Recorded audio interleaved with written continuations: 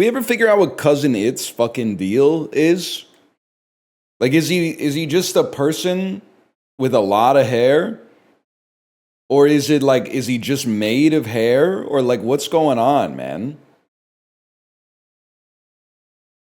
I can't tell if he's just a hairy dude or he's literally like hair made corporeal.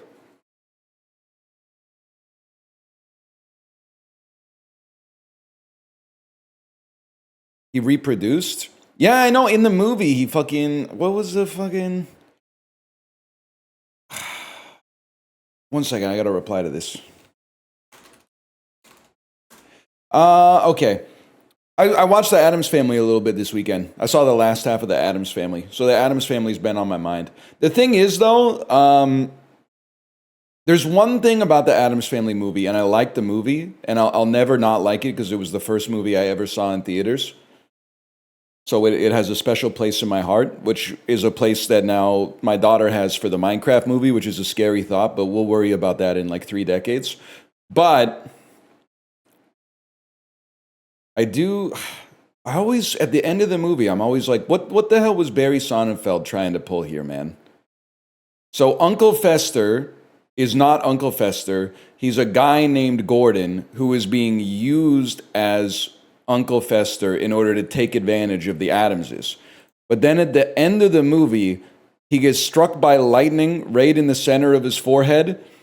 And what are they trying to what do they try to say? Are they trying to say the lightning erased his memory, so he now thinks he's Uncle Fester? Or, because they seem to be implying, there's a little scene where Gomez explains what happens at the end.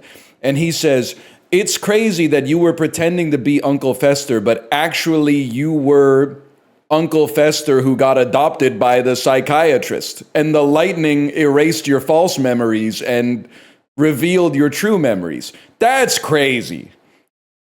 They really think we're stupid. The odds that the dude who's pretending to be Uncle Fester is actually Uncle Fester, that's an insane plot twist at the end.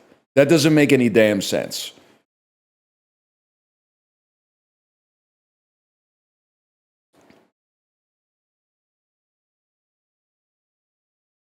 Barry Sonnenfeld trying to play you for a damn fool, man. That's what I'm saying. I think it's, and there's a subtext here, because this is kind of what happens to Gordon. I think it's better if it's a lesson about found family. And even though he's not Uncle Fester, he decides that he likes the Addamses more than his real family, because his real family are trying to kill Morticia Addams.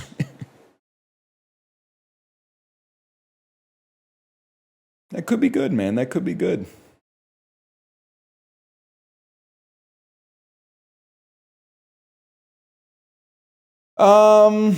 New game came out. Who cares? Not me. Let's do the dulls, man. I feel like it's a blessed day because I almost got tricked into playing Arc Raiders. I went, I don't have a docket set today. No sponsored stream. So the docket's wide open. And I went to Justin's chat and I said, be so fucking for real with me right now. You think I would like this? And he said, I don't really know. And I said, you know what? I'm gonna put your stream up while I'm on the bike, and I'll make my decision after 90 minutes. And after like 45 seconds, I went, oh, no way. Oh, no. Go out on the mission, get this, loot this, pew, pew, pew, pew, pew, loot this, loot this, come back, put all the shit that you looted in a box. If you get 17 of that thing that you looted, turn it into a superior version of the thing that you looted, put that on your gun, go to talk to this person, hey, what do you got for me? They give you 17 space crystals, take the space crystals, use the space crystals to buy space ammo, jump into the extraction, bloop, bloop, bloop, bloop, bloop. Yeah, no thanks, man. That's just not me. That's just not me, man.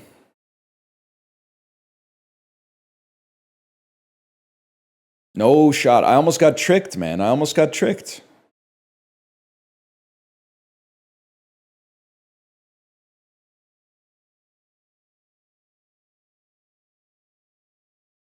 Sounds like a menu game. I think it's what's the opposite of a menu game? It's like a shooting game that is masquerading as a menu game. It's not a real menu game. Real menu game might have a chance. Oh, shit. Oh, fucking shit, dude. It's the dulls. Someone in your Discord said sulfur, which I believe you would hate. Well, I like it as a fertilizer. And to be honest with you, it's not a good smell, people. It's not a good smell. But every time I smell rotten eggs, it does make me nostalgic for taking a shower in Iceland. And there's a little bit of sulfur in some of the mineral water, I'm sure. I'm sure it's good for your, it's good a little bit. Trace amounts of it are probably good for your body. If I had to guess. That's phosphorus?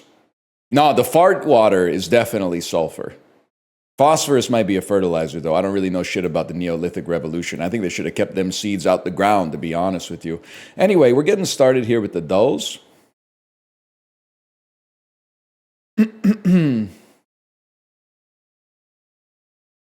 This is a scary movie. This is not Scary Movie. This might be Scary Movie. This might be the movie Scary Movie. Oh, or is it? It's Scream. It's Scream because Scary Movie ripped the shot straight out of Scream. Yeah. I was like, wait, see, Scary Movie #2. That looks like the damn house where Carmen Electra gets caught by Ghostface, man.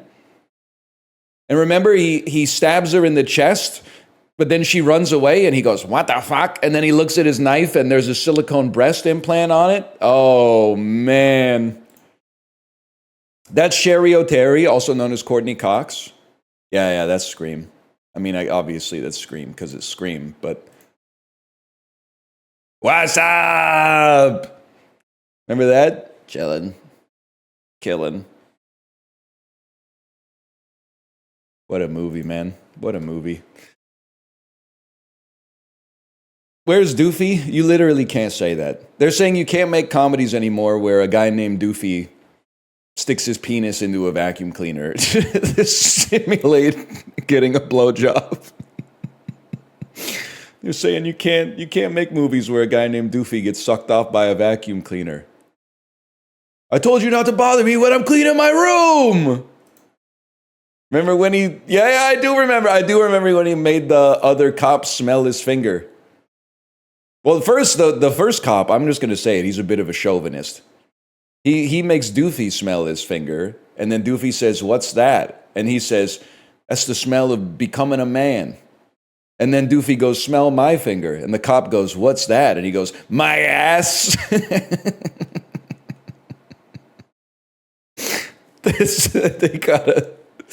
They gotta put those in the Criterion collection, man. Scary Movie 1 should be in the Criterion collection.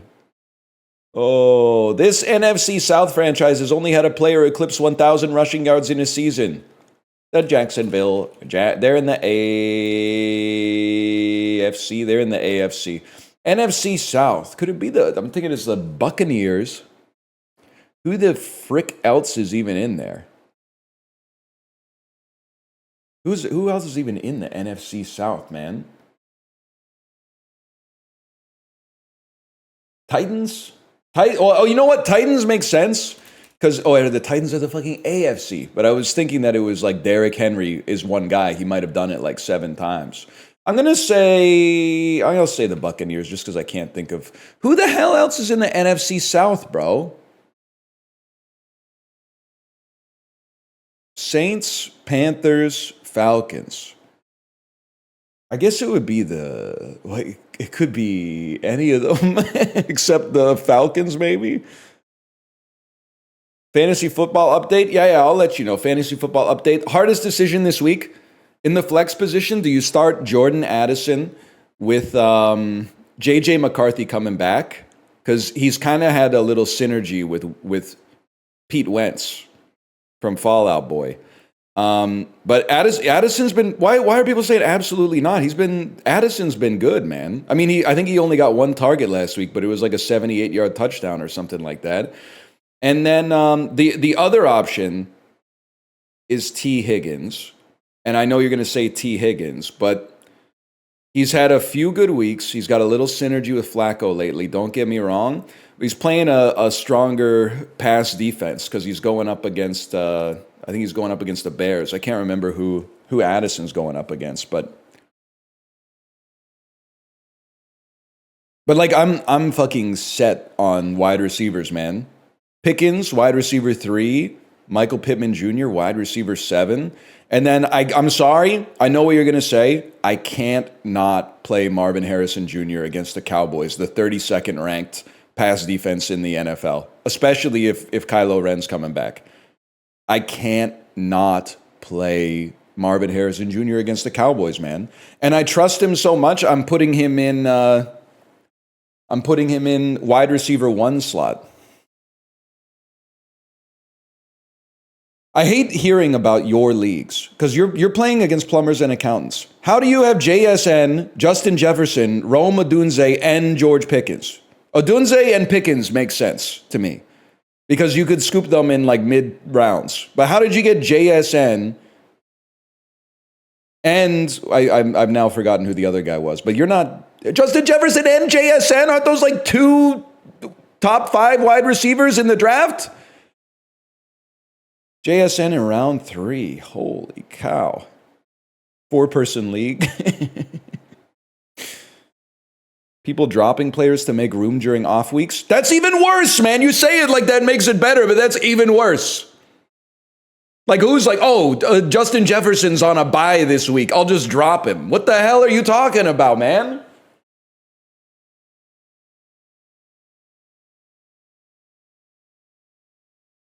Dropping A.J. Brown this week? You should have dropped him week 1, to be honest. Nah, he's kind of back. Anyway, during Shaq's first year with Miami, the Heat lost in the Eastern Conference Finals in 7 games to, that's like LeBron's like second season. Who would have gone back then? This is like 1 year after the Chauncey Billups-led Detroit Pistons won the chip. In the East, who was popping in the East back then? Definitely not the Raptors, not the Wizards. Magic now and then. I don't know. I'm going to say the Cavaliers. Maybe he elevated them immediately to that level. Spurs are in the East. Should have known. Anaheim drafted this winger 2nd overall after Sidney Crosby. Yeah. That's Bobby Ryan. Literally, are they going to give me a tough question or? Are they going to give me a tough question or what? You think I don't know who went number 2 in the Sidney Crosby draft? And then number 3, I think was, can somebody check on this? I feel like number 3 was Gilbert Brulé to the Columbus Blue Jackets. You got one question right? Okay, but literally this is going to have like 6% right. Oh, Cam Barker, number 3 to the Blackhawks. Lamborghini made the Diablo. I typed Liam Bigini. This is definitely. Are you Jeff Bridges? No, you're Kurt Russell. And then the hair is impossible. This is, I feel like you might be like Julie Bowen, but I gotta go like Julia Roberts, I think. I don't know, man. It's a tough one. That's really tough. Emily, I could totally see Emily Blunt. That's a fucking sick jacket, too. I could see Emily, I could see Chloe Sevigny here, but I sort of can't see Barstool doing a Chloe Sevigny pull. That doesn't seem right to me. Sydney Sweeney, I could see, but I don't see Chloe Sevigny making it into a Barstool game. Invented in the 1900s by the American Candy Company and now produced by Tootsie. Those are hot lips. You don't call them hot lips? Wax lips? Lips? Am I insane? Now produced by Tootsie, this brand is known for its novelty candy made to resemble human lips. Hot lips. I mean, it's not hot tamales. What the hell is it called, man? I thought it was hot lips or wax lips. It's not kisses, bro. Kisses are shaped like a turd. Based on a horror film series, this slasher TV series ran from 2015 to 2019 with Willa Fitzgerald, Keke Palmer, Tyga, and Sosie Bacon. Horror film series of the same name. This is obviously Friday the 13th. I have no idea. Scream makes a lot more sense. In 2022 alone, Mia Goth had the lead role in X and this second film that served as an origin story. That's Pearl, bro. You think I don't know Pearl? Just when I thought I could say all I say, my chick on the side said she got one on the way. Are lyrics from this 2004 Usher song. So the real question is this sounds like it's from Confessions, but it could also be from Let It Burn. But it's not from Yeah. I think this has got to be These Are My Confessions Part 2. Oh, little redemption. I told you this would be a low percent, bro. Does Usher have any songs that don't make him a weird pervert? Yeah. He's got like a few. How You Remind Me. That's one. That's Nickelback now that I think about it. It's called You Remind Me. Yeah, it's not about being a pervert. It's just about having sex. You Don't Have to Call. Yeah, You Don't Have to Call is just, I think he's like, stop playing on my phone. Because I'ma be all right tonight. You don't have to call. Okay, girl. What does he say? I can't remember. Bobby Ryan. Emily Blunt, fair enough. Wacko Wax! He is a pervert in Love in This Club. Love in This Club is a perverted song. But I do love watching the band from Shakey's Pizza or whatever, the animatronic band, the Country Bear Jamboree, lip-syncing Love in This Club by Usher. Although I don't think they should have said every word in the song, let's put it that way. It was the Pistons, the bad boy Pistons and the New Orleans Saints. Show me that? Bro, you're not talking to Rachel, just so you know. Ross. That's in my viral video Criterion picks. I still got to figure out number 4, man. I got to figure out number 4. Horror, romance, mystery, fantasy. These are genres of movie or literature. Fiction genres. Angel, Sugar. Wait, famous Woodies? Famous Eugenes? A gaggle. I feel like Sugar, Angel, Love, and Pumpkin are pet names. Terms of endearment. Merd. Oh, these are demonyms for plural animals. I'm assuming it's Bloom and a levy. Or it could be a charm of something. Or it could even be a parliament, man. A murder of crows, a gaggle of geese, I'm thinking a bevy. I think it's going to be Bloom and parliament. I think it's going to be Bloom and charm. I think it's going to be Parliament and Levy. Guys, I can't do this. I can't do this. Famous Arlos. Oh wait, these are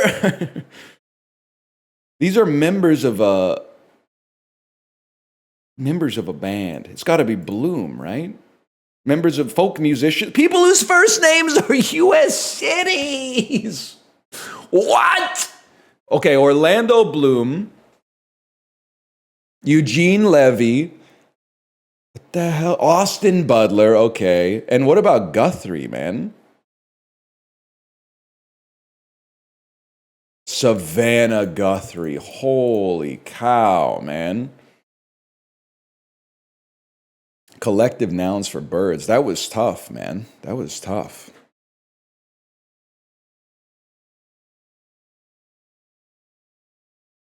Those are first names? Well, those are last names. So you fill out their first name and then you sort of get it, but I didn't really get it.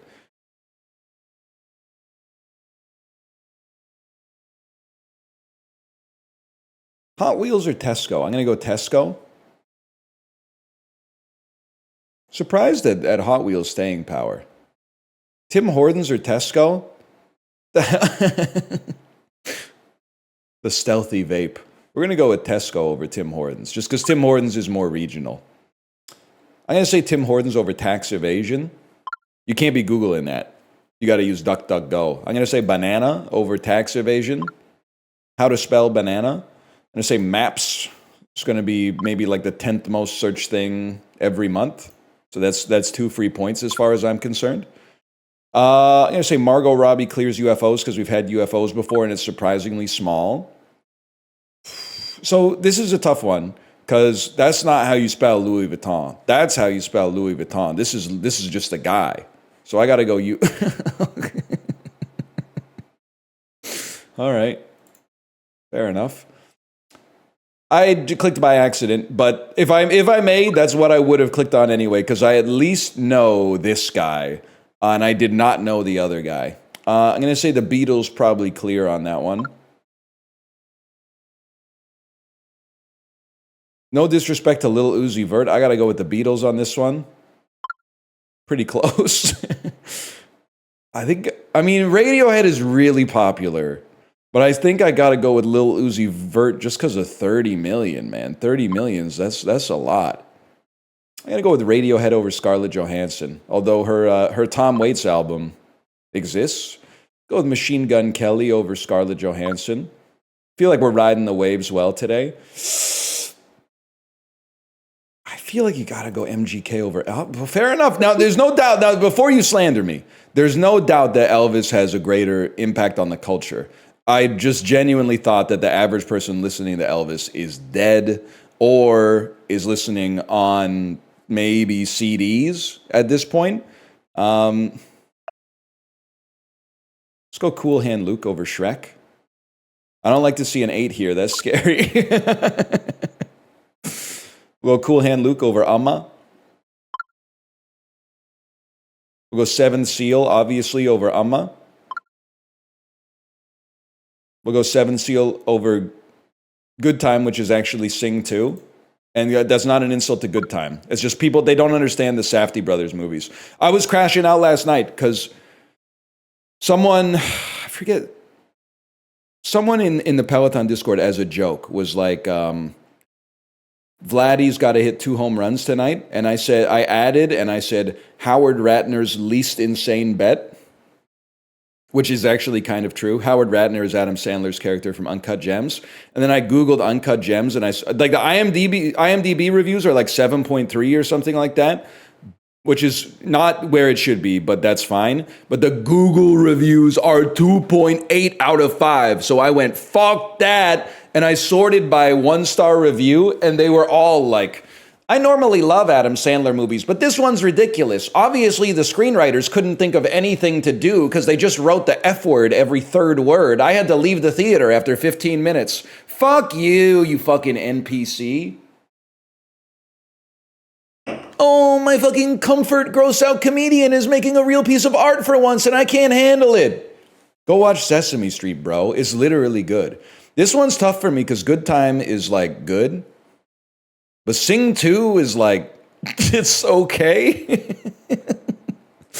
But it's like, it's less abrasive, at least. So I still think it's got to be Good Time. No,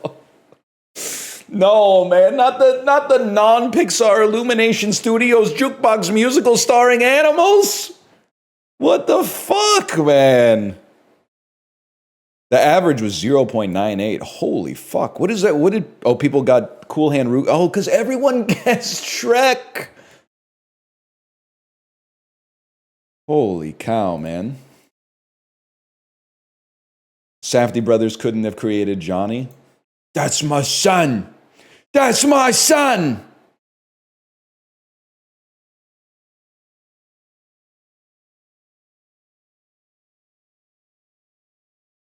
I'm going to be honest with you. I'll eat anything. I'm not totally sure about this, man. All I could think about while I was on vacation in Greece was guy in Greece saying when in Rome. That is fucking good. That is good. Maybe I should go to Greece and be that guy. No Uncut Gems review on Letterboxd? No, I'm the only honorable Letterboxd reviewer. I only put movies that I've seen on Letterboxd if I've seen them since Letterboxd, since I've had a Letterboxd account. I don't do that thing where I'm like, let me think of some awesome movies that would make my Letterboxd profile have more street cred. I watched that one. I really like Tree of Life. When I watched it, I probably would have said it's about a 3 out of 5. But if I put a 5 out of 5, people will be like, damn, this guy's a cinephile. But I'll tell you, if I were to review Uncut Gems on Letterboxd, it would be a 5 and a heart. And it would be, I genuinely think it could be in the top 4. I would not, I think it's the best, it's my personal favorite movie of the 2020s.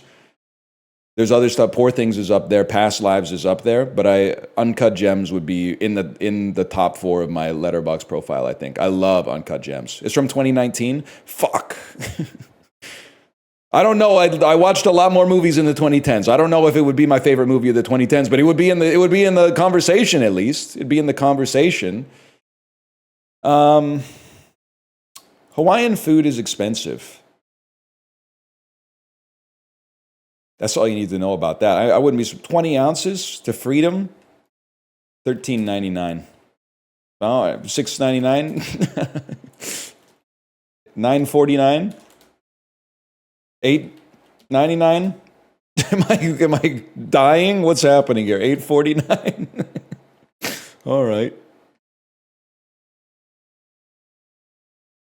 What did you like about Poor Things? I thought it was ass. You might be a Pajiba commenter. Sorry to say. I had to wean myself off of Pajiba because they gave a good review to Bugonia, and then all the comments were like, I swore off of Yorgos after I got bad vibes from Poor Things. I said, this website, no disrespect, and I am a millennial. I'm like smack dab in the middle of the millennial generation.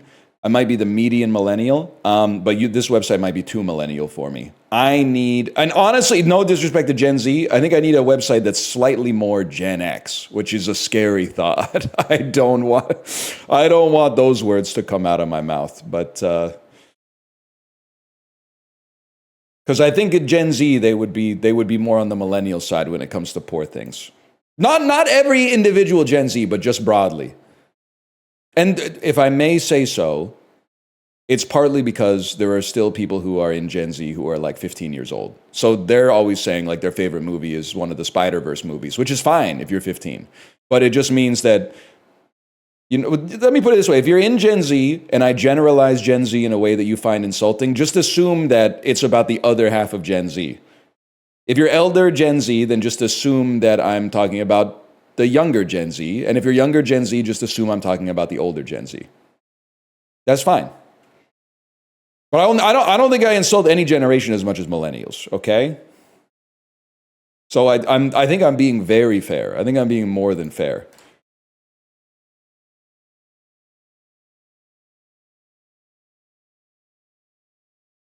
I just feel like it could be Colombia today. In a way.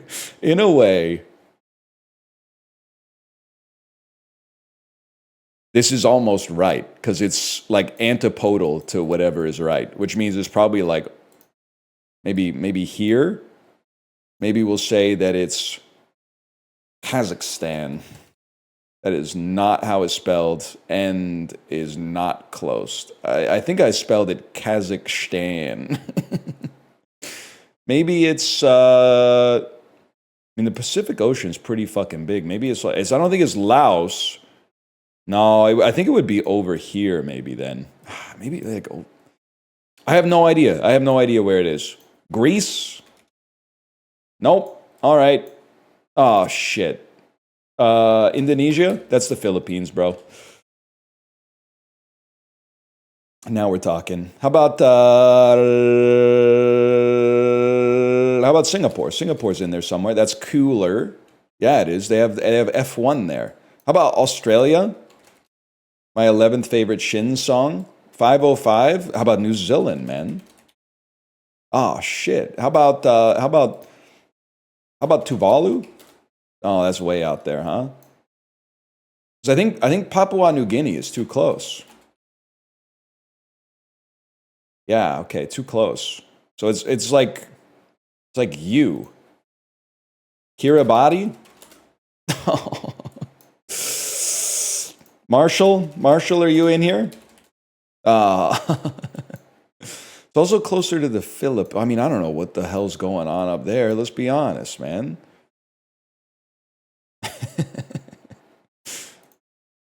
Guam? The Federated States of Micronesia? Yeah, that's the one. All right.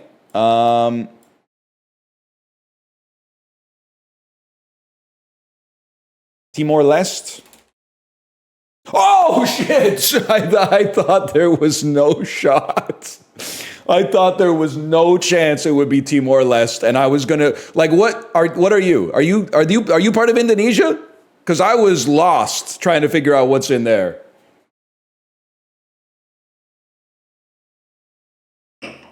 That's Palau. Oh, that's Palau. And Nauru.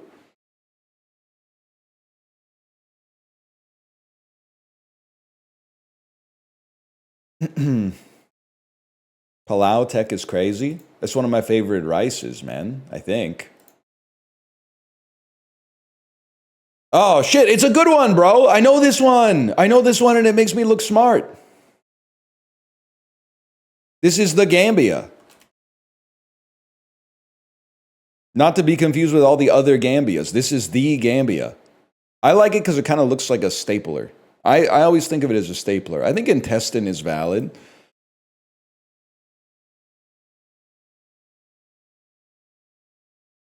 I could see a snake. Yeah, I guess I could totally see a snake on that one, or a crocodile.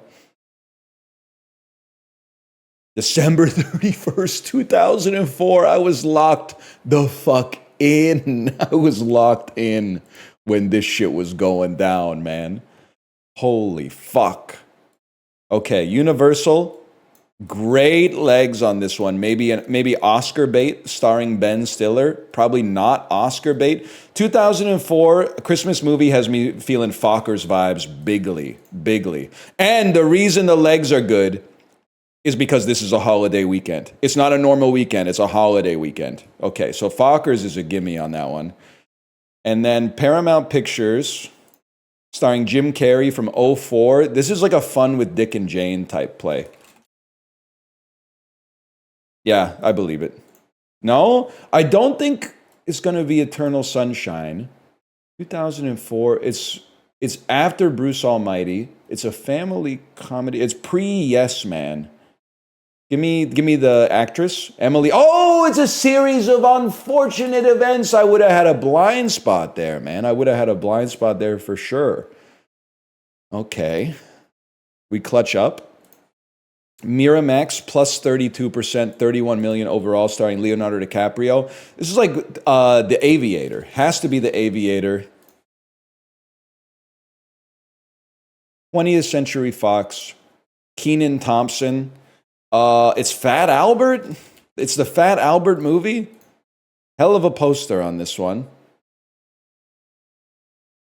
Just don't know even what you want me to say about that. As I say, hey. It's a hell of a description, guys. Animated character Fat Albert emerges from his TV universe into the real world, accompanied by his friends Rudy, Mushmouth, Old Weird Harold, and Dumb Donald. Though the gang is flabbergasted by the modern world, it's like a classic fish out of water story. They make new friends, and Albert attempts to help young Doris become popular, but things get complicated, to say the least, when Albert falls for her older sister Lori and must turn to creator Bill Cosby for advice. Do not get your dating advice from that guy, Fat Albert. Please do not get your dating advice from Bill Cosby, man. This is a horror movie. This is not, get that off the screen, man. Warner Brothers. George Clooney, 2004. I want to say it could be Babel. It's a crime thriller. George Clooney crime thriller, not comedy. It's something Cysteria, Syriana. There we go. I know, it's not it. Is it Babel? Is it Babel, y'all? Is this Babel? It's not Babel. 12 is, it's Ocean, it's obviously Ocean's 12. It has George Clooney and Julia Roberts, man. What is the Thriller? It's a comedy. Comedy deserves to be billed. Ocean's 12 is not a thriller. The Manchurian Candidate is a thriller, man. I was thrilled. Yeah, but not in the same way that you were thrilled when you watched, you know, like All the President's Men or whatever. Still pretty good.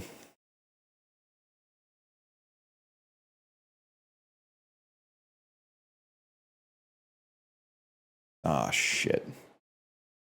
Maze Runner, the death cure to the creator.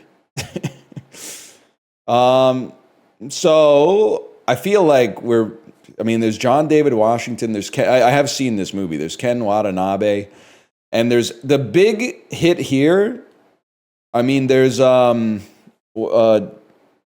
Chan and Allison Janney. Allison Janney might be our way in. The first I got to figure out where the fuck I'm going from this one. Yeah, I mean, there's actors in this. No doubt about it. They are mostly British. I don't think anyone would dispute that. And a lot of them are from Game of Thrones. But we want to get to Frances McDormand first. I've got it. It's Barry Pepper. Barry Pepper takes you to 25th Hour, which takes you to Ed Norton, which takes you to Fight Club, which takes you to Bradley, which takes you to Burn After Reading. And now all of a sudden you're at Francis. Obviously, you just go straight to Nomadland. You do the swanky cul-de-sac and you come back out via David Strathairn. Now, for David, we're trying to get probably to Allison Janney. So I'd be thinking about some shit with like Hugh Jackman in it, or I'd be thinking about some shit with Margot Robbie in it. And I can't help but feel that there's a connection here, but I can't find it off the jump. Hugh Jackman ensemble picture. Anything with Tom Cruise to Nicole Kidman to Australia, which has Hugh Jackman. So how do we get to Tom Cruise from here? Jim Beaver, huh? My man. How do we get to Tom Cruise from here? Let's take a different path, okay? Wait, hang on. Let's take a different path. Cate Blanchett and Jack Black are in Borderlands together. Why am I looking for Jack Black? Why was I looking for Jack Black? I was so convinced that this was smart. And so I got to Jack Black, but now why am I here? It's just Jack Black does not get you to Hugh Jackman, man. He just has Jack in his name. Oh shit, I clicked on it. Okay. All right. Well, from here, I wanted Tom Cruise, so we go to fucking Tropic Thunder, Tom Cruise, Nicole Kidman, Eyes Wide Open. Well, okay, I'm not going to do that. I'm going to do Eyes Wide Shut, even though that would count. That gets you to Australia, which takes you to Hugh Jackman, which gets you to Bad Education 2019 with Allison Janney, who's in The Creator. And you know what? 2 minutes, 22 seconds, not too bad. Not too bad. I guess it makes sense that John David Washington is in Malcolm X, considering his dad played Malcolm X in the movie. That makes sense. Any other Pepperheads in here? Dude, Barry Pepper, he hasn't been up to that much lately. I think. What's Barry Pepper been doing? And don't say he's on he's on Stick with Owen Wilson on Apple TV. I'm going to freak the fuck out.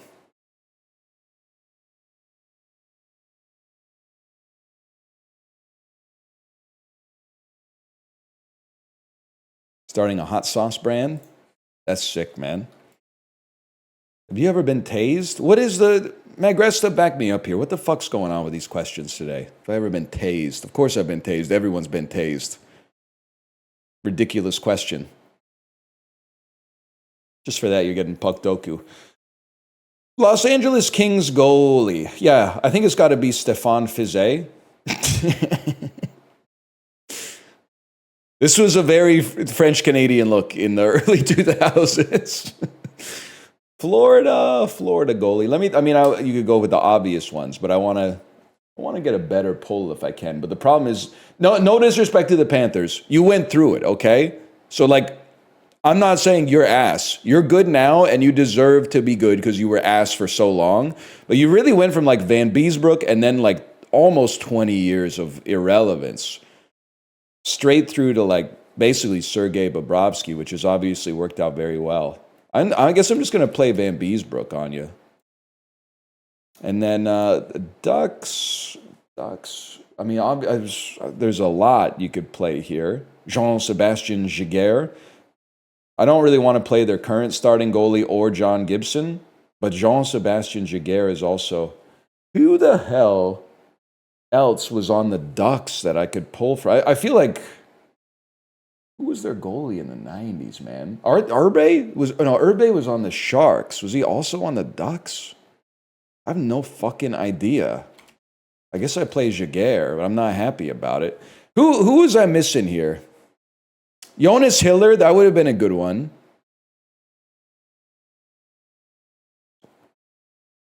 Ryan Miller would have. That's with Guy Hebert, man. Ilya Bryzgalov. Oh my gosh. Oh, Guy Hebert, I should have gotten though.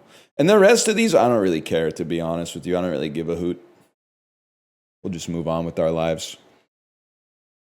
Like the way naming goalies in the NHL, if you don't watch the NHL, is like being able to name quarterbacks in the NFL. It's easy because every team basically has one that you need to know. So whenever they have a goalie category, it's fun because you're like, I remember that guy. And then naming other players is like trying to name like a nose tackle. Like if you're trying to name a left defenseman born in Finland who also played for like the Anaheim Ducks, you're like, okay, I don't know, man. I don't know. I'm sorry. Unless they're catching touchdowns, I don't know who they are. Let's go back to Movie Grid.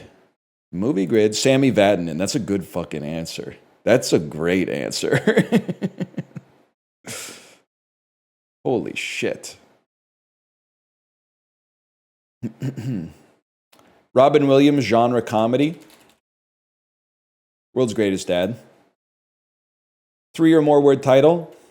1 hour photo. Released from 1980 to 2010. The Fisher King. Nobody knows Robbie like me. You know what would be great here is to just put Better Man in for every single one of these. Now, I haven't watched any of these. World's Greatest Dad is I mean, listen, they shouldn't have used the epic movie title.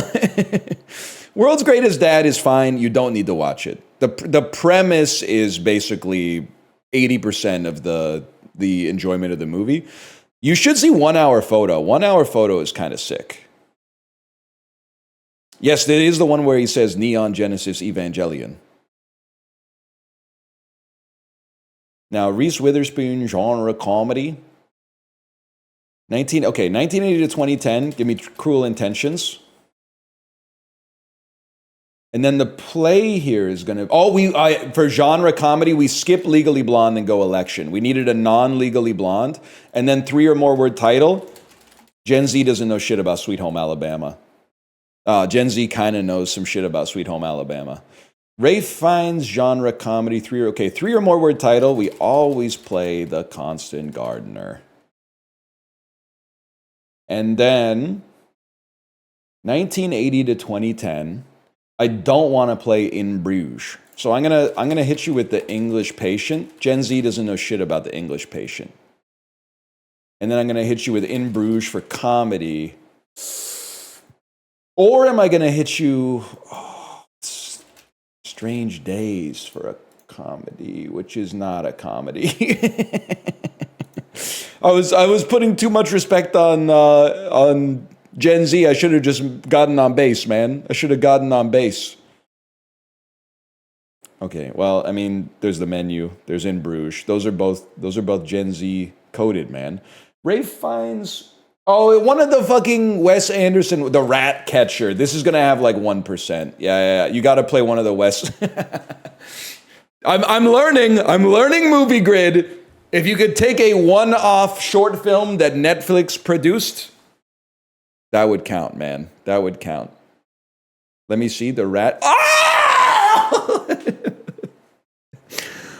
Now, it didn't count because I had already used my last guess, but I think it's the first time I've ever been on the least, man. That's crazy. That feels good. That feels good for a loss.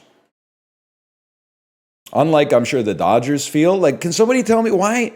This is no disrespect to Blake Snell. Top of the seventh, bro's throwing wet noodles out there. He had like 5 wild pitches. Why the hell are you leaving him in? Oh, we need to get the out so we can put a fresh arm in to play Vladdy. Okay, how did that go for you, bro? Get him out. He's just throwing. I get that the catcher was also not catching the balls, okay? But at the same time, he was doing pretty well considering bro just got slapped at the Oscars recently. He could have died, bro.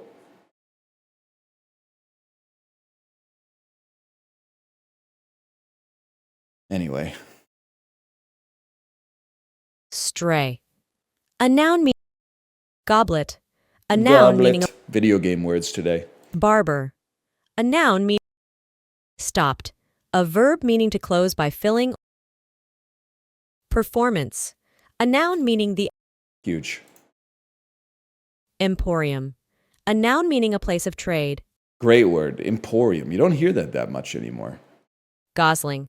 A noun meaning a young. You're right. Now that I think about it, you're right.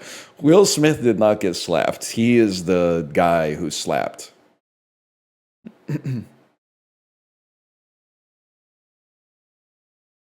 Walt. Trigonometry. A noun meaning the study of the properties of. Davenport. A noun meaning a small. The hell is Davenport, man? Former U.S. number 2 in tennis, Lindsay Davenport. Fibula. A noun meaning the. Proclamation. A noun meaning the. Brigands. A noun meaning one who lives by plunder. Pirate ass word. A noun meaning one who lives by plunder. Oh, shit. That's good. Oolite. A noun meaning a rock. What else could it be, man? Gargoyle. A noun meaning. And then for all the marbles. Crampon. A noun meaning a hooked. 100%. That's not an impressive 15 out of 15, but still.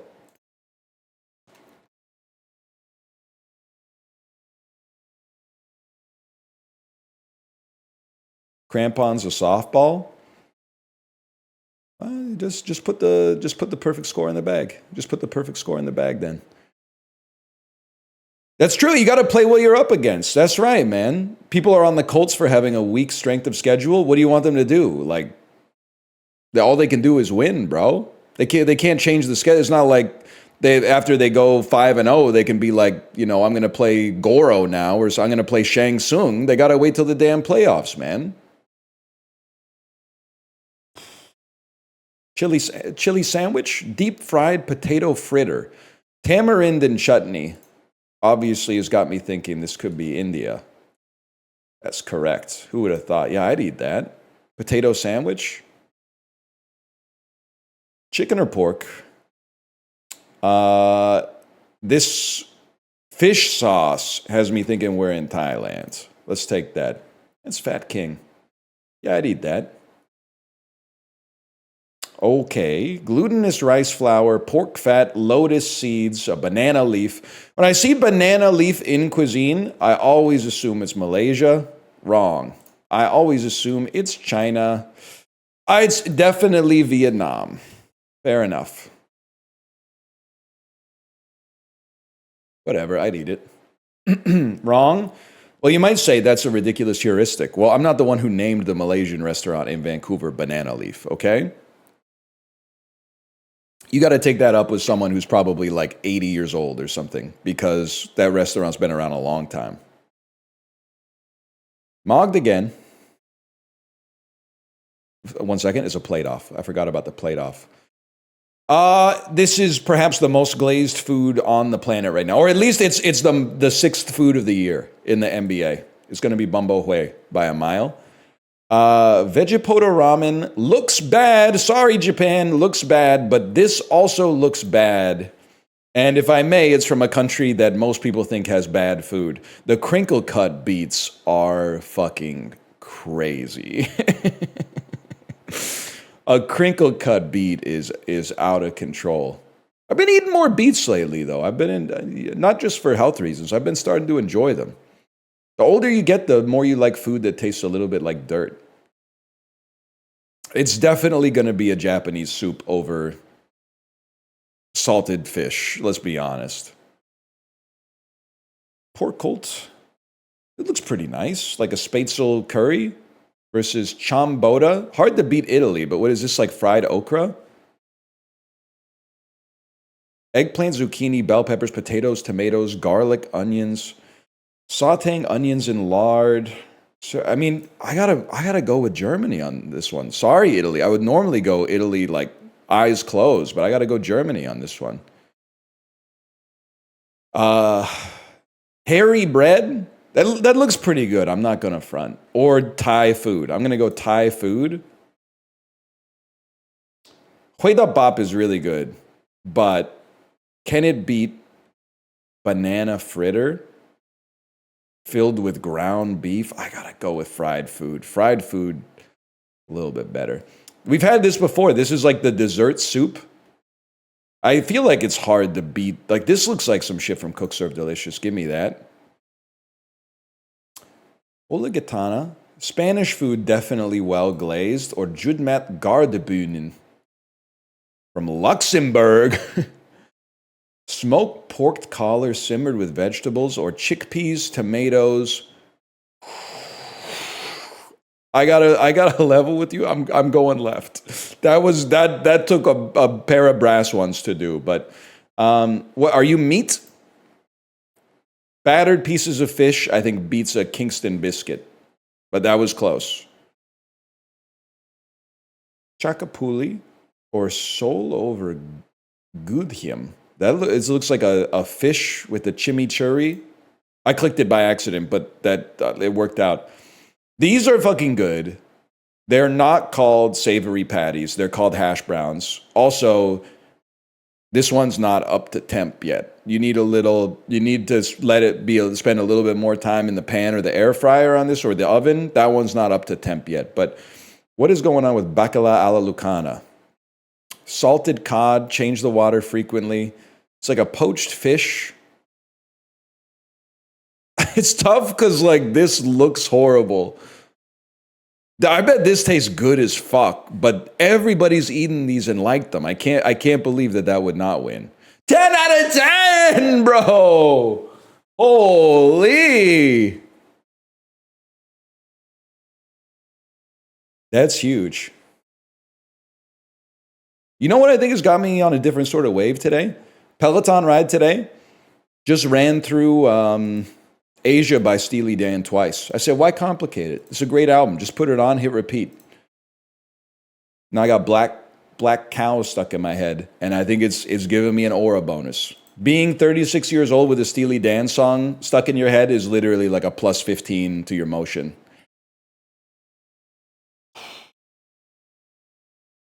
Now I forgot what I'm doing. Scrandle. Should Celebrini play for Canada in the Olympics? I mean, if he's mogging for the first half of the season, you got to give him a chance. But I think broadly, Canada's too strong in terms of its depth in order to just put him on the roster, except maybe he could be the 13th forward. That being said, Shane Wright, keep dreaming. Keep dreaming on Shane Wright. I mean, it's just, we're talking about Team Canada here. We're not talking about Team, USA. Anyway, the one thing I worry about is that Team Canada will name too many legacy players to the squad and not enough people that are in the prime of their career. Now, Sidney Crosby still goated, regressed very little. But there's a lot of people that I almost worry, like, you have to put this guy on the team because he was on the Four Nations roster. You have to put this guy on the team because he was on the 2014 roster or something like that. That's the only thing I'm concerned about. But we'll see. Just say Dowdy. Dowdy, he's been a workhorse on my fantasy team, man.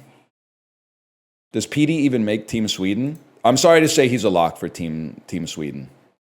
Launch it. And he's been all right. What has he got? He's got 8 points in 11 games after being invisible at the start of the season. He's not doing too bad this year. Probably because I saw him in Kitsilano over the summer. I saw him and I transmitted some mental fortitude to him from the driver's seat of my car. I went, Lord, give me strength to give to Petey. Give me strength to give to Petey. And he was walking across the street and I went, zzz.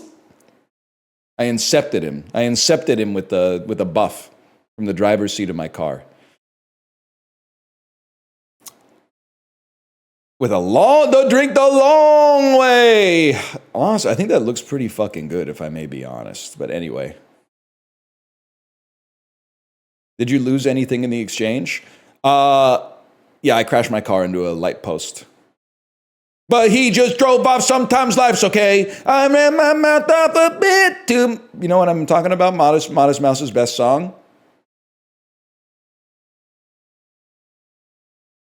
Vegan hot dog and loaded fries or fried fish and macaroni pie? God, it all looks so bad. I swear I'm not vice signaling. I've had a vegan, this is maybe the most Vancouver sentence I can say.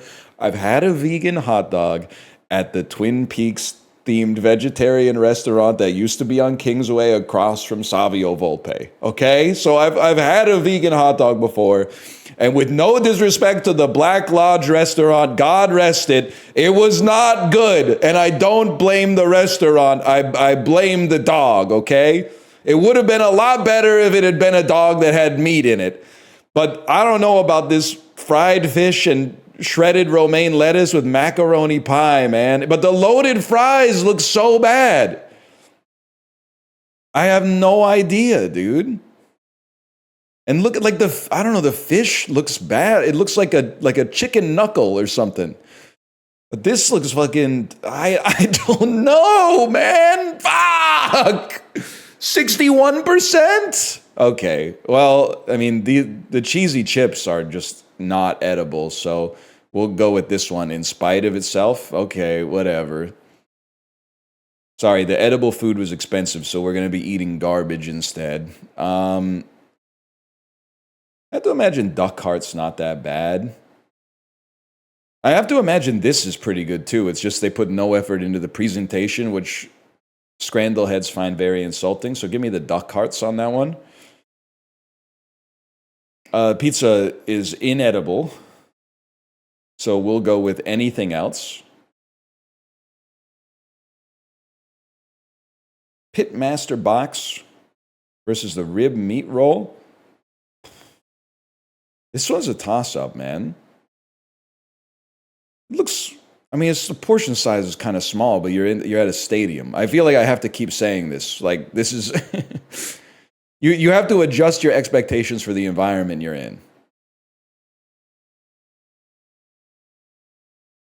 I gotta go with that. Oh, fuck.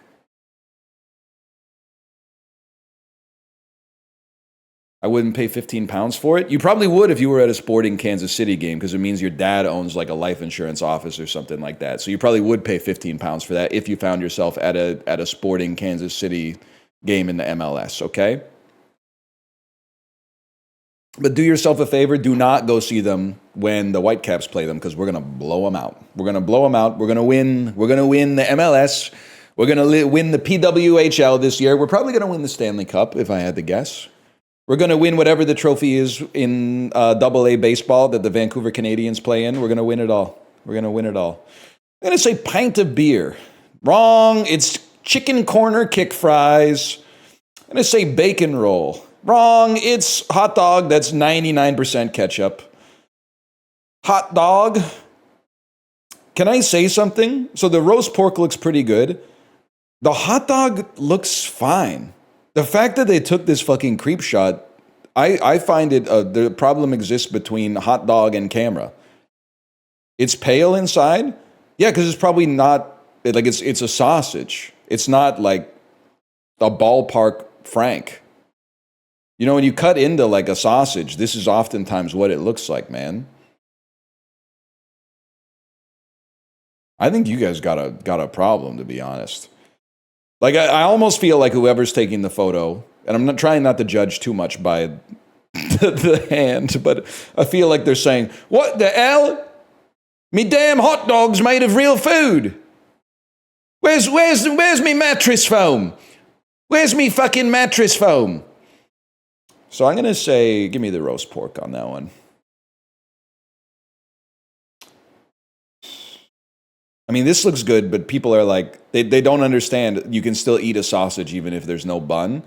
And the loaded nachos, I mean, it's not the worst nachos we've ever seen from the UK, but they're not good. The cheese, there's way too little cheese. Obviously, the chips on the bottom have nothing going on. But you got to remember that the people making the nachos are also the people ordering the nachos, are also the people that are looking at the nachos and going, "Yum, those look like nice nachos." So I think the nachos are going to win. Yeah, I had to go for it. The sausage looks so good. They don't understand, man. They're not Central European like us. Nacken steak, pork in a bun, but they ran out of bun. I have to go with the other one on that one. It was pretty close, though.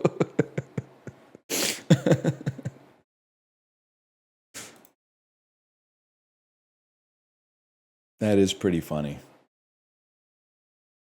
What happens if the Blue Jays win the next game? Is Game 7 canceled? Yeah, but they should just run it, man.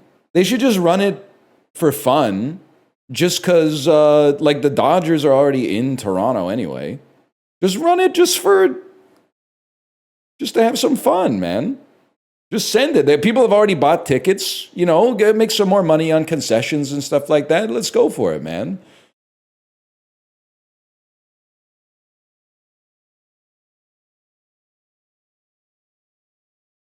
Let Otani have a day off in Toronto. Bro's going to be eating the cronut, 100%. Cronut from Ontario place with Shohei. Who says no? This in a blunt. The Netflix movie Lost Girls is based on real-life serial killings on what island?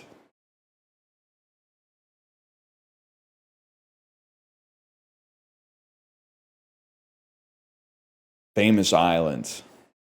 I can't think of one. It's probably not Greenland. I don't know what to get. Australia? Whether in real life or on screen, the Amityville horror happened on what island? That happened in a house, man.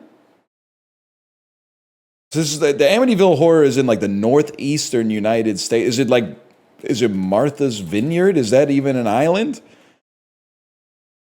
Oh, it's Staten Island, man. Isn't it? It's long. Oh my God. Bro said it's a big island in New York. Bro said Staten Island. Staphyle is another name for what throat part that only humans have? The epiglottis. Little grape is the Latin etymology of what thing that's attached to your soft palate? Uvula? Is that what that thing's called? Her name is Mulva? What Pacific country hosted the first World War II land battle with U.S. troops following the Pearl Harbor attack? I'm going to say the Philippines? It just makes sense moving like west to east, or I guess east to west. Yeah, east to west. Hosted is that's a crazy verb to use there. But to be fair, I guess the Philippines did host it because like they were occupied by Japan. So it's like a confusing question. I guess they should have said like was the site of. What country was the site of? The Goblin and the Grocer is a lesser-known work by what fabulist? Yeah, I don't know what any of that could mean, so let's just go Ray Bradbury. Oh, Little Claus and Big Claus. Hans Christian Andersen? Can I say something, chatters? Can you dap me up a little bit? Can you give me my flowers for spelling Anderson, S-E-N?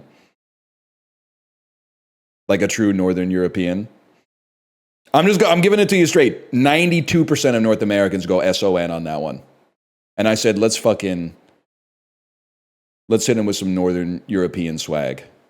I was thinking, will he type SEN? They think I don't know shit about Henrik Ibsen, man. They think I don't know shit about it. Pearly acid is the weird French etymology of what fatty stuff?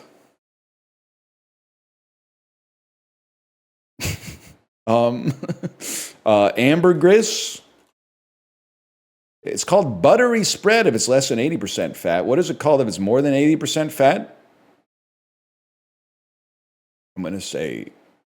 I guess I'm going to say margarine, because butter is insane. And I guess margarine is... Guys, I'm going to die. Not like hopefully in the next like 10 years or whatever, but I ate so much margarine as a kid. My parents bought it instead of butter because margarine was like more spreadable. So I grew up eating margarine like almost every day on toast. And then maybe like mid 2000s, reports came out that were like, it's giga bad for you. It's so much worse than butter. Like not only does it just congeal in your arteries, but also it's like full of partially hydrogenated trans fats. And to my credit, or to my parents' credit, they stopped buying it like right away. But in the most formative years of my life, I was mindlessly eating a lot of margarine for sure. Because they screwed up my parents' generation by telling them butter was bad, man. I was like every few days I was having a salami sandwich that was buttered, but the butter was margarine, man. That's like a colon cancer cocktail. And I was eating that shit when I was like 5. That's not good. I didn't have any control over that, man. That's just what I was being fed because my parents were like, don't give him butter. Butter gives you heart disease. Butter is good. We need fat to survive. Yeah, bro, we all know, okay? I'm talking about what the world was like before you fucking got here. The science was different back then because the scientists were worse.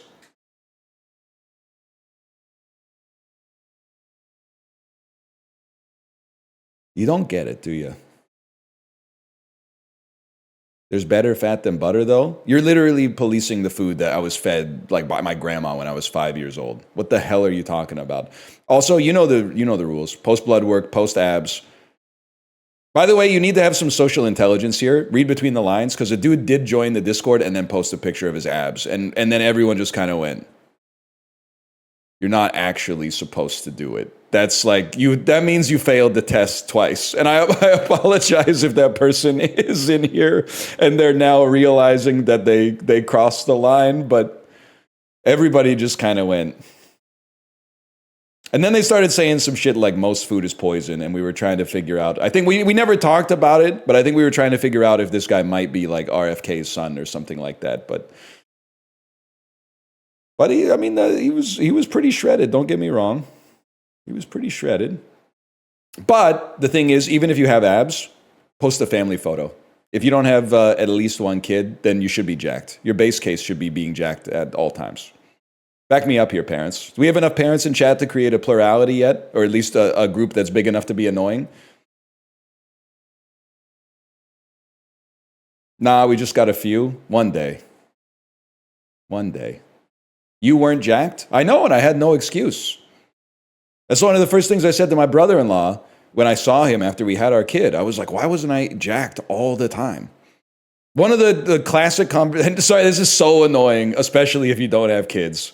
But probably still a little annoying if you do have kids. But one of the conversations that's evergreen is talking to other parents about how you thought you were busy before you had kids, but then you weren't busy at all. And just like, it just goes around in a circle over and over, just going, why were we saying we were so busy all the time? We weren't doing anything.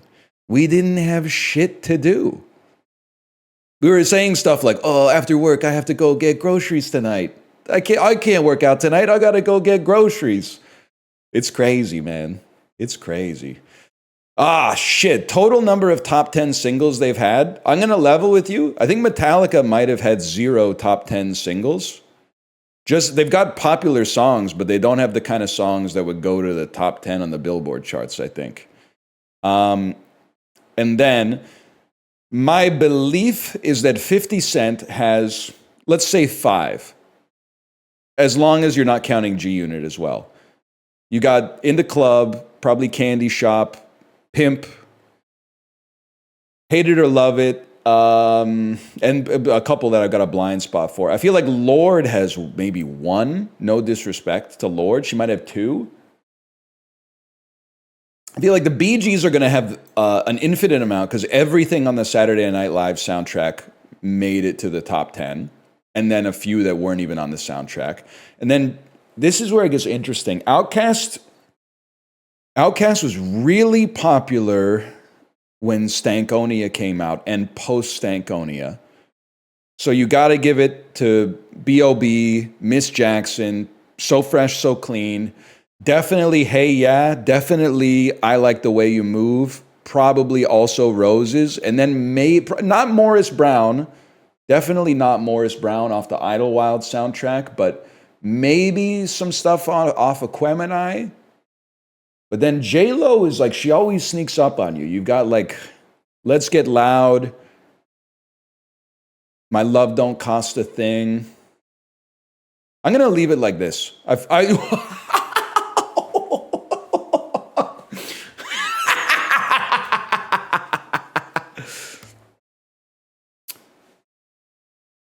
Holy shit.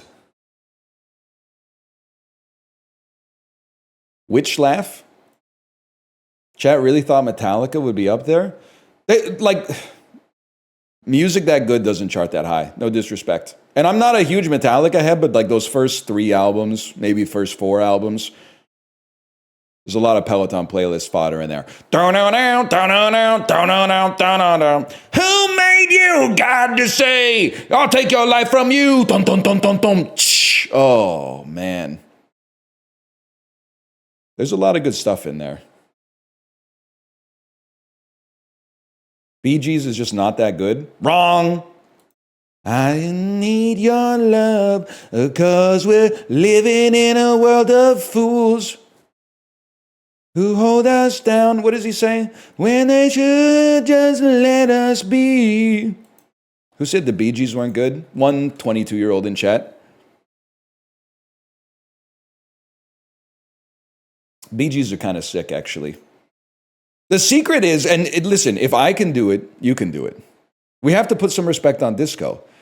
And I say if I can do it, you can do it, because I grew up in an era where disco was like a punchline for every single music-related joke. We'd be like, well, it's pretty bad, but at least it's not disco. There was like 15 years of that. Then all of a sudden, it's kind of started coming back around in the mid-2000s. Gets sampled by MIA, gets sampled by Madonna. And you go, wait a second, these samples are fucking good. How could the samples be so good if the genre is so bad? Then you hear some shit from the genre, and you're like, what the fuck? The genre's good. Why were they saying? I guess because it got overexposed really quickly. And then people were like, I don't want to hear this ever again. But they were literally listening to like Puddle of Mud and being like, thank God disco's dead. She freaking hates me. Yeah, yeah, yeah, yeah. They didn't know what they were talking about, man. You got to be careful who your cultural mentors are. You could end up accidentally living your whole life under the veil of a cruel lie. Cheaper rent. We're going to say Dayton, Ohio. Big ups to Guided by Voices. Who voted more for Kamala in 2024? This is Portland, Maine, which makes me think this is tough. Portland, Oregon is obvious. That's obviously Trump country. Ohio went red, Maine went blue, and this is a city in Maine. So that's 2 things working in Maine's favor. Okay, I was just don't overthink it. More people who work in the information industry. You might think that because this is like close to Toronto, I would know shit about the information industry in Durham. I have no idea. I'm going to actually, you know what? I'm going to use a different heuristic. You are just outside of the Bay Area. Business to business software sales are probably popping off here. Never mind. I didn't realize Diane Durham had that kind of pull in the GTA. Higher percentage of people who are on public insurance. Gainesville, Georgia. I have no idea. Higher life expectancy? That's an interesting one. Long Island or Southern California? I mean, Long Island, normally I would think West Coast. And I'm still kind of thinking West Coast, but Long Island may also correlate with wealth, which correlates positively with life expectancy in a lot of circumstances. Okay. I nutted up and clicked the button. 83 versus 77. Damn.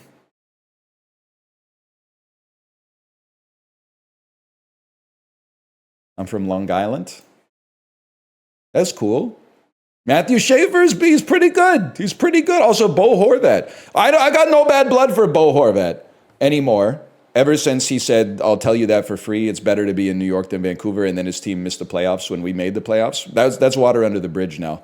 And it's especially water under the fridge because he's on my fantasy team, and he's been doing pretty good. He's been doing pretty good. JT Miller, don't show your face at the Man Farms pumpkin patch this week, okay? Word to the wise. He probably knew that already after what happened last time. 1956 in international relations. It's a 7 Days War. Suez Crisis. My bad, y'all. 1998 in New Zealand. New Zealand alternative rock groups. Flight of the Conchords. Flight of the Oakencords. They still got some bops. Dark web. This is the Silk Road. Well, no, it's not. Yes, it is. Defunct darknet markets? Retail? Yeah, that's the Silk Road, bro. 19th century German lexicographers. This is the Brothers Grimm. Oh, 2000 pregnancy films directed by Mel Gibson. 2006 action films. Yep, it's that lady's favorite movie, Apocalypto. What was her name? You know who I'm talking about? Season 1 of Angela. That's Angela. Angela's favorite movie being it's a little low key. That's one of my favorite rehearsal moments. Is Angela's favorite movie being Apocalypto. Little subtle wrinkle. The way the camera floats. Supermarkets based in California.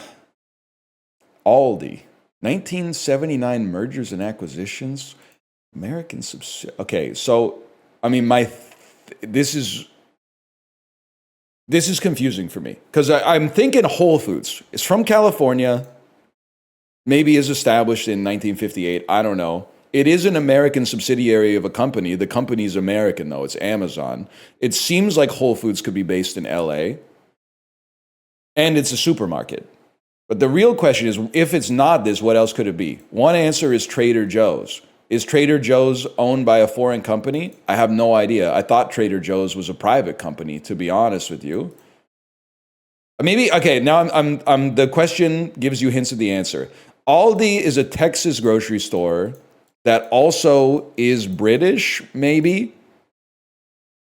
but it's established in California. So now I'm like, oh no, it's not going to be Buc-ee's because Buc-ee's would be like a gas station or so. I'm just going to go with the first instinct. Oh, fuck! God damn it!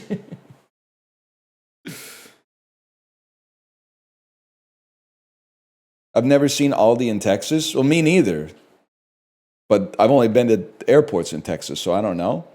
Surprised you didn't know that, but I don't know if they're in Canada. Well, I'll remove the ambiguity for you. They are not in Canada.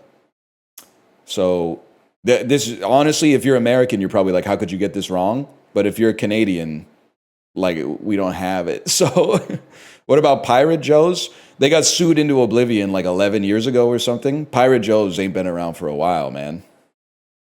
There's a Pirate Joe's? Yeah. And they did surgery on a grape, as long as we're talking about shit that was relevant like a decade ago. American women civilians in World War II. It's Rosie the Riveter. National Rosie the Riveter Memorial Rose Garden. How about that? 2014 mergers and acquisitions. Food manufacturers of the United States. Environmental racism. Well, I hear fruit company and I hear environmental racism and I think of the Dole Corporation. Oh, it's the other one. It's Chiquita. Okay. Anchovy dishes, fish dishes, tomato dishes, Monegasque cuisine, all olive dishes, Occitan cuisine. I feel like I might know it, but I don't know what it is. Salad niçoise. I was thinking Cioppino, but that's from the wrong country. Fictional adoptees, fictional characters involved in incest, fictional murdered people, fictional sword fighters. This is Jaime Lannister, bro. Jon Snow. Get it off my screen. Get it off my screen. I thought you were going to 10 on this one. Fictional resurrections. He was fictionally resurrected when the fucking loot train got hit by dragons, and then he's wearing that heavy-ass plate mail, and they do the cliffhanger where he's like sinking into the water, and he sinks down to the bottom of the fucking river. And then they end the episode, and you're like, oh shit, Jaime Lannister's fucking dead, bitch. Episode 4 starts, dude's just on the beach going,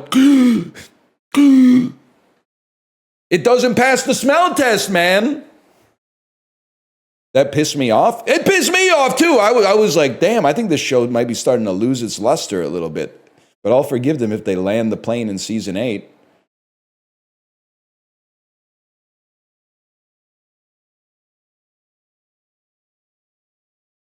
And they did. Yeah, that's a 24-degree angle. That's a 22-degree angle. Oh, angle in 2 today? Angle in 2, bro.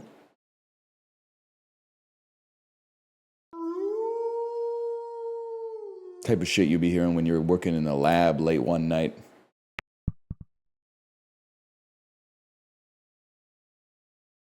I love this idea right here. And then, oh, I thought it might have enough gas to get over the hump.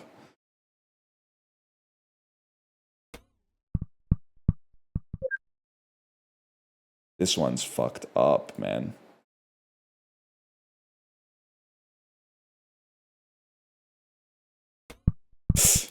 That's not even close. That's good. That's good. Now, where the fuck do we go? I guess we go. Oh, that's devilish, man. To have to land it on that one just to get the checkpoint.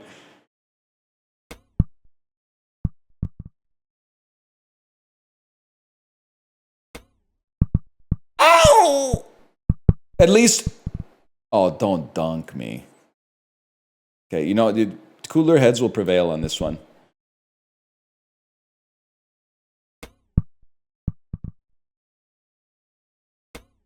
Not even close.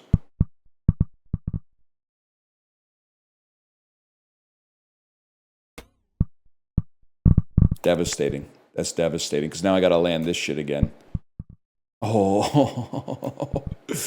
Take another one. This is a marathon today. Don't say glue. You just look at the score and you say it's glue. You gotta look at the degree of difficulty on the course, man. This is a hard-ass course. Yes! Yes!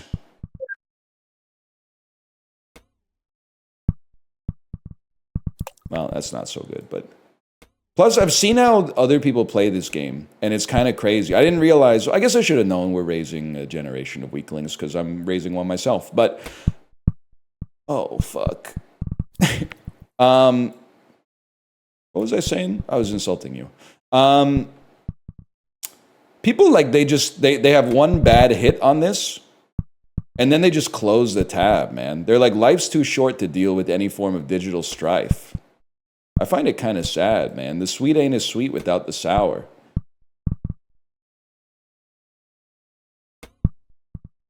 Oh. Oh, come on. Come on now.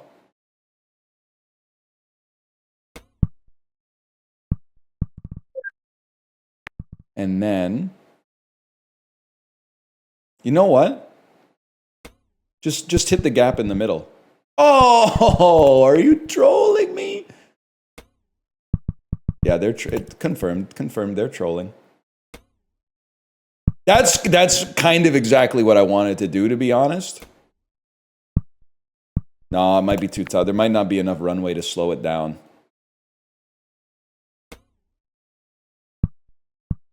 Oh, what a fucking shot, man. What a fucking shot. That was just, I'm reveling in it. Top 33%, pretty good. Pretty good.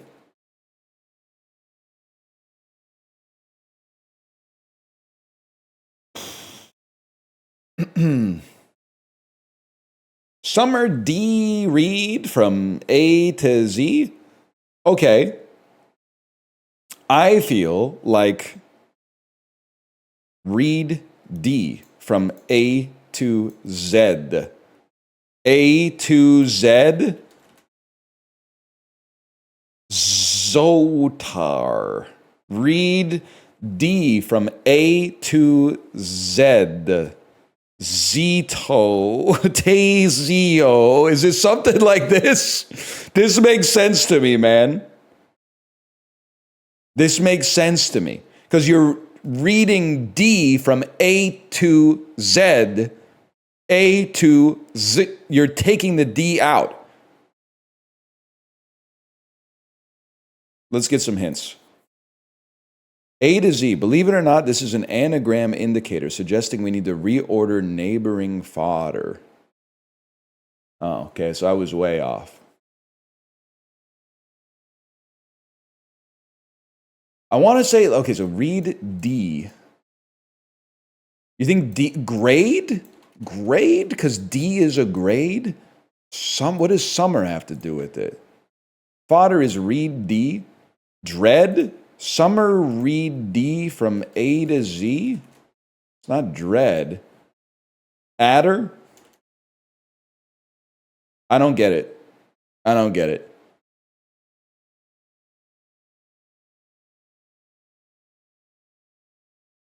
Sum equals add. Summer.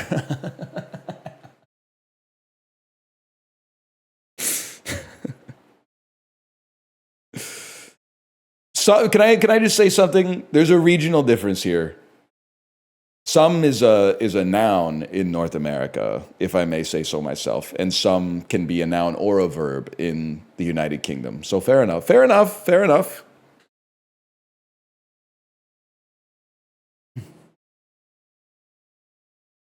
Some is a verb here too.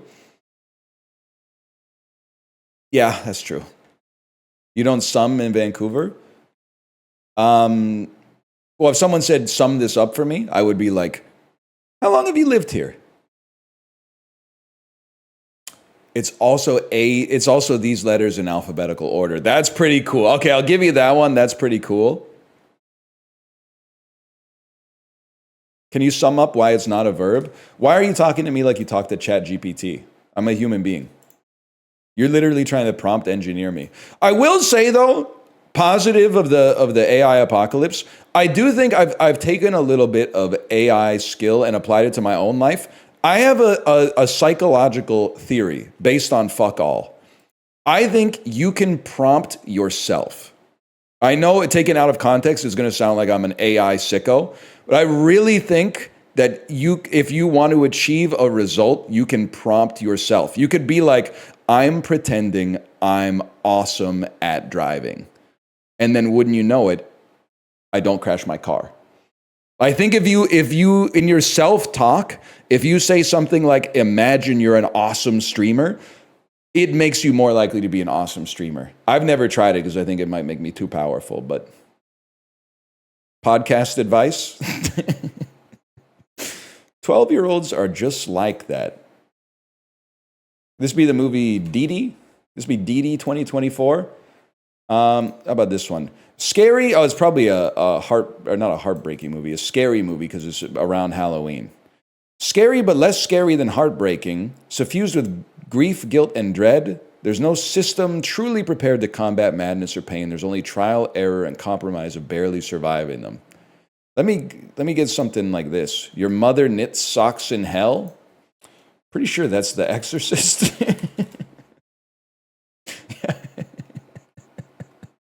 I should have gone with that one first. I should have gone with that one first. How'd you know that? Scary Movie 2 has an extended Exorcist parody where I believe that the possessed person says your mother sucks cocks in hell. So it's really from Scary Movie 2. Review 2 is bullshit. It doesn't say anything.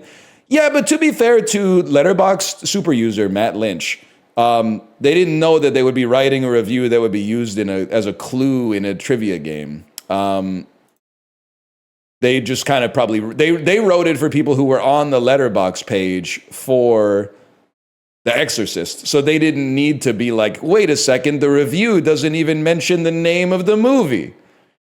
What kind of review is this? It doesn't tell me what movie they're talking about. So it's like they're not meant to be like reverse engineered. It's not Matt's fault, man.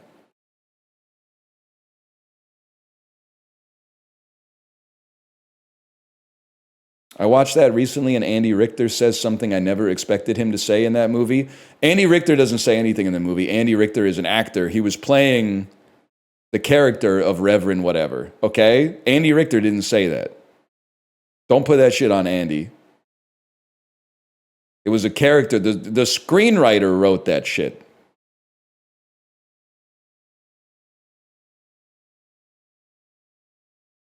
Call that the Dulls.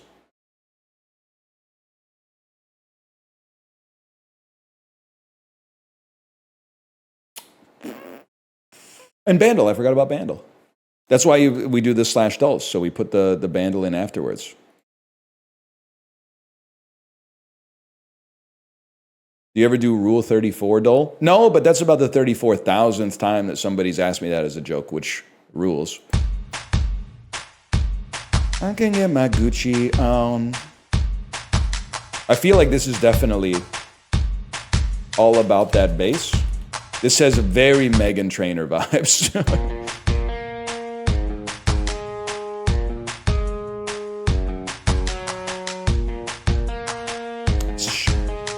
Shut Up and Drive. Nope.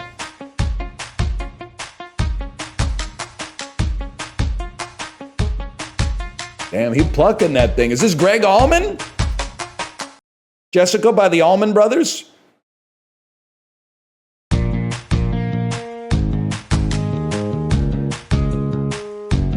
I'm sure I heard it because I was listening to the radio a bit in 2015 in my car, but I have no idea what it is yet.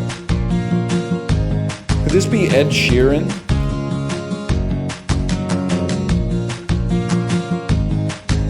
Photograph. Oh yeah, Stitches by Sam Mendes. Sam Mendes is a director. Shawn Mendes is a guy. It's a Toronto century. What can I say? Is he from Toronto? I don't know.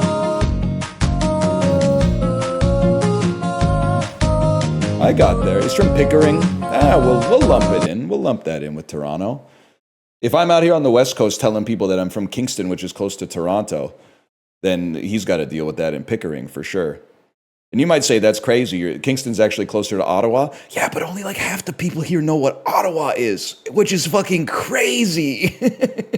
It's insane. If you say, yeah, it's like 2 hours outside of Ottawa, they give you the Vancouver stare. It's crazy, man. But if you say you're outside of Toronto, they go, oh, okay, I've heard of it. I've heard of Toronto. You aren't even from Kingston? That's the fucked up part, is that I have to say I'm from Kingston because I'm from the rural area surrounding Kingston. And then nobody knows what the fuck Kingston is, so I gotta say I'm from Ottawa. And then people in Vancouver don't know what Ottawa is, so I gotta say I'm from fucking Toronto. I'm going like 8 levels up of abstraction to try to relate to people, man. They don't know shit about Greater Napanee. They don't know shit about how excited we were when the fucking Centennial Lanes got a combination Pizza Hut and KFC across the street. I know you're gonna say, where's the Taco Bell? They didn't have it yet. It was a combination KFC and Pizza Hut, and then next door was a Mr. Sub.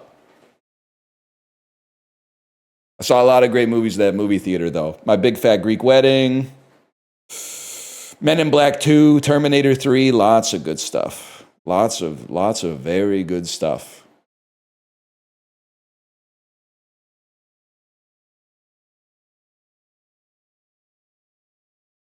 Anyway, I'm going to go to the bathroom. I'll be right back.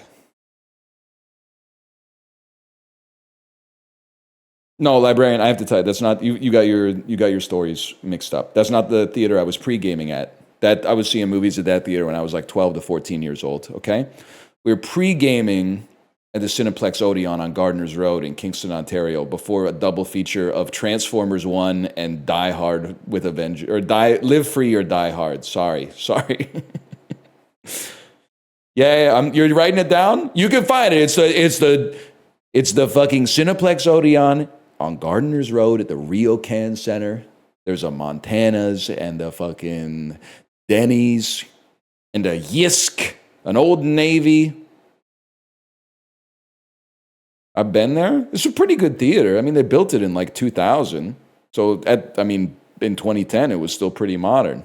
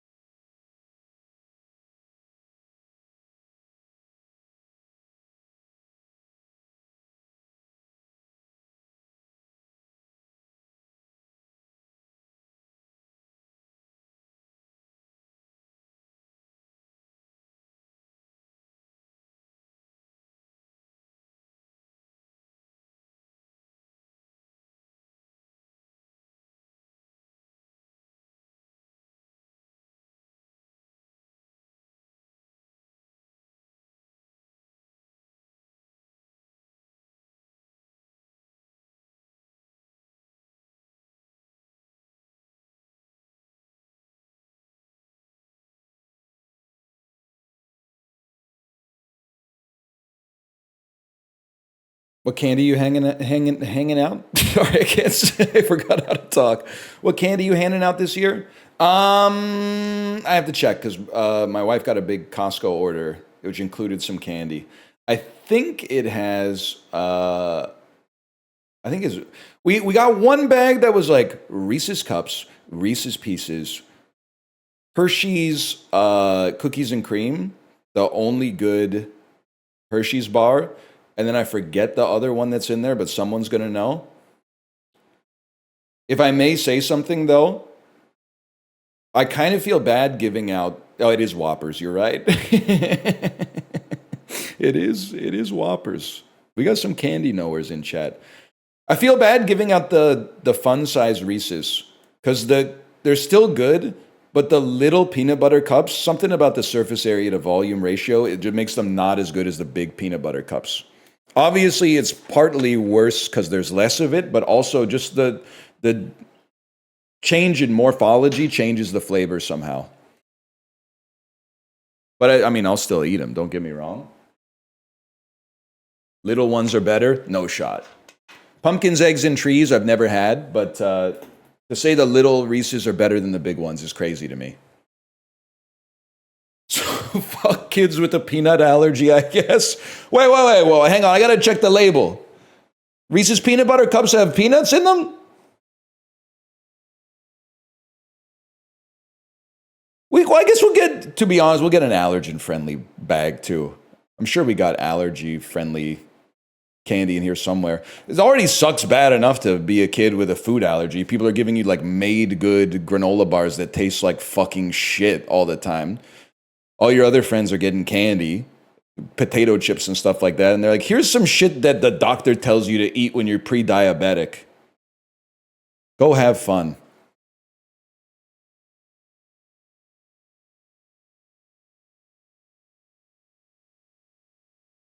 One second, I'm having some water.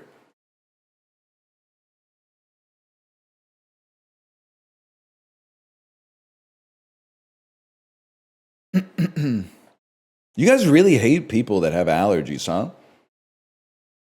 You're beefing with like a 6-year-old kid with a peanut allergy. Because you as an adult are like, they might, I'm just waiting. Give me a reason. Somebody tell me to put my peanut butter sandwich away. I've watched so much George Carlin. Top 10 times George Carlin laid into people with food allergies. YouTube compilation. Anyone watching in 2025? I've been training for this moment my whole life.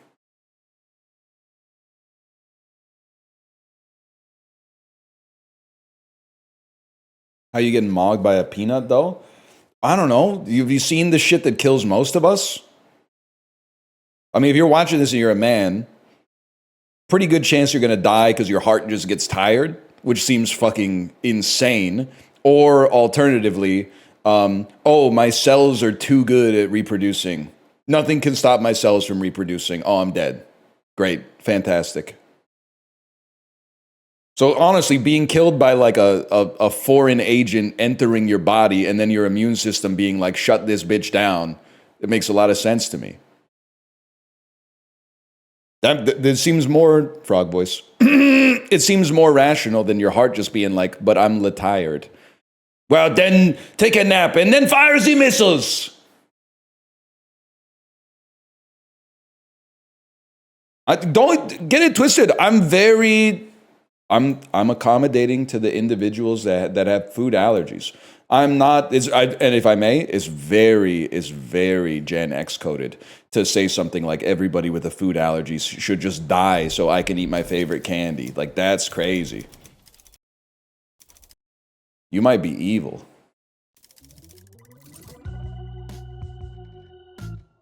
That is Dennis Leary shit. And I don't even know if that's the shit that he stole from Bill Hicks.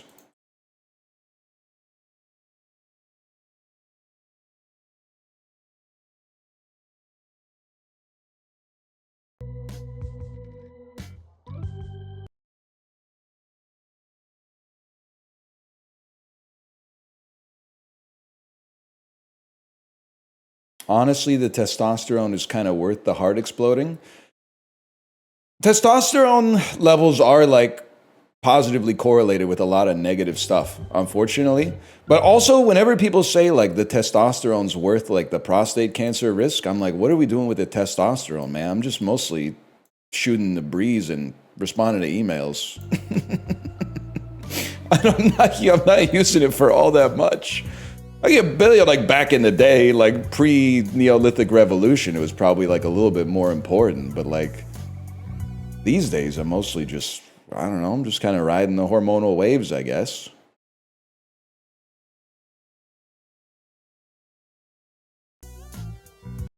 Okay, we're back. It's gonna happen, y'all. We're gonna win Slots and Daggers. It's guaranteed. All we need to do to beat Slots and Daggers is just accept the Wizard's Shield. Maybe they're right. Maybe it is time to do a magic build, man. What is it? It's Blood Spell, Wizard's Shield, and coins by a mile. The Plains of Pain. It's the Plains of Pain. 1, 2, 3, 4, 5. That's not a crit. That one's fair. That one, I understood that one was not going to be a crit, but...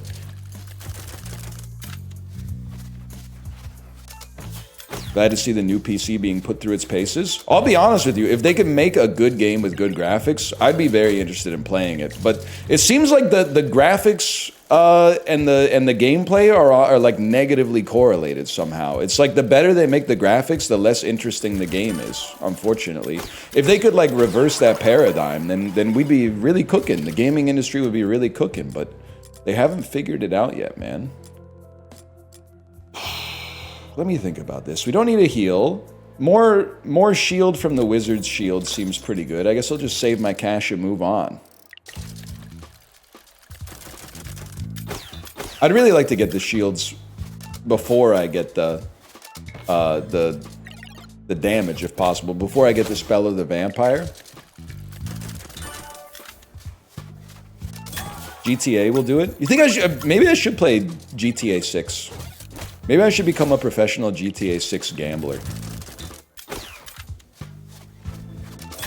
Start saying some shit like GTA 6 is a roguelike. Because every day on God's green earth is a little bit different. You never know what you're gonna get. One life. And also, it's permadeath as far as we know. No disrespect to the Buddhists out there, but as far as we know, it's permadeath. I haven't seen Grandma in a while, to be honest with you. But maybe she's on a different plane or something, right? Like that. I gotta check Flight Aware. I do think a respin is worth having. Please stop telling us we're gonna die and face eternal oblivion. No, because you need to learn, because it's going to change your decisions. You're gonna, I mean, I'm not saying it's gonna save your life, but it at least should be background noise for every decision you ever make, is one day I ain't gonna be here. And even worse than one day I'm not gonna be here is that, like, even if you're like a little bit famous, in like 100 years, no one's gonna know who the fuck you are. We know, like, the average person knows like one dude from the 17th century and none from the 13th century. So, like, no matter what, they degauss the monitor about once every 100 years. So you should be thinking about when you're getting stressed out about, like, oh, I need to send this email. Oh, I really got to send this email. You can just remember, you're going to be dead one day. Your boss is going to be dead one day. All of your clients and customers are going to be dead one day. Everything you're working on now is going to be a joke about 2 generations from now. If not, a lot of what what I'm doing right now, it's probably going to be a joke in like 2 years. I don't even have like a 40-year runway before kids start going like, remember when that used to be a thing? Remember when people used to write books by hand? Like, that shit could happen in like 2027, man. I don't know. What I'm trying to say is that I'm the Joker, and I used to think this shit was a tragedy, but actually it's a comedy, man. It's a comedy. And I'm loving every minute of it. Fuck that.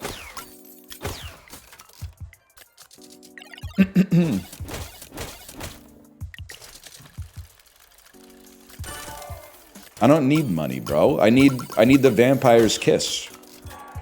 Rolled 3 ones? What do you want me to do about it? Why would I care about being forgotten? You don't care that everything that you consider emblematic of yourself is transient? You don't care, but you're too cool to care about the fact that there was a void before you came into existence, and there's going to be a void after you come out of existence. You don't give a fuck, but you care about like the new season of Chainsaw Man. The fuck are you talking? It's like the only you have to care about that before you care about anything else, man.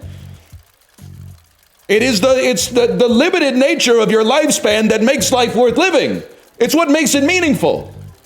If you had an infinite supply because your life never ended, then you would be like, well, fucking take a century off and just nothing matters. That's why that's foundational, man.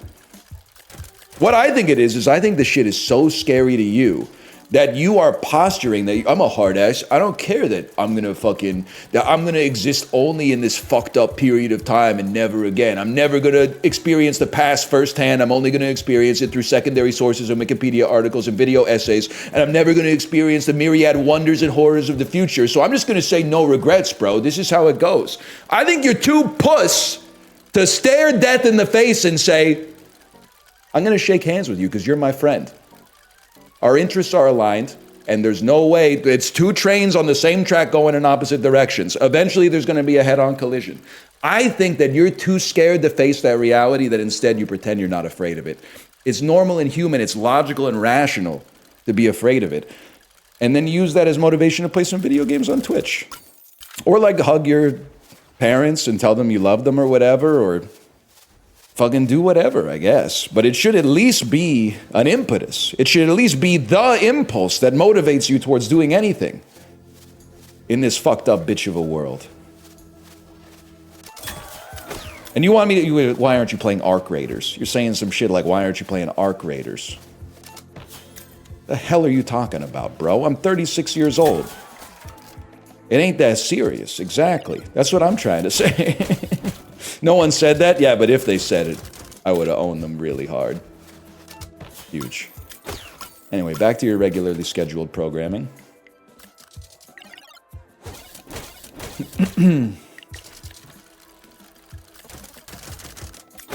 Huge. Quick kill, $1. Probably how Anton Chigurh felt in No Country for Old Men. Do we want more fireballs? I think we do want more fireballs. 120 magic. We already do magical damage. We don't need magical damage. We do need some HP, though.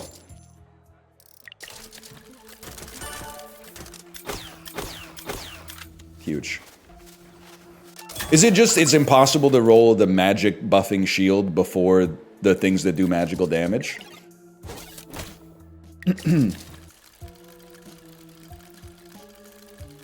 What do you think about a golden saucer-like attraction for over 40s to give them something to look forward to? What do you mean by that? A golden saucer? You're talking about they exist. It's called a casino. That's just the casino. I think, I don't even know, because it has the vibe of bait. But the thing with bait is that, like, there has to be, like, a fish and a fisherman. So, like, now you caught the fish, but it's just kind of sitting there with the hook. Like, so what are we doing here? What are we doing here? 120% magical damage when rolled critical carries over to the next turn. I don't like having 5 symbols, but I can live with that for now. That seems important. Especially if you never roll it.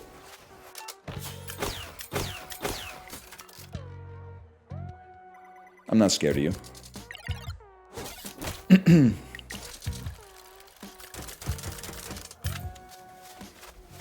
Huge.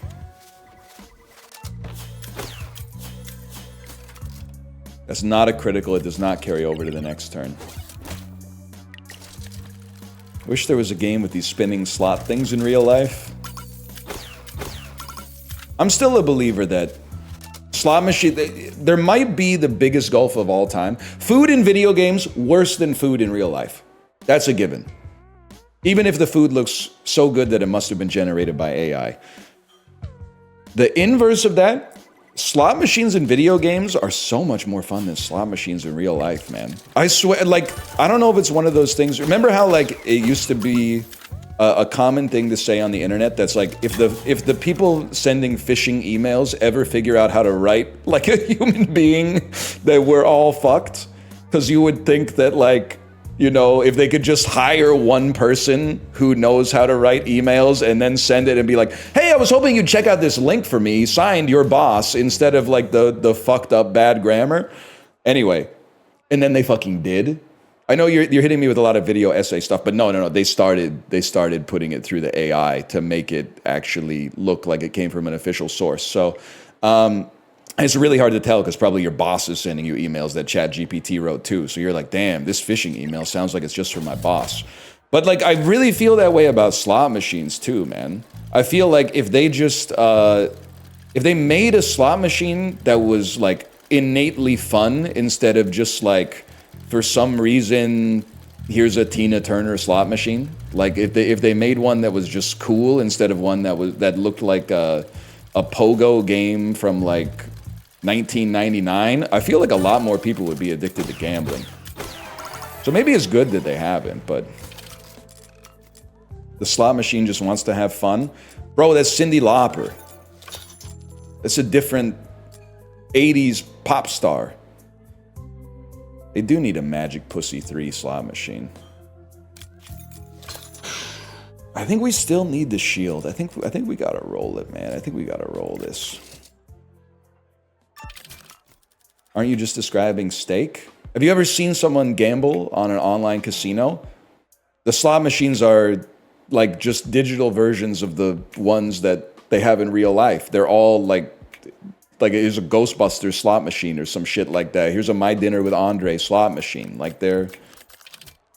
If they could just make them fun, man, it would be crazy. Could be the vibe. Right now, Howard Wynn is watching the stream and he's like, oh my god, I never fucking thought of that. Oh my god, make my slot machines fun. Okay, I get it.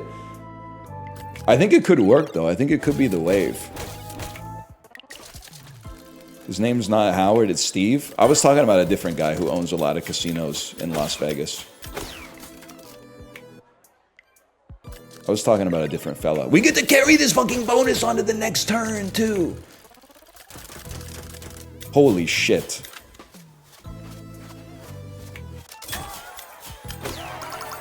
Bro, I had a 10x bonus on my fireball. Fuck it, yeah. Oh, when you get a crit, respin the current wheel. You gotta get the wizard's shield, man. You gotta get the wizard's shield.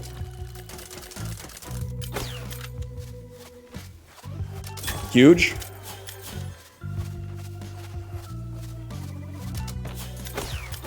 That's still really good. Honestly, still really good. I think sports gambling is on the come up. It's a plucky underdog type of industry that's got middle management written all over it. Blood spell for more damage. Yeah, I think we gotta dump coin. Take coin bag, and then run the blood spell.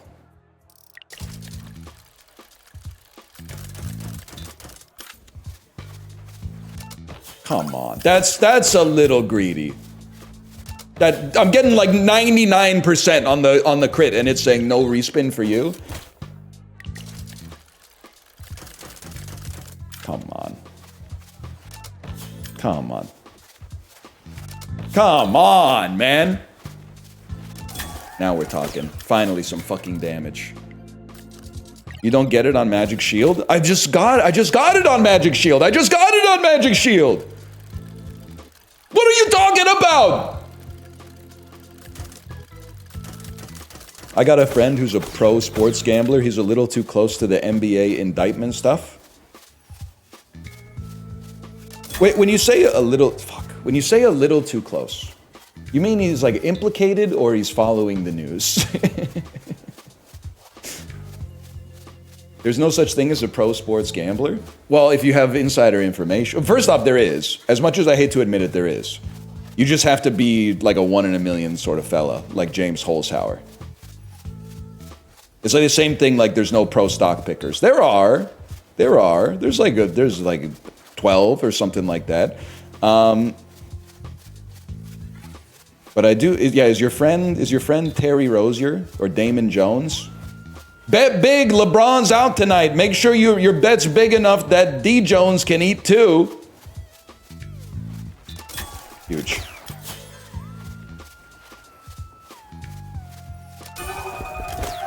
A mega hit. Johnny Depp could never. Except Pirates was pretty big.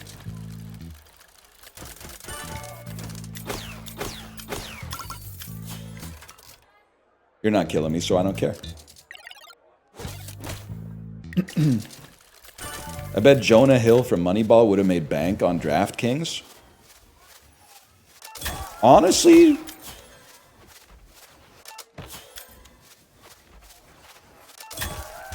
Honestly, you might be spitting with that one. Wait, one second, I gotta read this. He's getting info from groups that are getting info from people that are named in the indictment. I think you should delete that message. And I'm not sure. I don't think you have the power to do that, but I think you might have just indicted your... or not indicted, but I think you might have implicated your friend in an extremely ongoing federal investigation. I don't think you should have... He implicated himself? What do you mean? I hold myself in contempt. I hold myself in contempt. Liar, liar. Kash Patel, if you're watching this, have you ever seen Liar, Liar with Jim Carrey? What are your thoughts on the movie Liar, Liar? Say hi to Wayne for me. Do we give a fuck about the fireball? I'm not convinced we give a fuck about the fireball. Get the fuck out of here. Reroll me. That's what I'm fucking talking about. What the hell is banana? Not interested. Oh, shit!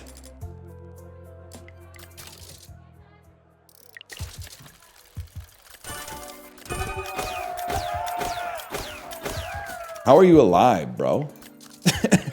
I hit the fucking progressive jackpot. I won the woke lottery. I did win the lottery last night, by the way. I didn't want to lead with that because it makes me look out of touch. I matched one number on extra on the 649, so I got $1. Definitely want these. We definitely want Magic Wand, but I can't afford it because I spent too fast.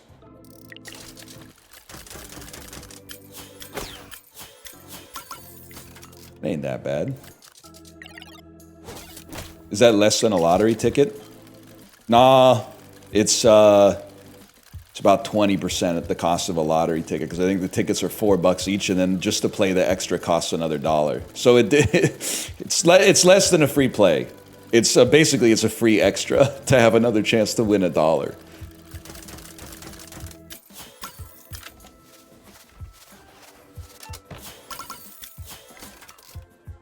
I'd like to respin, please.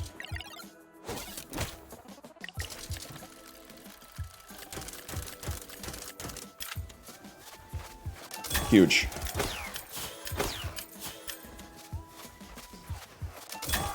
Huge. Did I get a crit? Am I carrying my bonus over to the next turn? Nope.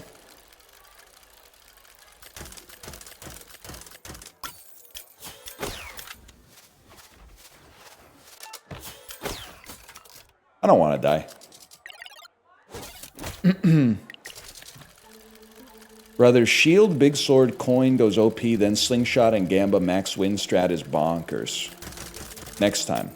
Basically, if I ever lose a run in a roguelike, my next course of action is to ask chat what to do, and then only read half of the message, and just force whatever they told me to do over and over, and if it loses, blame them.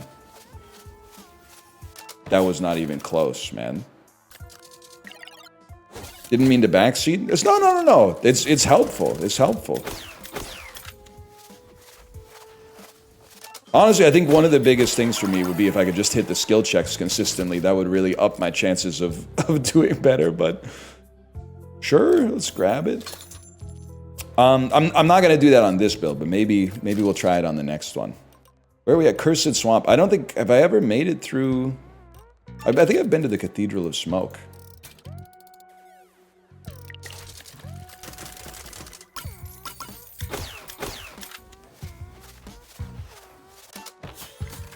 $40 is a slap in the face, man. I'm smoking the shit that made 6-7. That's right. That's right. Me too. 8. I got 8 points.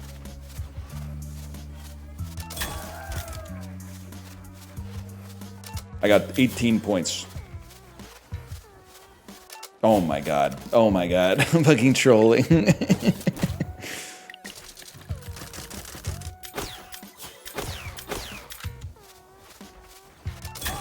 Now we're fucking talking!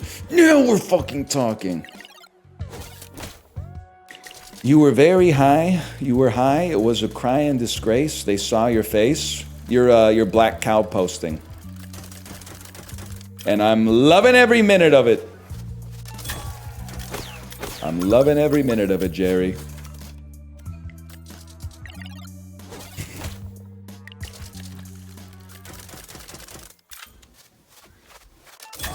Huge. Look at that. We mogged the fish. No magic wands. I guess we like the coin bag. We like the HP.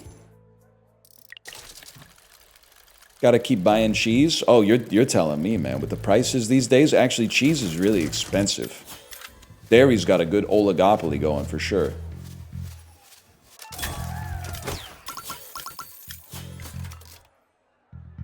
Three times 35. I think we chill on this one. We don't need to spend any more money.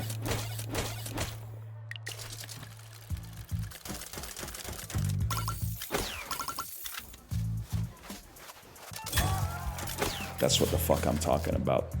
3 times 37, we chill. Do you get Canadian dairy ads? Yep. Pretty much the only ads that you get in Canada. Because I know a lot of you guys are probably watching pirated Blue Jays games right now. Which, from Sportsnet. Which, I pay for Sportsnet, but I understand why you wouldn't, because it's expensive. And it's good for you, because you get to hear Buck Martinez, who I was sleeping on. But they don't make sportscaster voices like that anymore. Because the dude has he's got a very, like, 1920s baseball voice, but he also knows his stuff. He's always sounding like I gotta think that maybe they'd be walking this guy right here. I can't imagine what they would do if they didn't walk him. He's a great caster for sure. I forgot what I was saying, but most of the ads, we do get a lot of ads for online casinos, and we do get a lot of ads for Tron Ares that don't tell you the movie's good. They just try to bully you into watching it on the biggest screen that you can get. The ads were nationalist as fuck. Are you American? Have you ever watched TV in your own country? You might be from like the Netherlands, or maybe they don't do that shit here. But if you go watch ads in America through a critical, imagine you're not American, and then watch those ads that are like for HD driving glasses, where they put the American flag filter in the background all the time, and then say like, these are certified made in America. I served in the U.S. military for 17 years, and these glasses, they reduce the glare from my windshield by 91%. Like, every single time you see an American ad, they're like that. So don't talk to me about Canadian ads that are telling you, like, to buy Tim Hortons, okay? I'm not going to buy Tim Hortons just because the food is almost as bad as the coffee. But still, like, takes one to know one is what I'm trying to say. Cheese me, shield me.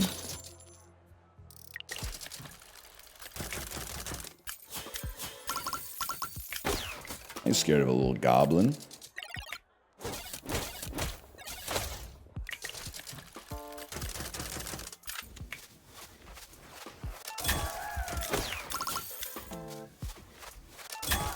Huge. One more. The mega crit.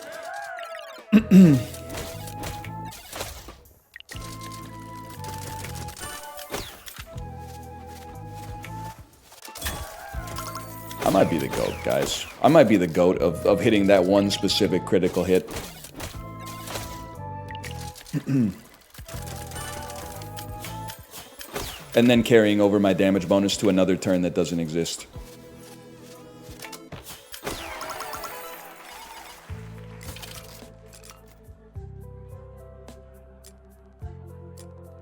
Do I want to upgrade it? I think I want an upgraded blood spell. I definitely want to afford a magic wand too, but I do need more cheese. You thought of checking out Perilous. I'm going to be honest with you. I discover all of my games from either Chiblee playing them or Dan playing them or Justin playing them. So if you're asking me if I'm going to play a game, If it's not a game that they've already played, there's like a 80% chance I've never heard of it. So I don't even know. I don't know what Perilous is, man. 1, 2, 3, 4. 1, 2, 3, 4. 1, 2, 3, 4. Oh. They didn't believe in that one, and they were right to not believe.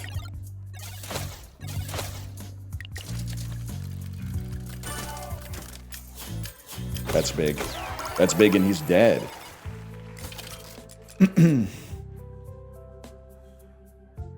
We need cheese more than shield. Increases max health by 225. That's pretty fucking big, man. That's pretty fucking big. I think I need some cheese on this.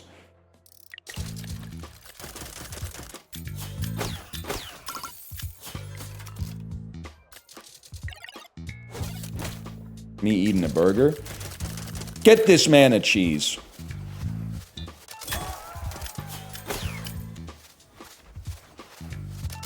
Now, you know what would really hit the spot? This is classic roguelike setup. You know what would really hit the spot? The items I take on every single run.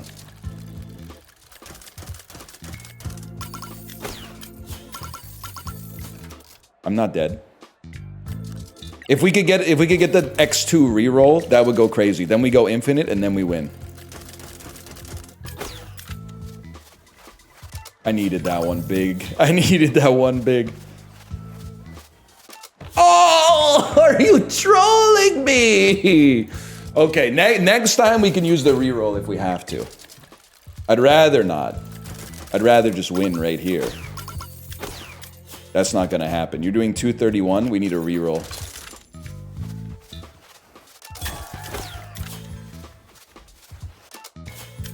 Close. Okay, we get in there. We get in there. If you skip Gungeon 2, I'm gonna hex you with kidney stones. Our world is spiritually bankrupt. We're playing a good game that's out now. And we're talking about a game that we saw in a trailer for 3 seconds in like a Nintendo Direct or something. Or was it Summer Game Fest or the Game Awards or something? What are you talking about? And it goes double for Slay the Spire 2. It's not out yet, man. It's not. You got to appreciate the shit that actually exists, not the shit. Because this is the shit that when this shit wasn't out, you were telling me, NL, you got to peep Slots and Daggers. Not you specifically, but you, the monolith of chat. I was playing Clover Pit, and you were saying, this looks good, but Slots and Daggers really looks good. Now Slots and Daggers is out, and you're like, are you ready? Are you ready for Gungeon 2? Chill, bro! They don't get it, man. They don't get it. It's got to be Cheesler again. And we may need a stun at some point. But at least it's not as bad as the people asking if I'm going to play the Battlefield 6 Battle Royale. Nah, man. They think I'm Timothy the Tattooed Gamer.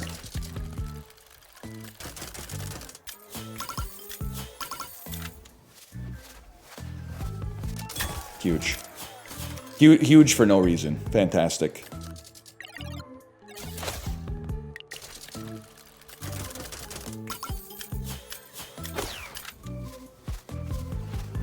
Can I get some fucking damage on the board?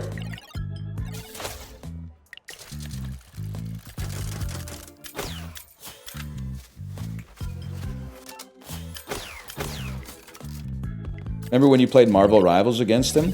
I do remember that. I'll do you one better. Remember when he and his family were like 12 people behind me in line for living with the land at Epcot?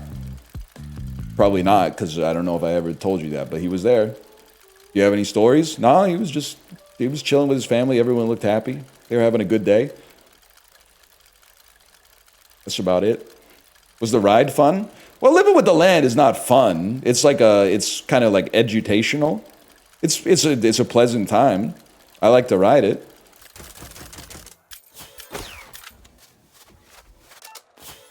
So I guess, yeah, it's fun. It's a roundabout way of saying that. Best ride at Disney? Okay, that's insane. It's like, I get what you're going for, but obviously you haven't been to Epcot since Guardians of the Galaxy Cosmic Rewind opened, because that shit actually will make you like feel like this is what the world could be like. I'm not even a ride guy, and that ride's crazy.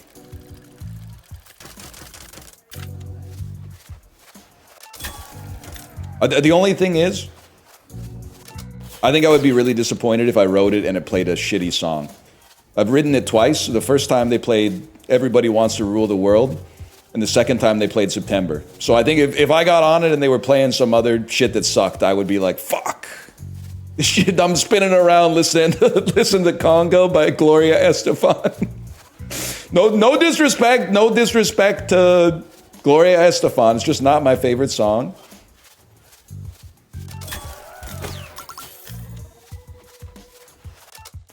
Crit there would have hit the spot. They should play Informer. Damn, that would be fucking good. Cosmic Rewind transcends the concept of a ride. What's crazy is, like, what you said is obviously ridiculous, but I think you're right. I actually think, like, that it's not because it's Disney, just because of the actual ride itself. That's Church. If Church had Guardians of the Galaxy Cosmic Rewind, I would be fucking first in line every Sunday, man.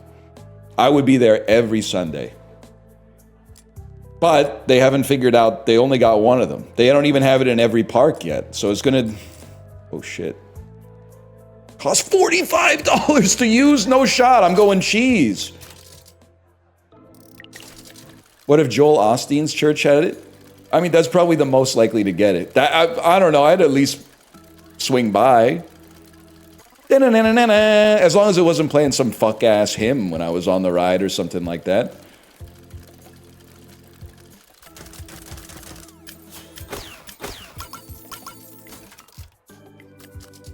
It would, though.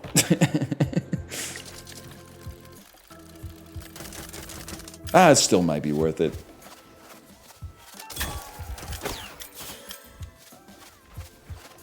Come on.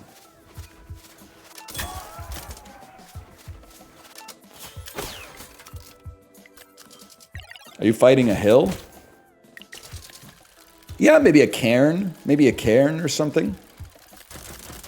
Guy who only drinks on the weekend be like, save your beers for another day. Okay.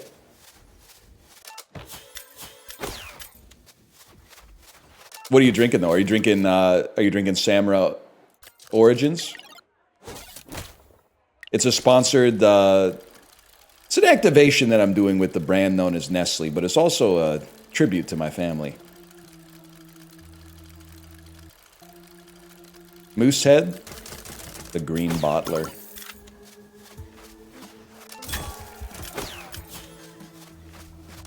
Come on. Oh, that would have been fucking sick. That would have been freaking mint.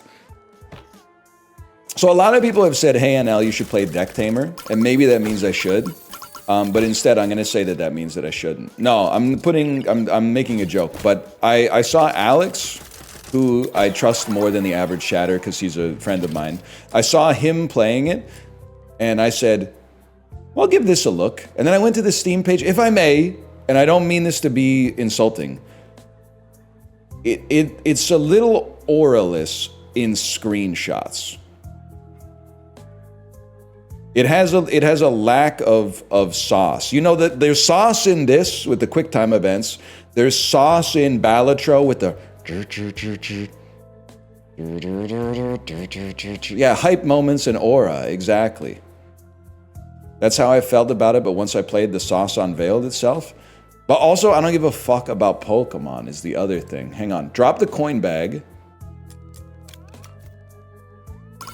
Take the diamond. Take the respin. Take the cheese, and now we're cooking. Look at this shit right here. Mogged, mogged, mogged. Reroll it. Mog it twice. Remog, remog. What do you mean this isn't over? This isn't over at all. We were just getting started, man.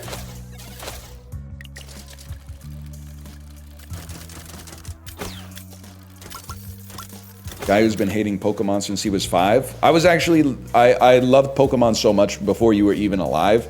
I did a presentation about Pokemon in the 5th grade. And I was like, it's really popular in Japan, and I think it might have a chance to take off in North America. And everyone called me a nerd. And I was right. But But long story short, if you're happy that the Pokemon brand is still around, you owe at least, not a lot, but an iota of gratitude to me in the 5th grade.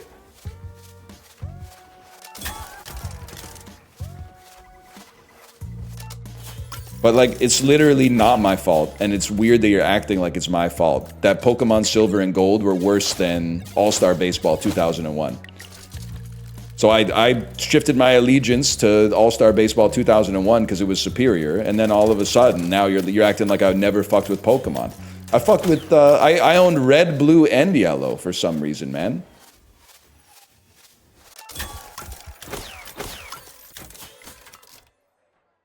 $100 heal? I don't care. We go next.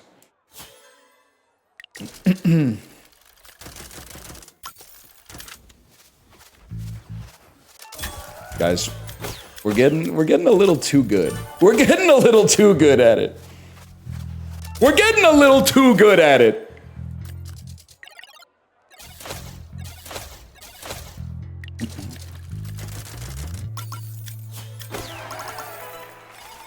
This might be the best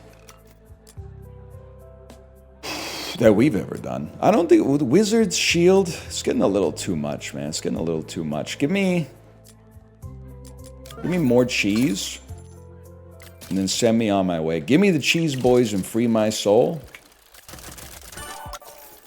Want to get lost in your rock and roll and drift away. Oh, shit. More coins and more cheese increases max health by about 350. It's meant to be, man.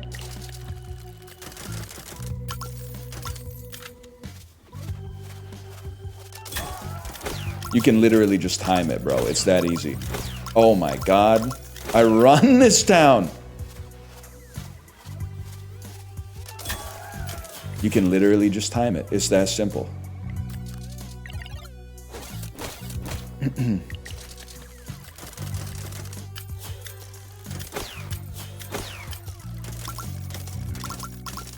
Yes, spin it.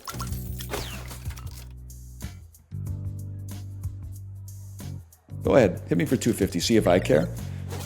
You can just walk over it. He was crazy for that one.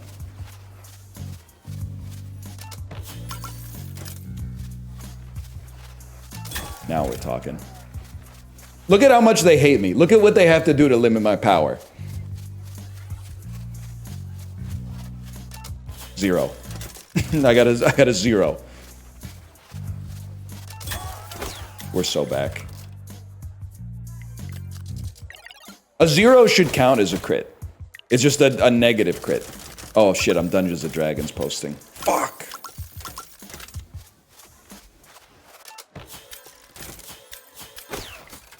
You lived? I do like that. I do like that in Dungeons and Dragons. If you roll a 1 on a skill check, it's like negative aura, right? We're not dead. It's an instant fail. So it's like if you roll a 1 naturally and you were just like, I roll to try to like open the bathroom door. You like rip the door off the hinges and it smashes into your face and breaks your nose or something like that.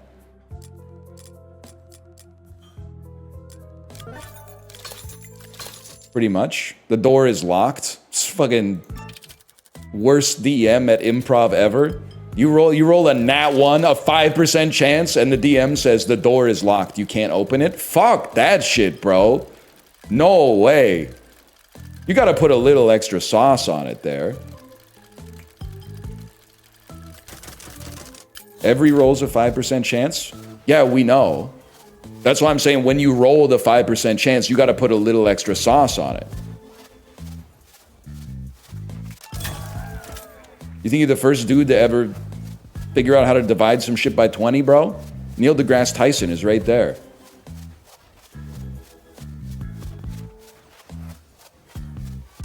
Oh my god. 167 damage, we chill. Have you ever played Dungeons and Dragons? I played it, I did a one-shot once. I'll tell you, my problems with Dungeons and Dragons are personal problems.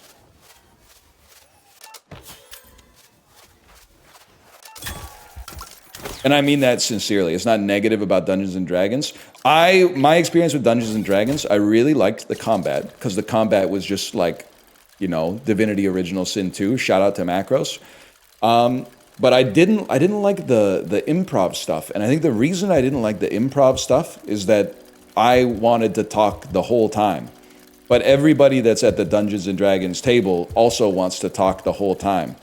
So you end up spending like more time listening than talking, which would be fine. But in my opinion, I'm the funniest. So I think I should be able to talk more. And the people who maybe aren't as funny, maybe they could take more of a leadership role in combat. That's just my thoughts on it. That's my thoughts on it. Which is why streaming is basically like single-player Dungeons and Dragons. And the developers are the DM. And I guess you guys, you're still like the audience. You don't really have a place in the analogy. And I think that's the way it should be. Look at this. Look at this. 212 damage, I sleep.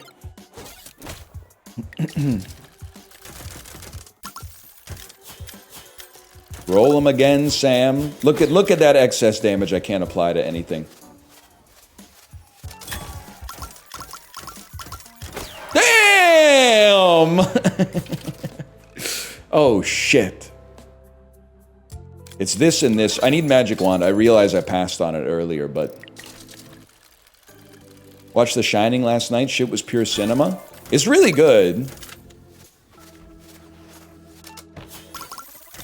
It's a really good movie. I don't have anything else to say. I don't have something to say where like it's really good, but like I think it's fairly appropriately rated.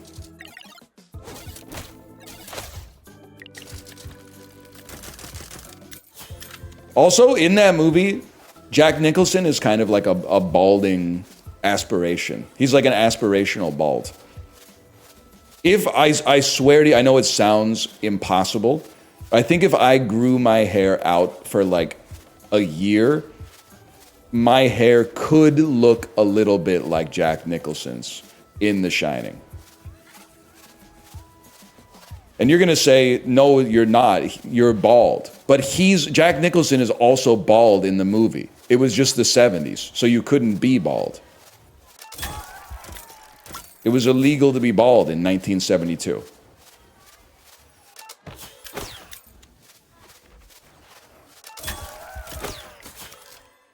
Look it up. Look it up. Tell that to Yul Brynner. Okay, there's one guy. Now do the other one. What about Kojak? Okay, here we go. We're in 2025. We're still doing the Kojak, Yul Brynner, and fucking Patrick Stewart on The Next Generation. Instead, still the three goats. Come on, man. At least put Tucci in there. Put Tucci in there.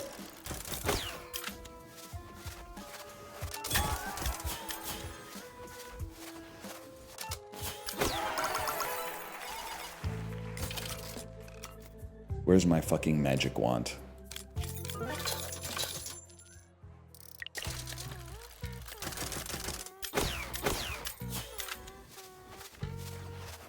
James McAvoy? A shaver, I'm afraid. The forlorn shaver.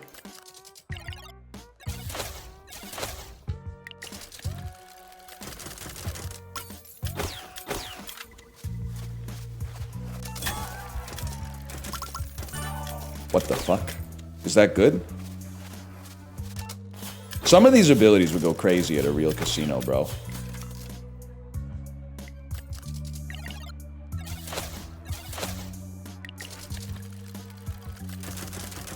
Come on. Position 1 times 2 is flicking me. I'm calling my shot. Oh, I didn't think in a million years I would fucking get it. I didn't think in a million years I would actually... Maybe you just gotta close your eyes.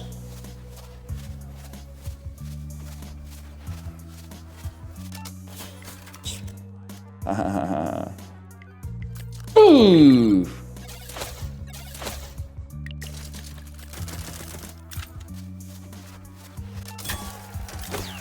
How fucked do you think Luke Skywalker would be if he got back to the Rebel base and didn't hit the Death Star in its weak point after turning off his targeting computer?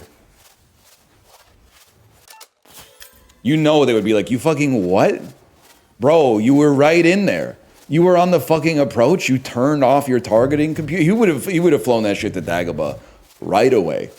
Bro literally got lucky, and now he's like, I'm a fucking Jedi. Okay, whatever, kid.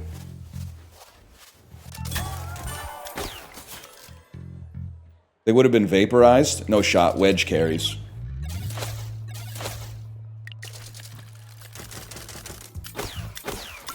Wedge would have been like, hand me the controller. 2 times 190? I don't even care, man. Oh, wait, we try this, though. Who's the one who explodes instantly? Is that Porkins? Does Porkins explode instantly? Or is that only if Princess Leia's wearing the bikini?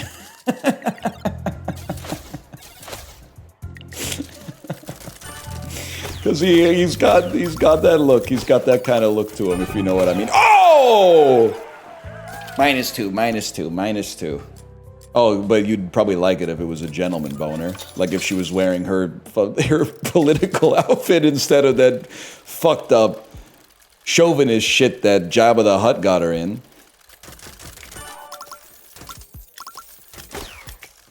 If she was wearing like the shit that she wore to the Senate or whatever, you'd be like, this is a gentleman boner right here. Come on.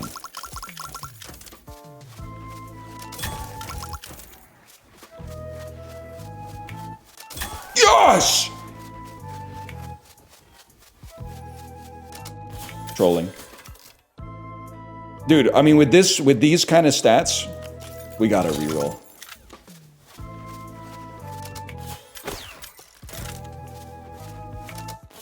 Trolled. Trolled once more. I'll go for it. Fuck you.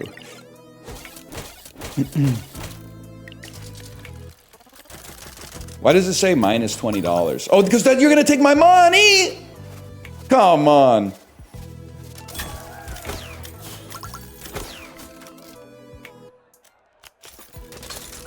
I didn't say it weird. That's how you say it, man.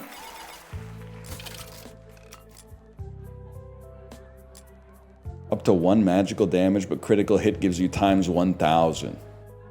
Honestly, that seems good to add. Let's put a skull in there.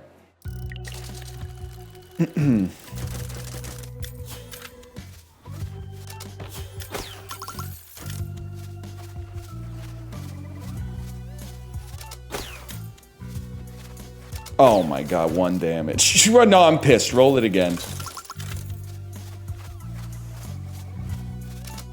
Fuck you.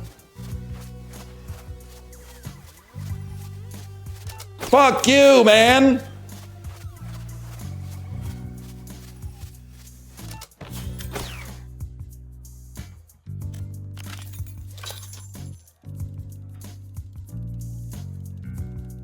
Oh, that was my fucking window. I failed like 7 skill checks in 1 roll! Now I gotta deal with this fuck-ass skull every single time? Now we're talking. Now I get to deal with this fuck-ass skull every single time.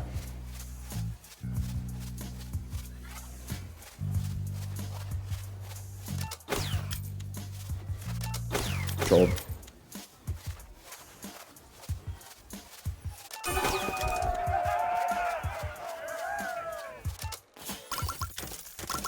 We're so back.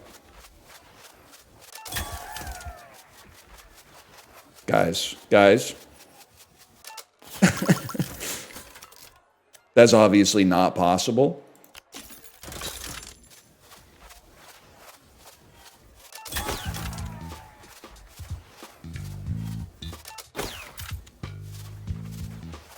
One, 2, 3, 4.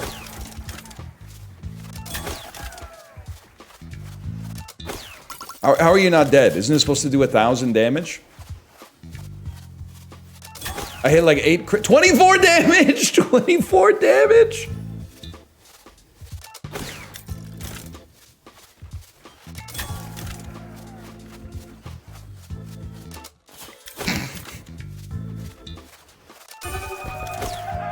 The mega pint.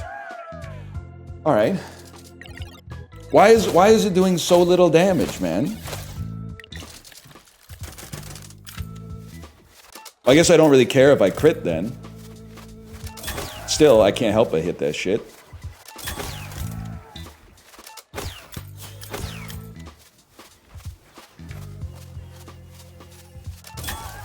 Huge, huge. What the hell was that?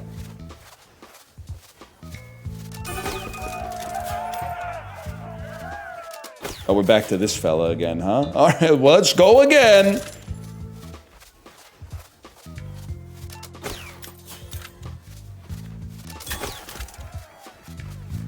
I don't care. That's too much for a guy like me to care about. Mega crit 48 damage. I gotta get this fucking skull out of my deck.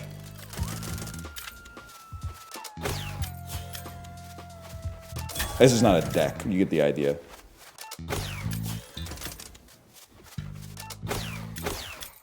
Stop. Stop. If you can get 3 in a row, it's pretty good. This could do it. Nope. Yep. Nope. Wasting my fucking time.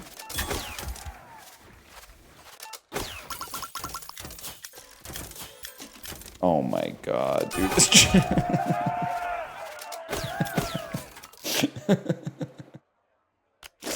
Oh shit.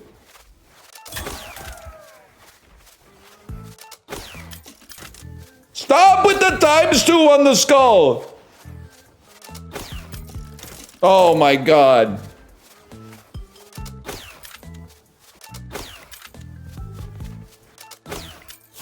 What was that, like 6 damage?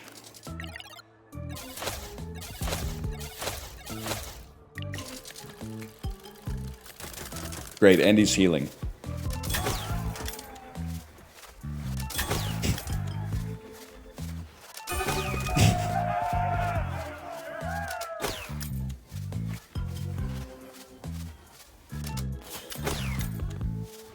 I don't care. I don't care. I don't care. I don't care. Reroll me.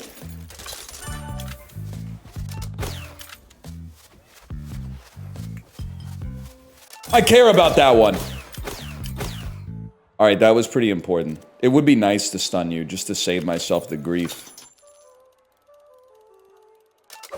Or do 14 damage.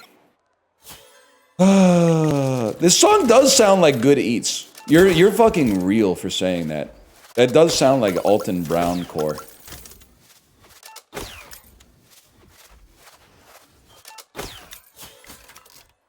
Roll him back. We go again.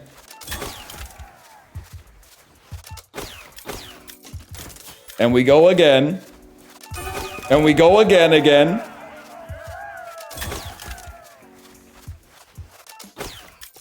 Imagine if it locked up like blood instead of this stupid skull, man.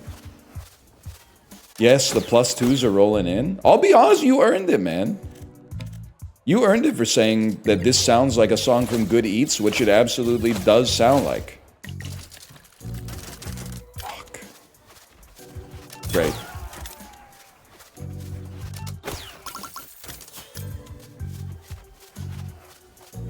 Come on.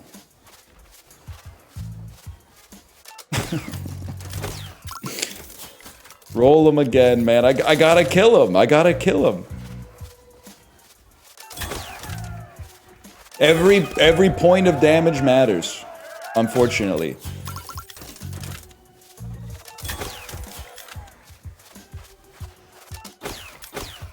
Oh my god, he fucking lived.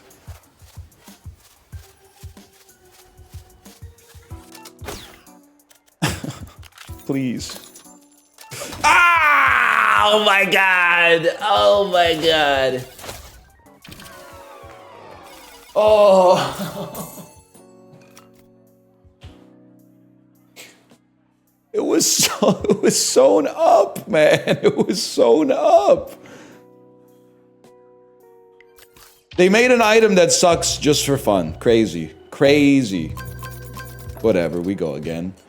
The Slots and Daggers dev isn't a big fan of me. Oh, boo-hoo. I'll keep drinking that garbage.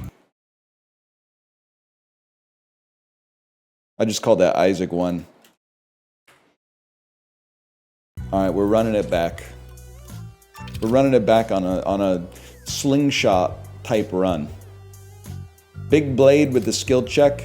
Shield. A little bit of coinage. What happened to Nubby's number factory? I played a lot of it and then I didn't want to play anymore. I mean, what happened to your favorite show from when you were like 14 years old? You watched it all, man, and then you moved on with your life probably. Well, that's not true. That's the way it used to be. Nowadays, you make it like your whole personality forever. But you know, I'm from an earlier time. I'm from an earlier time where things were a little bit different. It's not your fault. It's not your fault, man. Let's buy a banana, dump coin, upgrade shield, and get our cheese rolling.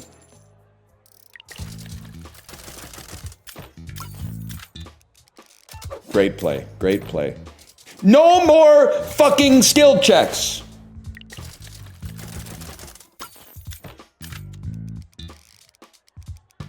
Nah, the skill checks are what it's all about. The skill checks are what it's all about. Chicken banana. Chicken banana. Close.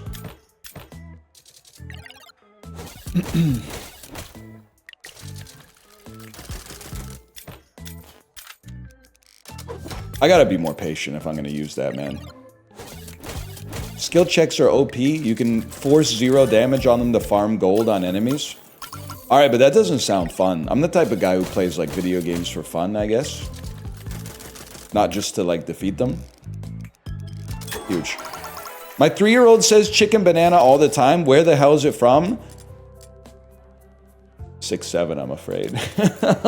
I've always wanted to do a 6'7". I 6'7"'d you, bro. Nah. From parent to parent, let me let you know. It's a song called Chicken Banana.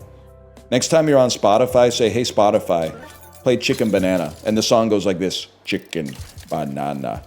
Chicken banana.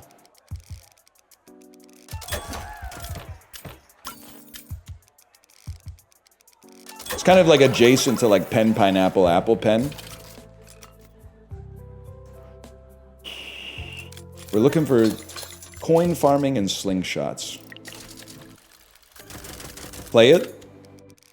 Nah, people who make like music for kids apparently are like surprisingly quick on the DMCA button. Which is really funny. It's really humorous. What about poison? Is poison the way we want to approach this? What do you do? 35 physical damage with a skill check. I'm gonna take... Oh, but if we hit skill checks, we got the thing that makes skill checks better, man. You know what I'm thinking? Buy poison, cut big sword, and now we've got like a poison healing build. Maybe like a turtle build. Make banana better. Skip coin bag, skip cheese for now. This way, at least I can have like a quick run where maybe I can banter instead of always interrupting myself trying to hit a quick time event. I can always tell how well the stream's going for Type Bs based on the frequency of librarians chatting, and librarian has not said fucking shit in an hour. So they're starving out there right now. So you got a little for A, a little for B, a little for A, a little for B. You're dead, bro. You died of poison. I'm having a good time. It's literally a good game. Not that anybody cares. Oh, shit. Let's take the bomb as well. 5 damage every time the symbol shows up, and then cut the poison sword, and then just run banana non-stop, man. This feels like the play. It might be impossible to kill you.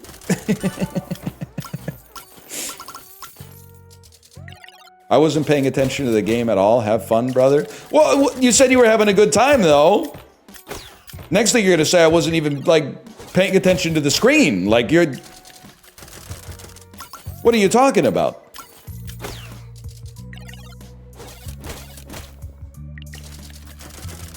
Can I get more than 1 bomb per roll, please? We could be here for a long time.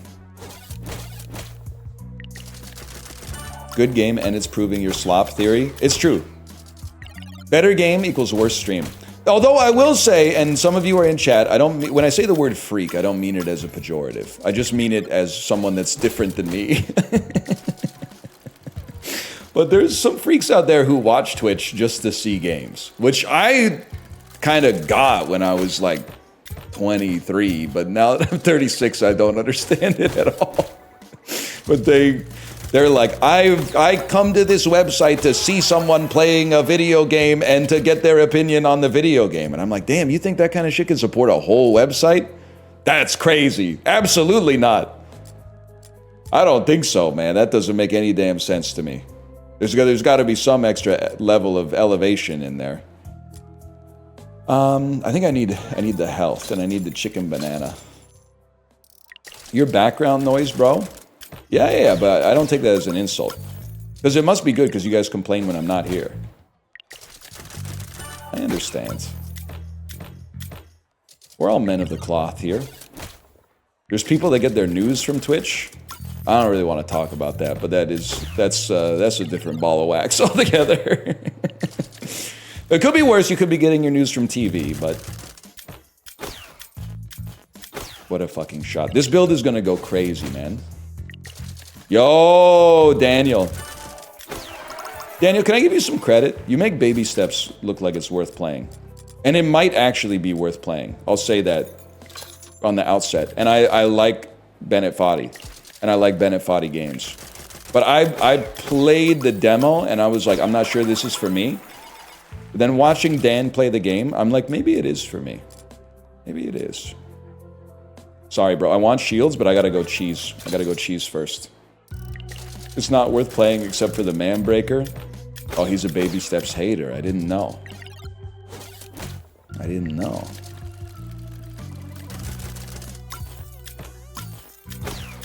If there's really big news, don't worry, everybody in chat will be saying it. No. If there's really big news, don't say what the news is. Type something like, NL, turn on the TV. Any channel. That's what I would love this chat experience so much more if when a celebrity died, instead of saying, hey, did NL talk about celebrity? Did NL give his eulogy for a celebrity he's never mentioned a single time on the stream? Has he spoken any solemn words for a celebrity he's never mentioned having an affinity for or seeing any of their work at all? Yet, if instead you just said, turn on the TV, any channel, I would be so much more into that, man. I'd be so much more into that. I'd be so much more into chicken banana. Chicken banana. Dick Van Dyke died? No, man, no. He was only 102 years old. He's just a kid, man. No shot. He's still alive. He may outlive me, man. It must be fucked up to be old, and then people... like, when you die, people are like, well, he was old. Like, they're not wrong, but you're still probably like, if I had to guess, I haven't been that old. I haven't been 98, but I'm imagining you're probably like, yeah, but I don't really want to die, if possible. Hear me out here. Minus 30% wheel speed.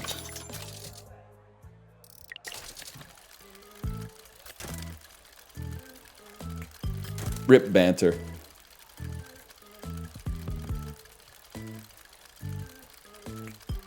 Fuck. We're not gonna be doing that. We're not going to be doing that. We're just going to be mashing the button. That's literally the same result. My grandma said she saw God. Was she just quoting that song? You know the one? Tell me all your thoughts on God, 'cause I'm on my way to see her. You know that one? Dishwalla? Yeah, I'm Dishwalla posting.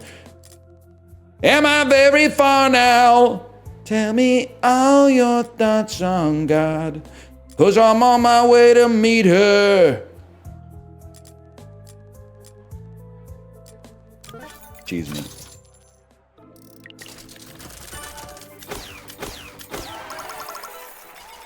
Thoughts on the new Twitch story feature and what is typically posted there? I'll level with you, brother. I don't know what's normally posted there. I mostly just see Big Howaldati posting stories that say, she wore a skirt, she wore a tight skirt, and then her hair, she had blonde hair. You know what I'm talking about? Yes, man. That's what it's all about, man. Ooey, ooey, ooey. Look at the bomb build, man. This is crazy.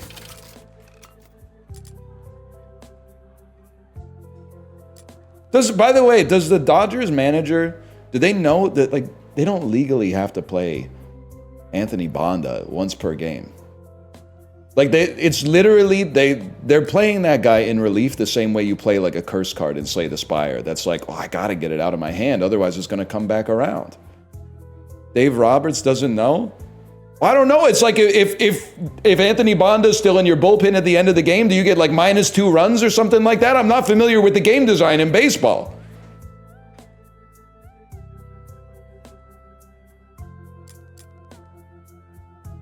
Oh, it's got to be cheese maxing, I'm afraid.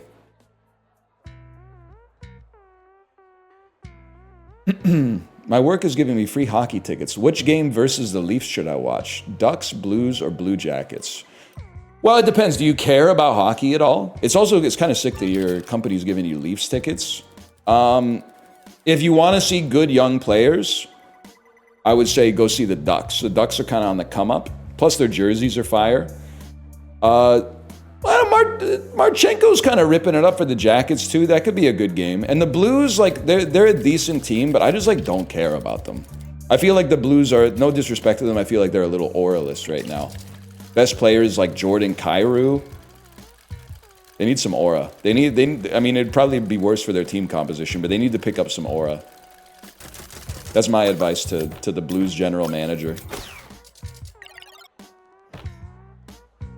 When will you admit you're wrong about the Colts? When they play a team that isn't a Mickey Mouse franchise. Who are they playing this week? Who's Michael Pittman scoring a touchdown against for me this week? I'm saving my freaking money, man.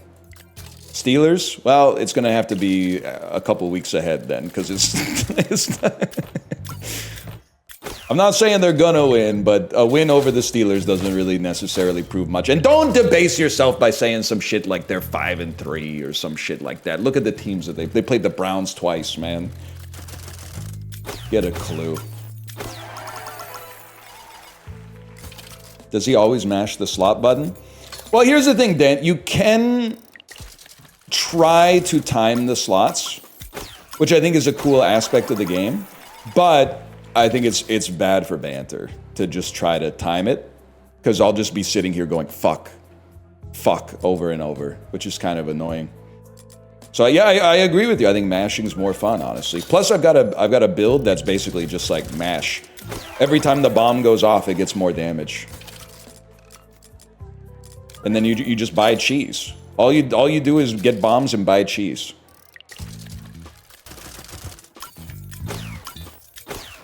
It's the greatest day of my life. Did you see Chipotle stock drop 17% today because the CEO said young people are too broke to go there? Okay. The market punishes you for telling the truth. Can you also, I was checking the Globe and Mail when I was pissing, okay? Because somebody tell me why the S&P 500 is down 0.36 on news of a rate cut. The market's upside down, man. It doesn't make sense. A rate cut should be pulling money out of money market funds and fixed income and putting it into equities where they could get a better price discovery. It was priced in. Fuck! When you use my line against me that I fucking believe in. Fuck!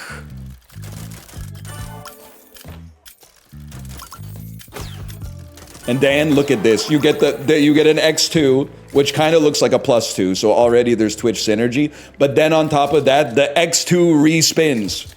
It's like getting it's what I assume this is what happens when you get book. If book ever showed up.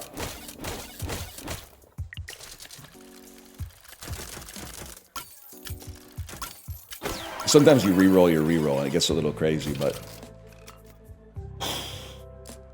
cheese, I'm afraid. It is a little juice and a little squeeze. I'll be honest with you, you're kind of watching the most boring run of this that I've ever done, but it also might be the first one that I'm ever gonna have a good chance to win. So there's you take the good with the bad. But first we gotta get through Lobus.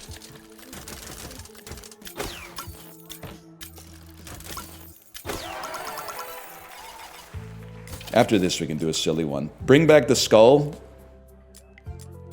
That's what Marvel did in Infinity War. Who you getting off waivers? I will always get baited by sports chat. I consider that's benevolent bait. Instead of trying to rage bait, you're whimsy maxing. So I'm getting baited, and the people that call football sports ball are getting very upset. But that's okay, because you take the good with the bad. I'm sure if you've been around here long enough, you take the good with the bad. Give me a respawn. I can't afford it. But I gotta tell you, I don't think I'm getting anybody on the waiver wire this week. I have a couple people I need to drop. If I was being smart, what I would do, I think I would drop my fringe RB that I picked up just because Gibbs was on a bye week, and I would look a couple weeks ahead to see who's either coming off injury or maybe like I could pivot on the defense a little bit, get a great defense matchup in like week 10. I think the next step for me, after I win both of the leagues this year, is I got to start looking more than 1 week in advance. I got to start planning my squad a little bit more in advance. But that we can wait till I got 3 trophies in the trophy case first.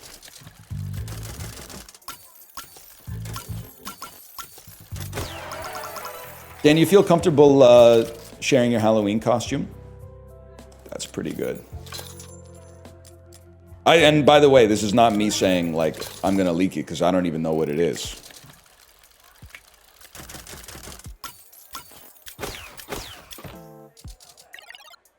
Scammed. My son's a blow-up dinosaur. I'm gonna be a dino explorer. I get it. I get it. Totally understand.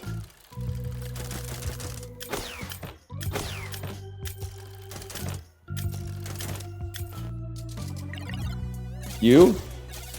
My kid's R2-D2, so I'm gonna be C-3PO. But my C-3PO costume is literally just a hoodie and track pants that are like, they have a C-3PO print on them. It's actually, I'm not a Halloween guy.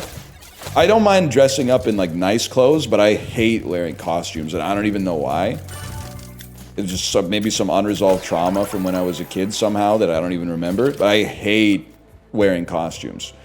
But this costume is just a hoodie that has like, it's gold and it has C-3PO print. Like the belly has like wires and circuits and stuff that are printed on it. And then the pants are just gold pants that look like C-3PO's legs. It takes 2 seconds to put on and 2 seconds to take off. It's very nice. It's very, very nice. You know what? I think we might be able to cut banana to roll more bombs. Chicken, banana. At least get a plastic mask. Nope. I'm just gonna be myself as C-3PO. Oh no, you don't look that much like the robot. Okay, fucking tomorrow's November 1st. We got shit to do. Oh, Dan has a question. Okay. Okay, Dan, go ahead.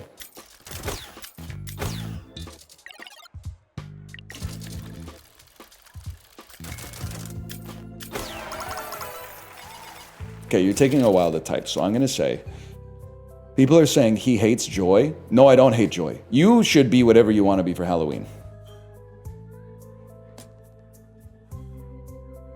But also, I hate when my fun is your fun. Like, for you to have fun, you need me to do things a specific way. I'm literally neurotypical. I don't work like that. I received a Twitch whisper from one of your chatters asking me about being banned from your Discord. How do you want me to roast? I mean, respond to them. First question, Dan, is it Yeti?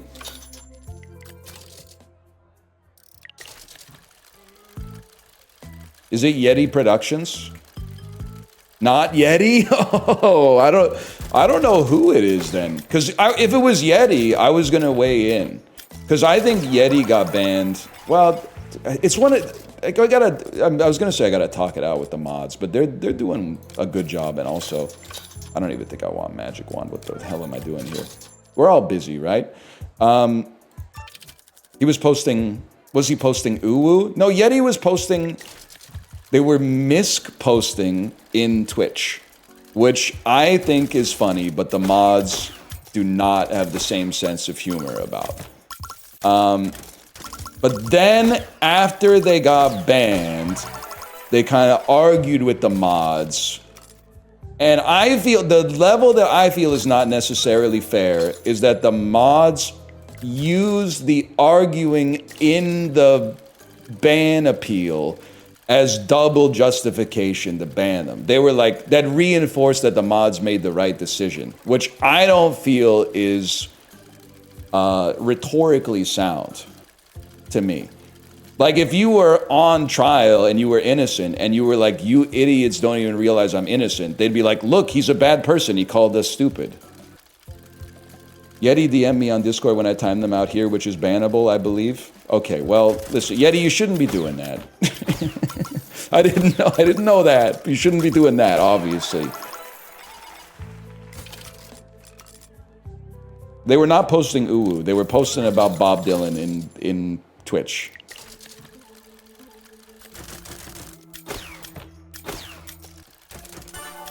Mods. What's wrong with that? Well, that's what I'm saying, but it's MISC. In Twitch, sorry. In Twitch, you can only talk about Twitch stuff. You can talk about whatever you want in MISC, but people like to talk about off-topic stuff in Twitch because I never look at MISC, because MISC is where people do all their trauma dumping. So I don't want to go into that.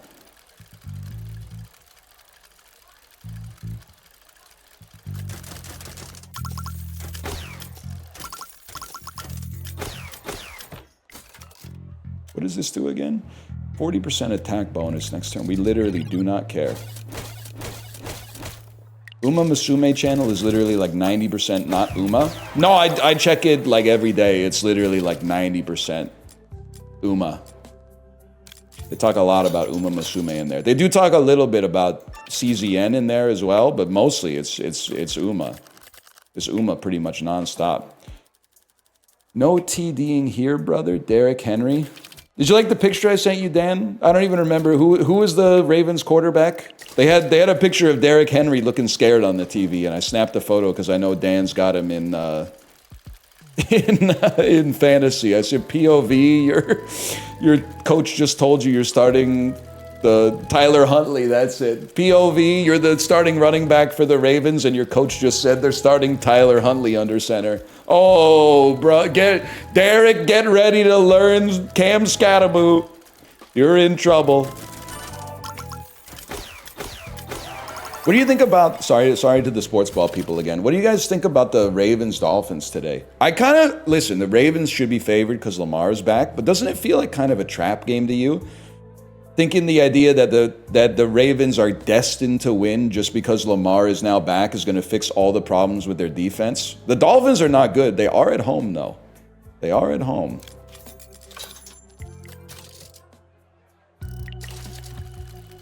I don't know. I'm not saying I would pick the Dolphins, by the way. I'm just saying I wouldn't snap pick the Ravens. Dolphins are cooked. If they're so cooked, how come Jalen Waddle's scoring so many damn fantasy points for me? Riddle me this, bro. I think we have to now take our chance to stun. The enemies are getting close to one-tapping us. First 3 reels are all rerolls. What are you doing? What are you doing? That's huge though. Look at that stun. You know what? Give me the damage bonus for next turn too.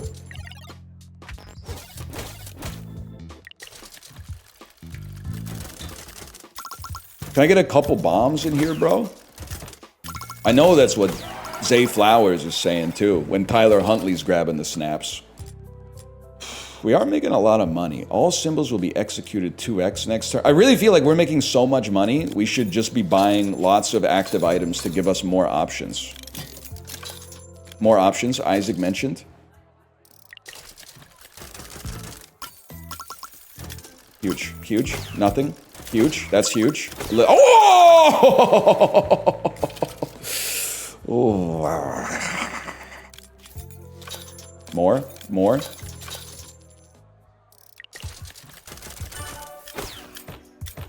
And then roll them again. And then roll them again. And then roll them again.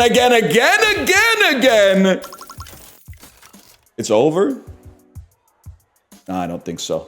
I don't think so, kid. Get critically hit. And then...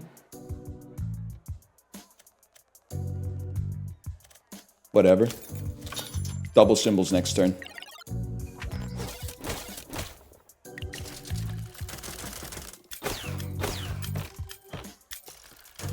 Why are you beefing with Europeans in chat?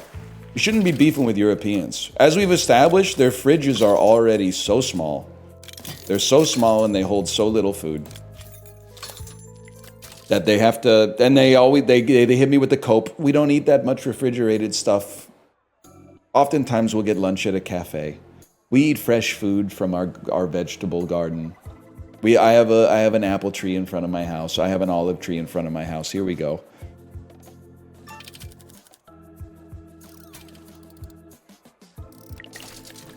They literally made you? You can't say that. I've never done a genetic lineage test. For all we know, I might be Chinese. Now, I'm not going to say the odds are good. Let's be real. But you never know. You never know. You're not. You literally can't say that. You can't. I don't know what you're going to get in trouble. You can't say that. I might be. Oh, you're done.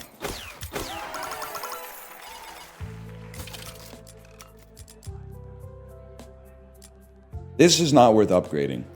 This is probably not worth upgrading, if we're being honest. We need to save for cheese. That's Shredder 3000, bro.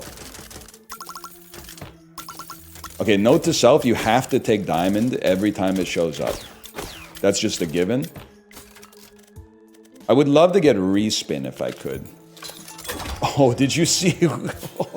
Confidence begets competence, man. What does the cheese do? It raises your HP bigly. Is this better or worse than Clover Pit? I'll be real with you. I'll keep it $1.50 with you. It's worse than Clover Pit. But it is still fun. Clover Pit is more like a Steam game. Something you'd sit down at your computer and play. It has... oh, that was kind of dangerous. Give me this one.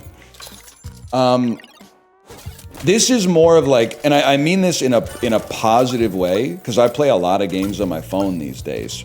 This is more like a phone game. This is like the sort of thing that you'd be like, I'm a little bored, I'm gonna pass the time by playing some Slots and Daggers. And Clover Pit is more like, I'm going to sit down and solve the mystery of Clover Pit. This is more like a toilet game, yeah, or a Steam Deck game. That's a good way to describe it.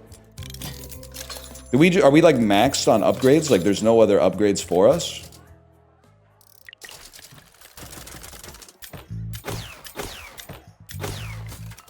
And then stun. Huge. You are doing a lot of damage though. Oh, you can press X to delete items. I need to do this. I need to do this. Give me a bomb, bro. I'm gonna die. Roll a bomb. Roll a bomb. Huge. And another. And another. Okay, well, obviously, you don't really do anything for us. And The damage bonus is not critical. You don't really do anything for us. Then, oh, but I can't even get any more. Oh, yes, I can reroll and get more. 20% bonus on healing. No more rerolls. You're flicking me, bro. Good bomb luck, please. Huge. And then we got to try to stun.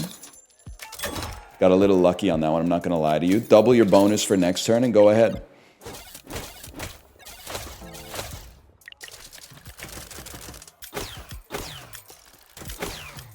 You're done, bud. Complete the ministry. Did I just beat the game? This is necessary. The respin is necessary. Bombs do physical damage? It just says damage. I'm gonna pass. You just lost the game? No! It's disgusting that you talk about masturbation. All right. Well, be disgusted then. Oh, so you've discussed me? I'm a trust fund, baby. You can trust me. I've been reading Common Sense by Thomas Paine, so men think that I'm intense or I'm insane. You want a revolution? I want a revelation. Let me tell you about my destination. We hold these truths to be self-evident, that all men are created equal. And when I meet Thomas Jefferson, I'ma get him to include women in the sequel. Work! Is that what the type of shit you want me to do instead? Look around type shit? How lucky we are to be alive right now? Do the whole musical? I couldn't possibly. Dun, dun, dun, dun, dun, dun, dun. How does an orphan bastard? What does he say? I don't know, it's been a while. It's been a couple days.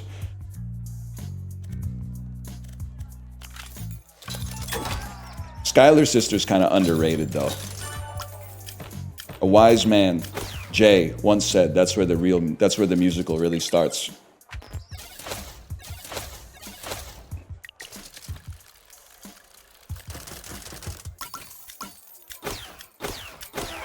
Huge. It's the easiest game of all time, is the thing. I don't even care about it. Oh, but maybe we could buff explosion, man. $27 to shoot a gun? No shot, bro. That's highway robbery.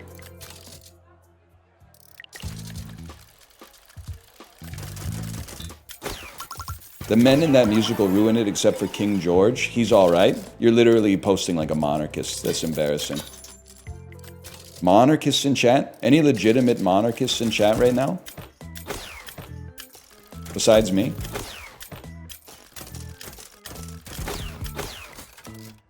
Okay, gets stunned. That not critting is truly devastating. Easy, re-roll it. Run it again. Play it again, Sam. And then again, and then again. Oh, complete the final floor! Complete the fight. You won. Well done. The lands are now free from Lord Slothlore and his posse. At long last, the killing can stop. The gambling can stop. Thank you dearly for playing this game. It means a lot and we appreciate you. Good luck and we'll see you soon. Arena mode! Okay, 1 second, slash marker. Slots and daggers. This is the most important part of any roguelike, is figuring out whether it's one of those games or when you complete the game once, you never want to play it again, or if the real game just freaking starts there. If the real game just starts there. Sure, send it. What do we want? Give me a classic little build, man. Give me a no skill check build to start. Classic little poison shield coin. 60 coins? We start with 60 coins?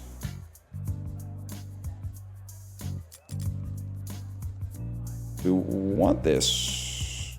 Do we want this? Duck gives 40% physical damage. I gotta figure out what the hell I'm doing. Spend your points. That's a good point, actually. 1 second. You'll take me back to the modifier shop. I'll let you lick the lollipop. You can't say that these days. Look at that. On zero. Zeros in chat, please. Okay, new game. I lost confidence in myself. Oh, that was not even arena mode. Okay, new game. I've lost confidence in myself. We need coins. Obviously, you gotta have coins. Upgrade my dagger. Dump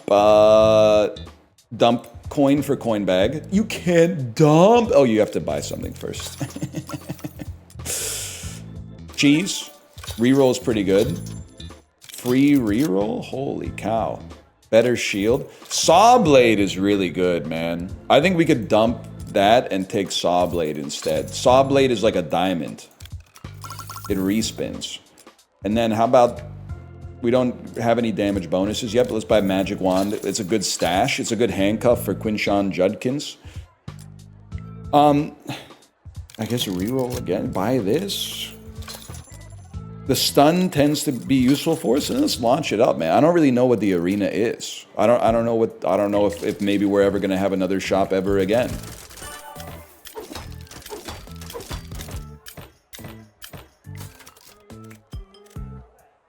Okay, we go next.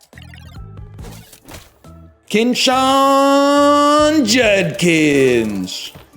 At least I got football. That's Leroy Judkins. Holy cow, look at the dopamine. Leroy movies.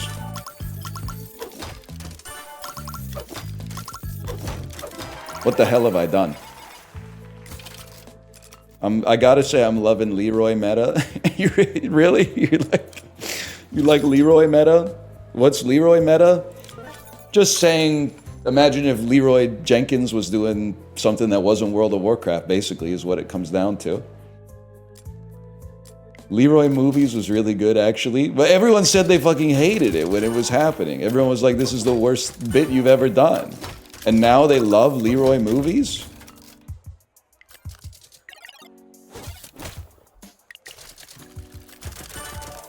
Huge.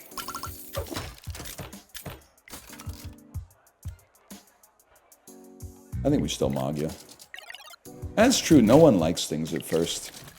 It is fucked up reading my art coffee table book, and like, I'd say it's more than half. Like, 1/3 of the artists are like, they gained the favor of the king and lived in opulence until their death from gout at age 47. But then the other half are like, died in disrepute. Their art was only discovered like 70 years after they fucking died. So they like don't even know, they lived their whole life making art and they were like, nobody's fucking with me. And then like a century later, people were like, wait, their art's actually pretty good. That's fucked up, man. I still like Deep Rock Galactic Trump. I forgot about that guy. Rockin' Stone, Chiblee, Rockin' Stone. That's the only thing, too.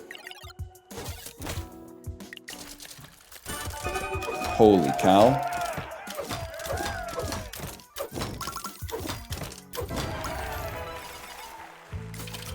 We're rich, Chiblee. I just stole that one from chat. I'm assuming it's something they say. We're rich, Chiblee, we're rich. Rockin' Stone, Chiblee.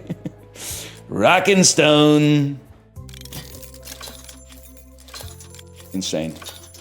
Insane gameplay. What do you guys think? Is it skull build? Dude, maybe. It has to not be that bad. Like, it has to not be that bad. You dump the shield, which seems insane, but we're gonna need gold. And you keep the respin so you can spin more saws so you can get more crits. You can't dump anything. I wish I could dump other stuff, but...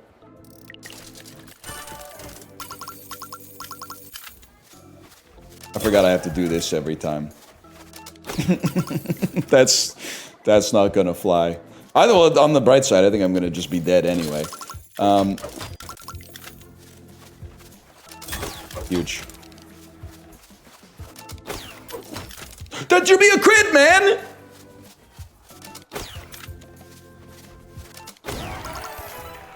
It was a crit. It was the last one was a crit. That was huge. And then if we could just replace you with a gem, we would be freaking rolling, bro. Might need a potion to heal yourself. Sure, why not? I don't think we need power spell. I stand corrected. Vampire Weekend voice. So true.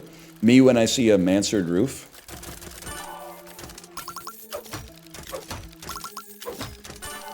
Huge.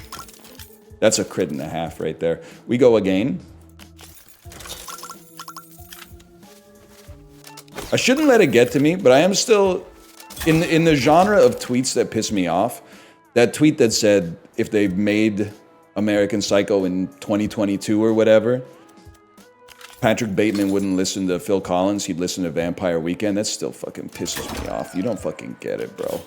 You don't get it. And the worst part is you're acting like you do get it and you don't fucking get it. Your sword has never grown old and rusted, bro. Dulled beneath the rising sun. You've never kept your shit locked up like a trophy, forgetting all the things it's done. And yet you're acting like you have.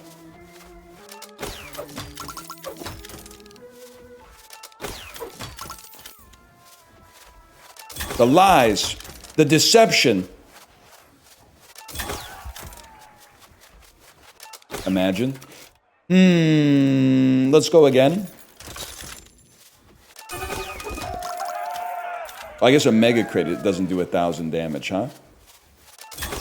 A mega crit does like 1 damage.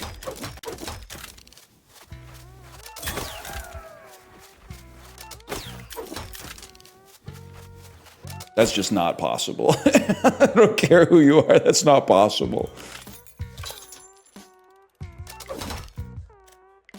Next turn. I think it's, I'm not just saying that because you're my chat. I think if they remade American Psycho, isn't it obvious that Patrick Bateman wouldn't listen to music? He would listen to podcasts. That's my read on the situation. Like, I think he would invite bro over to the crib, and then he put on like the Andrew Huberman podcast or something. You got 8 health left. Let's fix that.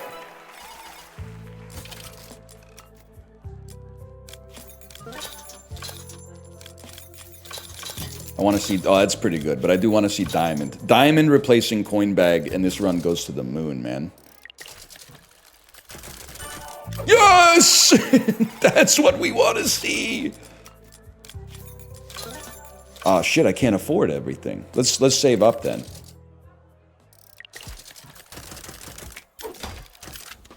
Nobody cares. Nobody cares. 4 damage. We go again. If you don't have a crit, they shouldn't make you do this skill check, man. It's just, it's insulting. Well, I guess they have to, because I have the respin. What a fucking play. Look at that.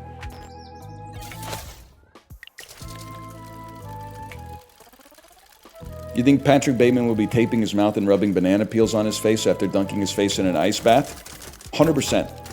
100%, I do think he would be doing that.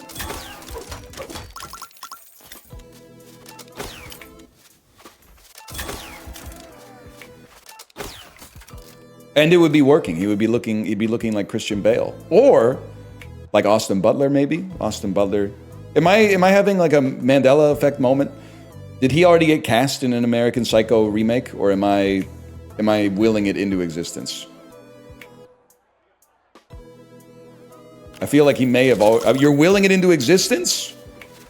I'm wheeling it in. I love too much, they always say. You ever notice how Bradley Cooper's Leonard Bernstein in Maestro is very Trump adjacent?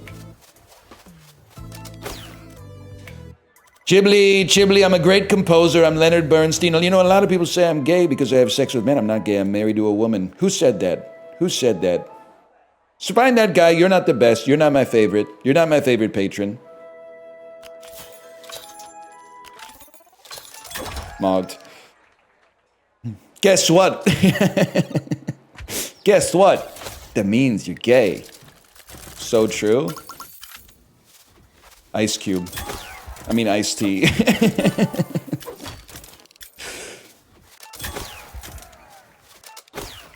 They didn't have Ice Cube, so he got Vanilla Ice. Remember that?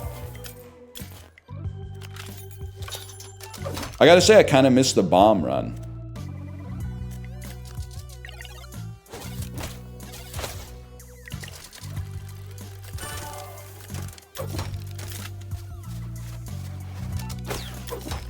Bro, the skull is a sick fucking joke. Yes! And I'm laughing all the way to the bank. Coin bag is ruining it. It's only here until we get Ruby, Ruby, Ruby, Ruby, do you wanna do ya? Or whatever he says in that Kaiser Chiefs song. Why do I care? Why do I care so much? Oh, if it's worth doing right, I suppose. Damn. Mogged. Mogged, and I get more damage, and I spin again. We have a chance. We have a critical chance here. The critical chance has failed.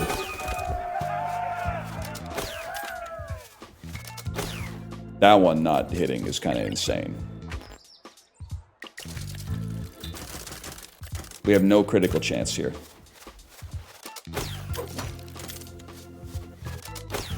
Flicking.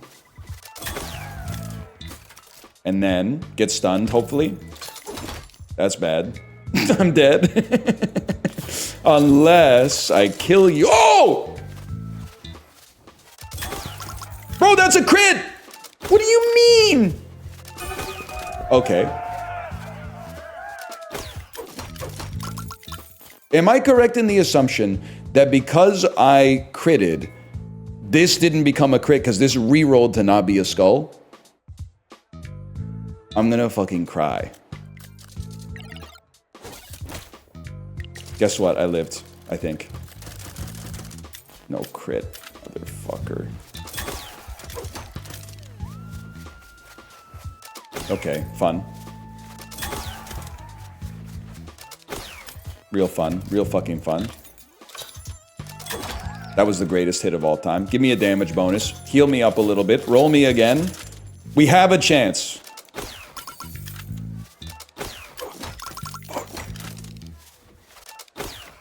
This is what it's like to be a real gambler, man. We're literally one away from the fucking jackpot. Every single time.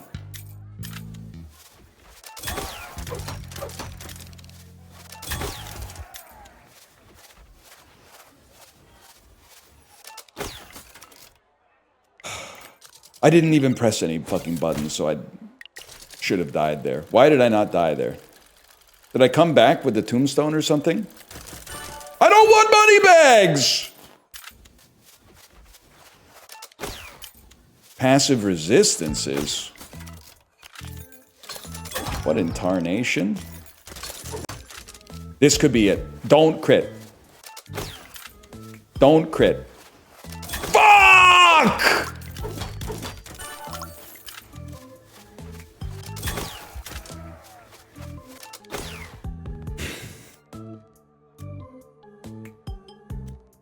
Great. Great, now I'm dead. No, because I stunned him. I get to go again. This could be it. Don't crit. Oh my god, we fucking lived, man.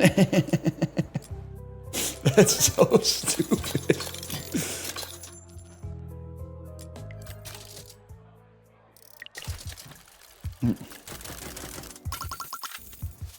Whatever. Whatever. I literally don't even care. Literally don't. I'm not even doing the checks anymore. And balances, you're on notice. You're up next. Stun him. Devastating. We go again. The bags are fucking you. You can't cut the fucking bags, bro. Something has to be in that final slot. We need the ruby. The ruby for respins is guaranteed skulls. Like the build will work if we just live long enough to get the ruby. This could fucking do it.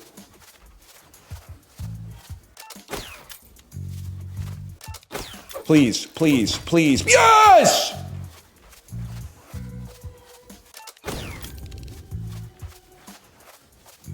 That should count as my crit. That should also count as my crit. Okay, we got plays though. Greg. Beautiful play. We go again. This could be it. Pure luck. We just don't want to crit. Please, please, please, please, please. But yes!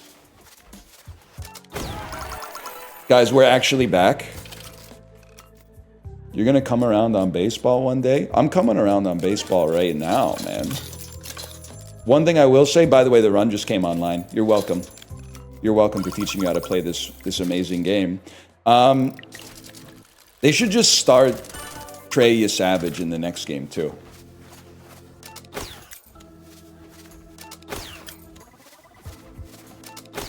If he's good, like, don't let him rest, bro.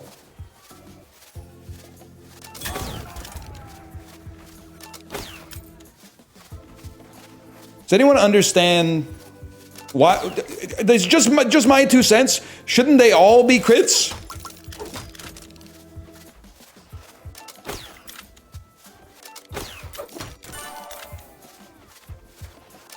Like, that's fine, but I feel like they should all be crits. It's always the final skull in the combo. Oh, okay.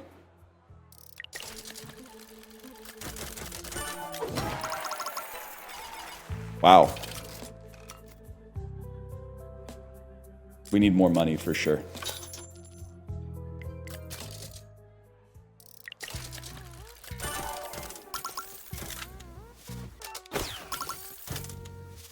Don't crit. Wait, you're right. We can crit. It literally doesn't matter if we crit. Because if we crit, it'll respin, but it's just going to give us another spin.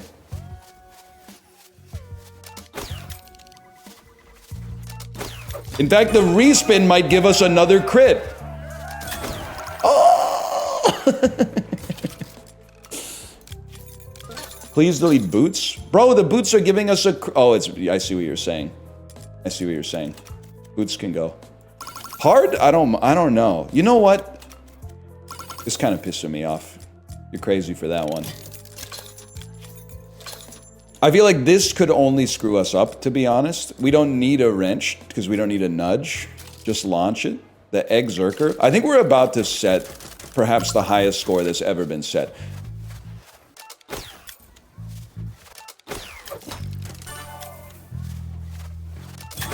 That's insane.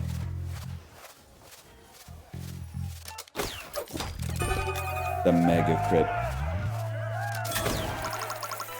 Guys, we can't be stopped.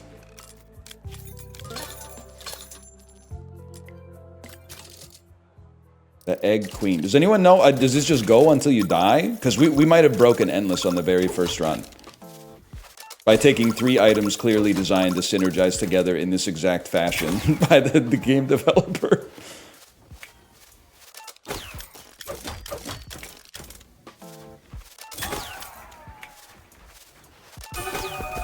So how are those not crits? Does anybody want to tell me how these aren't crits? Those feel like they're guaranteed crits, man.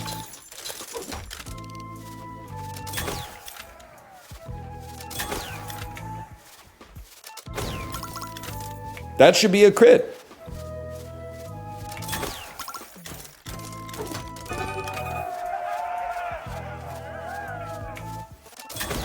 Wow, whatever. We got it working. The skulls aren't fucking with you? They know I have impure intentions. I understand. I get it. We pretty much got like infinite money. Well, no, we have $2. So... Why not the hard? I'm sick of hitting the QuickTime events, man.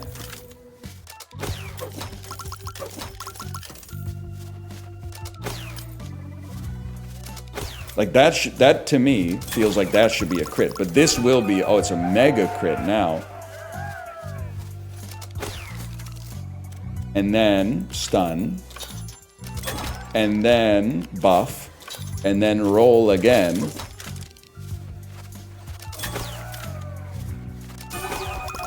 That's a mega crit for 2 damage, apparently. Somehow not a crit. The rules are very murky, man. That's all I'm trying to say is the rules are a little murky for a fella such as myself.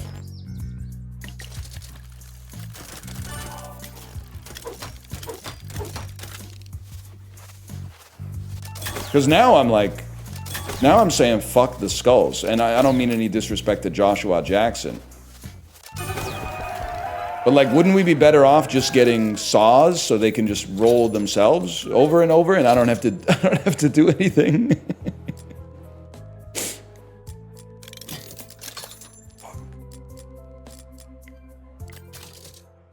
It was a 22k damage skull though. Yeah, but I planted the seeds and I fucking harvested the wheat and I milled it into flour and I baked the bread.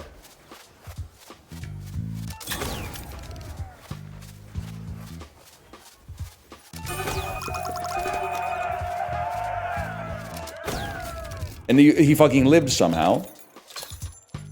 It feels like it should not be possible to live through that, but... Did you chop the firewood? Okay, it fucking takes a village. You're not smart for saying it takes a village. We live in a society. The point is, they be taking my bread.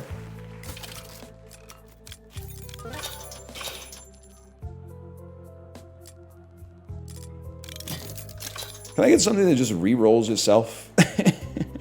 Please? Want to watch a Medea movie tonight? Which one would you recommend? I mean, I would say start at the beginning. Start with Diary of a Mad Black Woman. And if you like that, then get into the Medea verse. But if you're like, oh, I like this, but I don't really like I don't like the Medea character so much, that's where you could take a little pivot and you could go into like she can do battle by her damn self or something like that.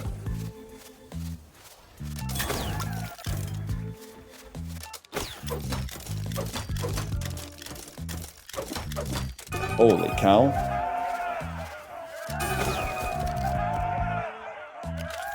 I did think of a character, and the character is guy who has a grudge against the Medea films for being successful, and it says shit like, and if someone said this in chat, I promise you I didn't take it from them. If you ask me how I know, I'm gonna plead the fifth. But they say stuff like, oh yeah, my favorite Medea movie, I love Medea. I loved it so much, I saw it when it came out. It was called Big Mama's House. It was called Big Mama's House. Yeah, my favorite Medea movie, I'd have to say Big Mama's House. The superior, well, okay, it's not actually, now that I think about it, it's not really fair. Because in the movie, Martin Lawrence is like, he works for the FBI and he goes undercover as Big Mama. It's like a, you know, he's playing, it's like a Mrs. Doubtfire situation is a good way to describe it. Medea is, Tyler Perry is playing a woman, but it's not like an undercover situation. He's just an actor and a playwright. So it is slightly different. I'd give you that. It is slightly different. Do you think nudging can help me get extra crits, man? That seems like it would.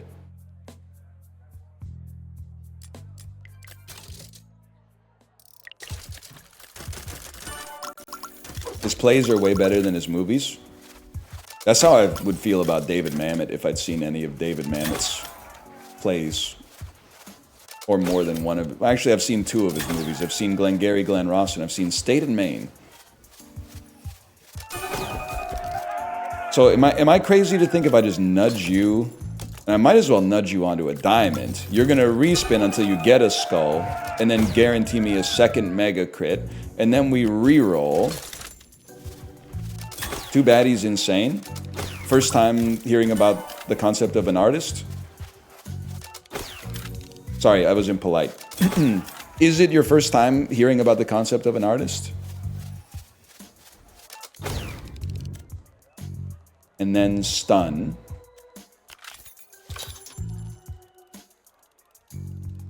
It didn't stun, so I will be killed.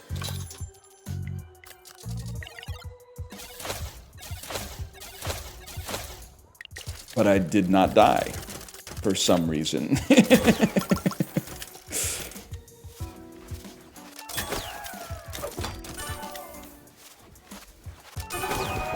All right. You got resistances? I guess, man. I got chills. They're multiplying. And they're losing all control or whatever. Times 2 is also a reroll, but we don't want to... Actually, maybe we do want to respin all our previous spins. If it fucks us, whatever. Life goes on. If we die, whatever. We'll live.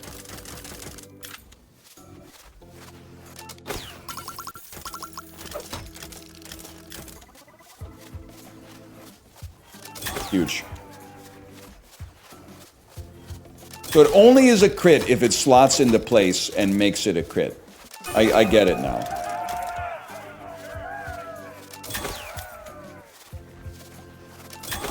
Alright, it ruined my run, guys. It ruined my run. You were right. I thought it would go infinite. Wait, no, wait, it's not over yet.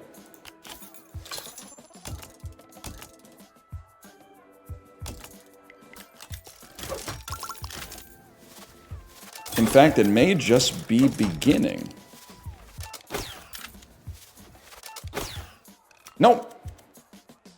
But we do go again.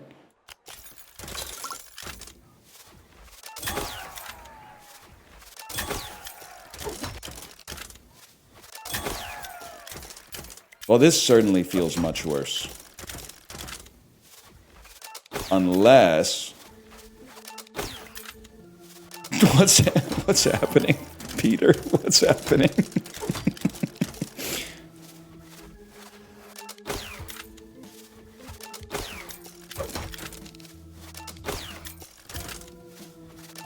Every once in a while, we're gonna get a crit out of this. It's over? Are you trolling?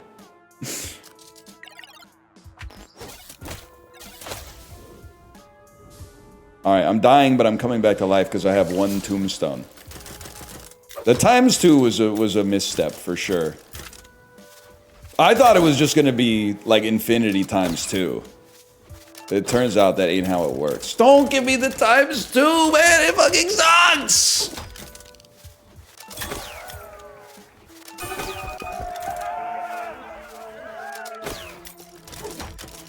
Please, please.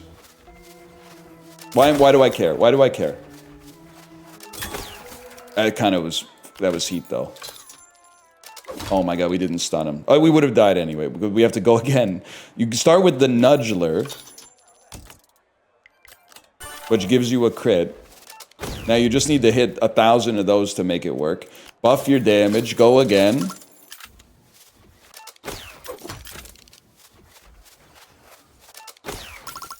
Fuck. Oh, good. Oh, good. A critical hit on some shit that doesn't even do anything when it crits. Oh, good! Oh, good!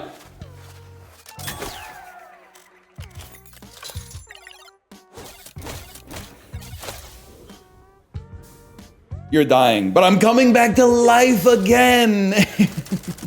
Give me some fucking skulls, bro. But like in a row, please. Oh, Jesus Christ.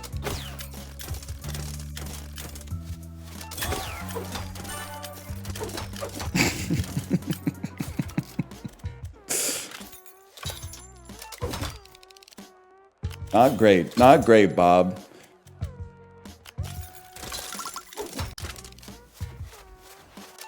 One crit on skulls would really hit the spot, man. Well, keep dreaming.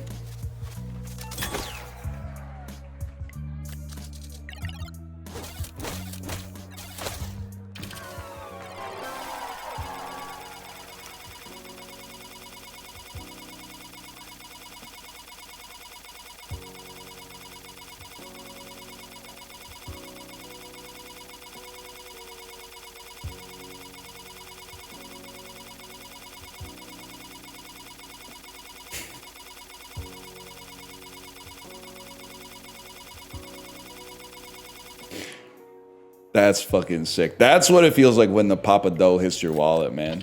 In case you were... A lot of people have been asking, what is the feeling when the Papa Dough hits your wallet? It's a little bit like that. Alright, slash marker. I'll be back in just a second. Slots and daggers. I gotta go pee again. Be right back.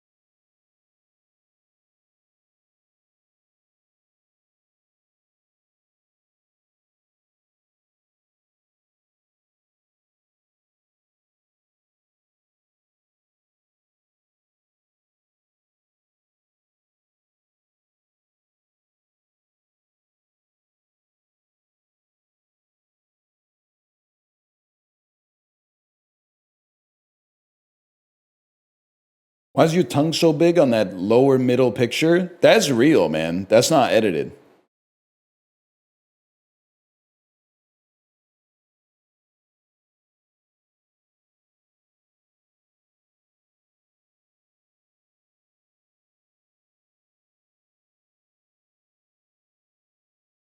You ever seen the the gif of me? This is a crazy sentence.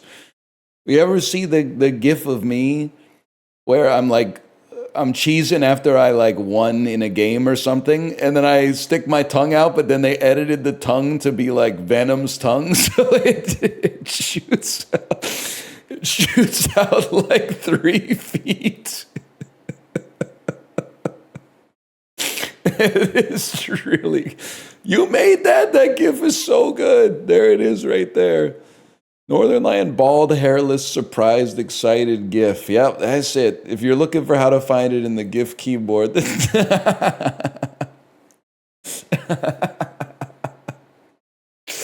Oh, shit. That is fucking good, man.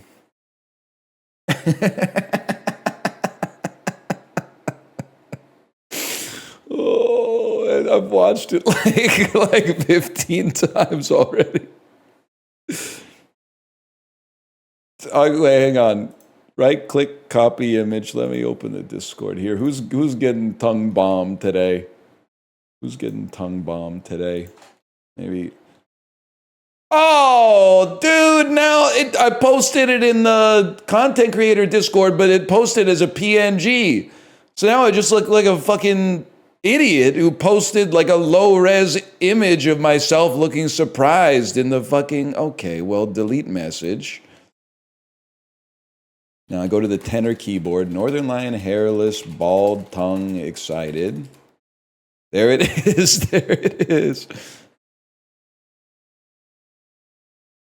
Should I drop an at everyone too? Oh shit, that's fucking good. I already know Corey's cooking something up. Corey's gonna say, "What? What the hell is that?" I know he's gonna say, "Whoa!" And then Chibley's gonna go, "Is that real?" Yeah, Chibley's gonna chime in and say, "Is that real?"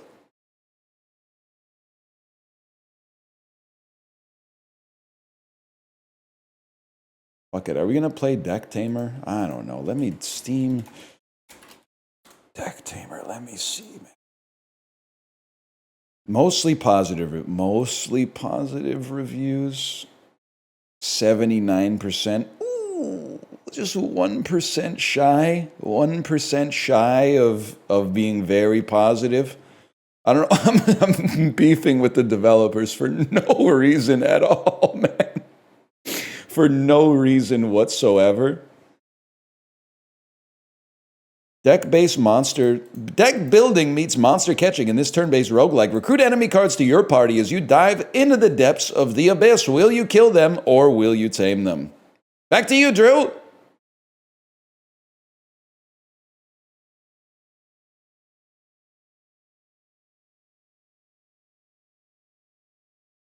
Where were you on 9/11? I was in 8th grade at school. It was like maybe the first week of school, and it was recess, and we all lined up, and the teachers were like talking to each other in whispered tones. They were talking to each other like, what? And then we went into the class, and our teacher gave us like a speech and told us what happened. And I'm sorry, it's not funny. But this is way back in the day, so our class had one computer in it. So I sat down at the computer and I probably went to like CNN.com and I read the news out loud to the class of what was happening at 9/11. Why would you care? You live in a different country. Listen, buddy, it's world news, okay? I get what you're saying, but that's insane. If that shit happened anywhere, it would be on the news here. It's not that far away from you? Wow, it's a long bike ride.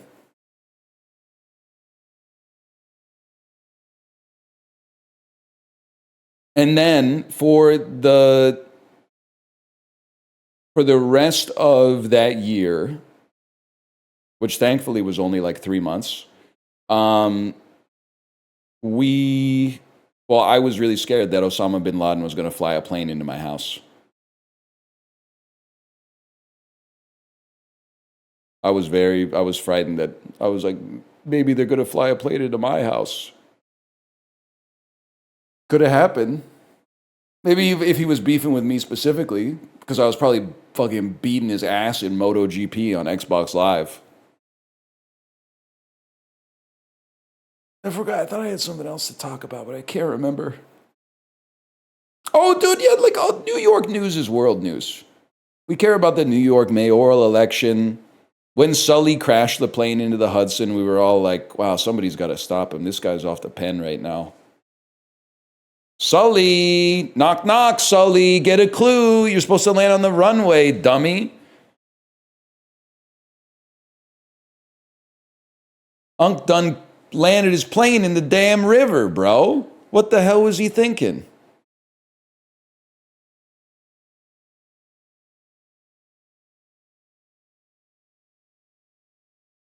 Oh, close slots and daggers, even though the game's good. And then gotta type in, don't play the Arc Raiders trailer that plays Pump It by the Black Eyed Peas, please. We'll go check out Deck Tamer.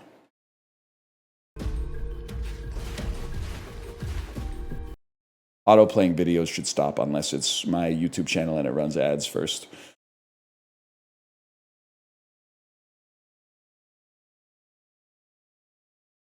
Guy who uses the Pomodoro technique for jerking off.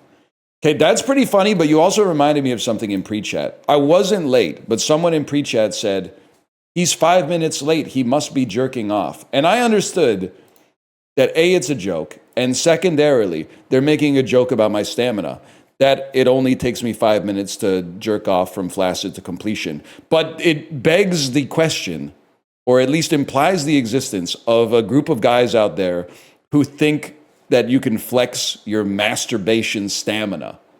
That's not a thing. Your masturbation stamina is not a thing. Your sexual stamina is a thing, but you should not feel good about yourself if you can jerk off for 20 minutes or 40 minutes or an hour or 6 hours. I'm not saying you shouldn't enjoy yourself, but there's also, you got shit to do, bro.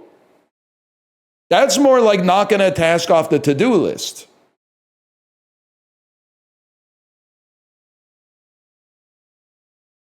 I can't believe you would flex your sexual stamina like, oh, it takes me 25 minutes to ejaculate when I'm masturbating. Honestly, it sounds like you got the wrong person holding the shaft, to be honest.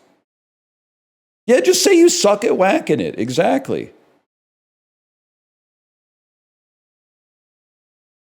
Like, what do you mean you suck at giving a hand job? You have a dick. You're literally like teacher and pupil, bro.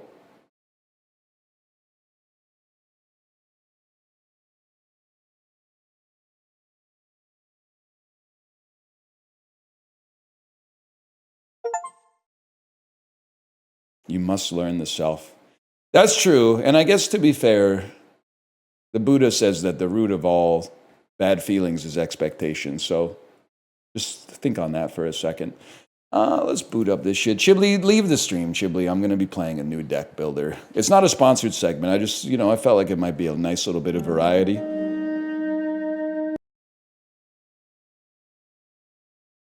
Can I watch, please? Okay. I'm doing the bad Discord Dom gif. Not from the Fast and the Furious, but I'm doing like the come hither motion and then pointing down.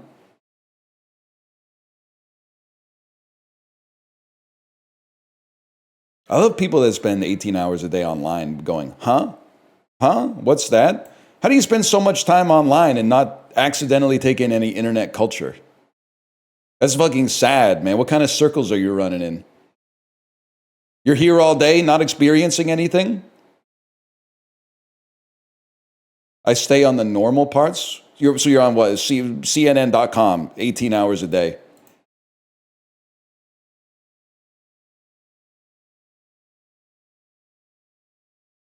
They're on Twitter? Twitter don't exist, man. Twitter been dead for years. That's why I'm so confused.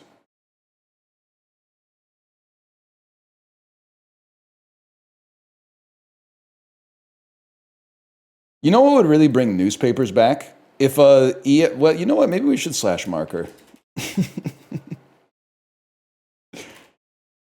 You know what would really bring newspapers back? Is if like an enormous EMP or solar flare hit the earth. And then everyone was like going outside of their house going like, what happened? What happened? You know what I would do? I would go to a store that sells newspapers and I would read the front page of the newspaper without buying it. The newspaper, I feel like the first news story is going to say an EMP hit the earth. I hope. By the way, guys, the game is not... oh, no, never mind. It's capturing. It knew I was talking about it. This is Deck Tamer. It's Slay the Spire meets Pokemon. You can capture monsters and add them to your deck to use them in the future. How would they print the newspapers in that situation? Bro, they would use the Johann Sebastian Bach printing press or whatever. It's got movable type, bro. You dive. Today, Training Day. You like to get wet? You ever see Training Day? Ethan Hawke? Denzel Washington? Today I decided to train at the outskirts of the abyss. I need to learn how to fight if I want to survive my upcoming expedition. Well, I guess I just have to, This is your hand. This hand is your hand. This hand is my hand. From the 4-3 Hell Rat to the 4-3 Hell Rat. Woody Guthrie, bitch. Look it up. Pete Seeger could never. Nah, he's kind of a G2. He shouldn't have tried to kill Bob Dylan with an axe for going electric, okay? Select a card from your hand and put it on the board. I will. I will. Tell your creature to use Bite by clicking on Bite. This move's damage is indicated between the parentheses. Your game is not updated? Listen, I'm mad at you for saying it, but I'm mad at you because it's true. It's a necessary part of the ecosystem. It's a necessary part of the ecosystem to have people in chat that say you have the game name wrong. I do appreciate it. It's part of the equilibrium. But now it's going to take a minute for the game to capture. Never mind. I was like 1 second into the sentence before it fucking happened, man. Bite for 2. Once you've selected your move, you can end the turn.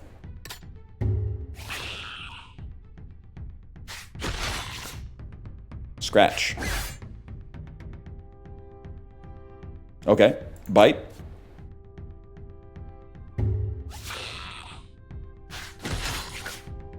Now you're on 1 HP. Surely what I'm going to do next is kill you, right? Surely what I'm going to do next is kill you.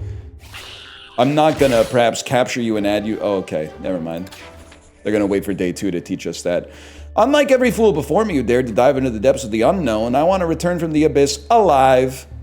Unlike you, Buffy, I want to return from this dance alive.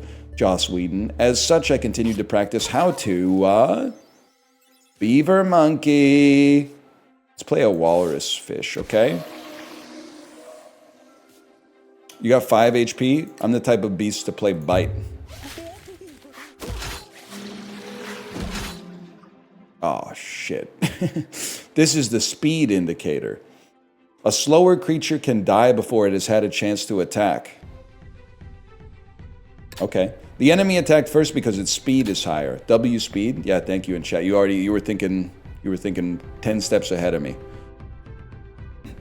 Swear to God they put crack cocaine in the Baby Bell cheese circles. I've had like 10 of these. You should not have 10 of them. Each, like, that's like probably 800 calories of pure cheese.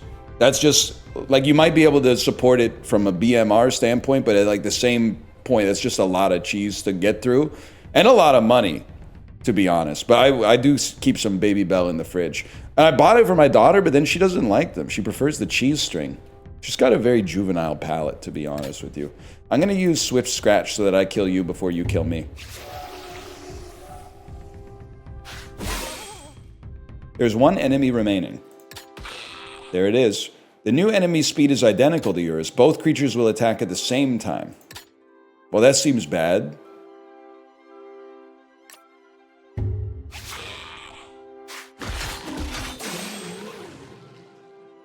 And then I'll play my other walrus fish.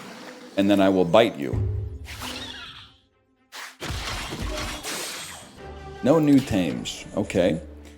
I think I've got the basics down. Here comes another one. I need to, holy, man. Let's play Brown Martyr. Oh, okay. So you're faster than me, and you're a lot stronger. We got to start with some bites, though.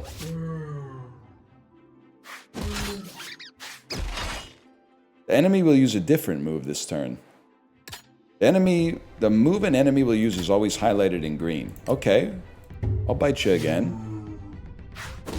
We know why you chuckled? Well, I was just wondering why the Brown Martyr has, like, my grandma's haircut.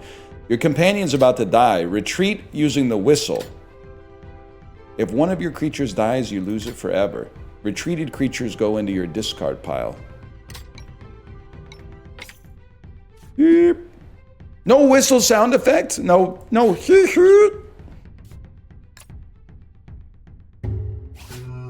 Bro's literally using weak bite. Like, is something wrong with him? You have regular bite, man. You draw one random creature every single turn. When it's empty, your discard pile is shuffled to create a new one. Okay. Okay, well, like, I don't know what you want me to say. Get bitten, bro. You're done. Heal your creature by giving it a berry. Items are stored in your backpack on the bottom.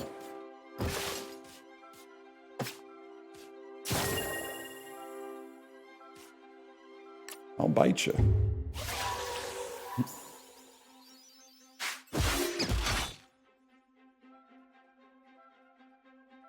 Is saying Baby Bell is good controversial? Well, in North America, no. I don't know. Maybe in Switzerland it might be different. They have different cheese standards over there. The enemy is weak. Time to tame it. I don't want this fuck-ass shiny trail shark that has low speed and a 1 damage attack. You need to tame enemy creatures in order to add new cards to your deck.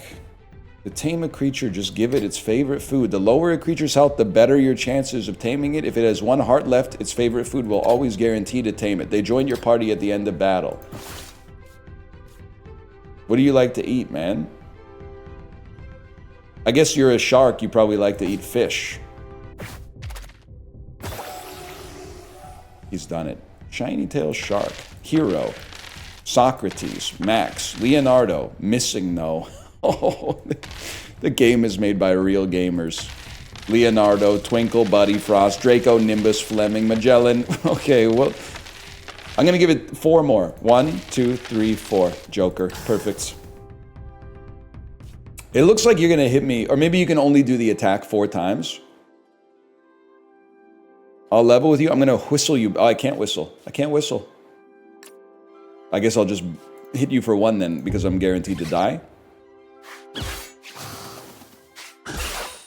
And then I'm going to add you to my frickin' deck, man. You love to eat fish, but I don't have the kind. Oh, I do have the kind of fish you like. Swordbird. Misty.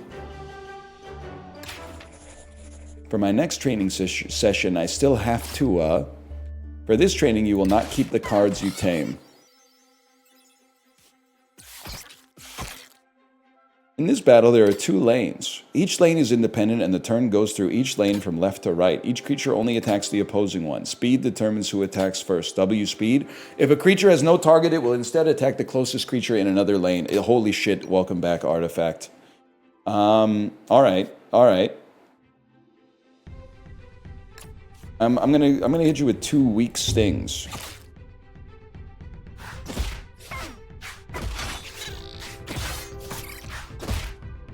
You can move your creatures into different lanes by dragging and dropping them. That makes sense to me. Take another weak sting.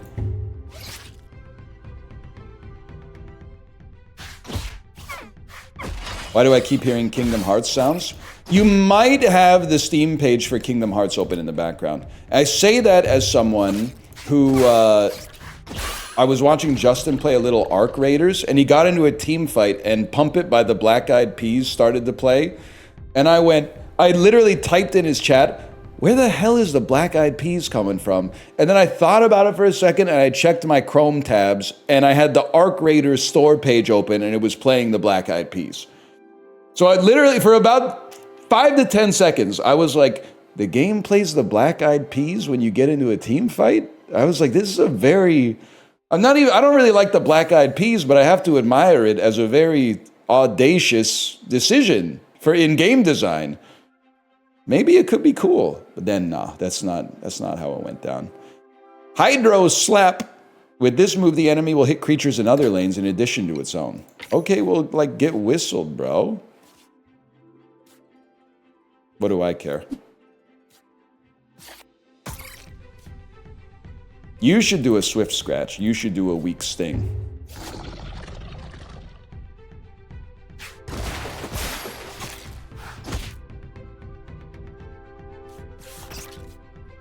Not you! Not you! You freaking suck, man. Give me this guy. He's at full health. Same difference.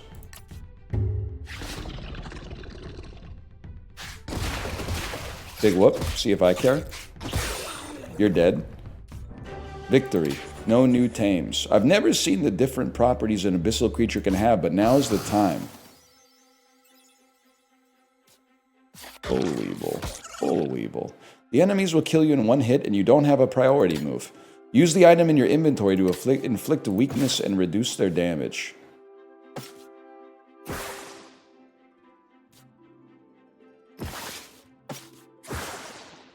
Okay. And then we just do this and we defeat you, I suppose.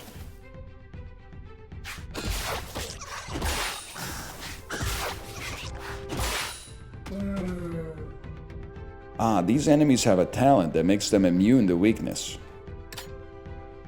This time use the item from your inventory to give Sturdy to your team so they can resist the hit. Sturdy. Take 1 less damage when hit, except for poison. Sound scared the shit out of me. You got a real beef with the Foley artist on this one. I don't know why. They're getting sturdy on them. Sturdy, we're so bad. What is getting sturdy a euphemism for? Because I've been telling people I've been drinking straight mud. I've been triple cupping mud for like 10 years. Then all of a sudden they think I'm drinking a beverage that's infused with codeine. No, bro, I like my coffee black. I like my coffee black and a little muddy. I'm not sipping a codeine-laced beverage. I take my whiskey neat, bro. This will inflict poison, which goes past Sturdy. Use a syringe to infuse the talent Venom Cure into your team, making them heal from poison instead of taking damage. Sorry, I'm starting to feel a little bit like Soldier Boy. I am like, ain't no point to the damn. You don't run out of the anti-weakness juice or nothing. It's a dance, okay. Like a DANCE 1, 2, 3, 4, 5 type thing.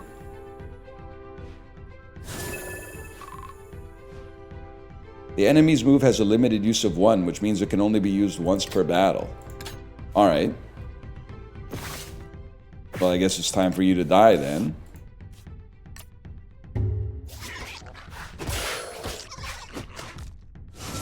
You a big Justice head? I was for that song in the summer of 2007. Will I die? Great job. The training is now complete. You'll be given a new deck of cards and begin your descent. Let's do it, man. It's time for you to choose which path you'll take. Take a look at the enemies you'll fight. If you win the fight, you'll earn these item cards. In addition to the items, this event will happen. Choose between an empty syringe that works on enemies or a filled syringe that inflicts a curse on them. Now let's check the other option by using the arrow at the bottom. As you can see, this encounter has different enemies and different rewards. Choose the one you prefer and start the fight. Okay, okay.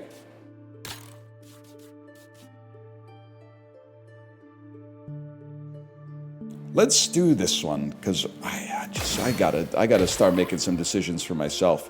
Maskell is defensive. Maskell gains 1 protection. Protection.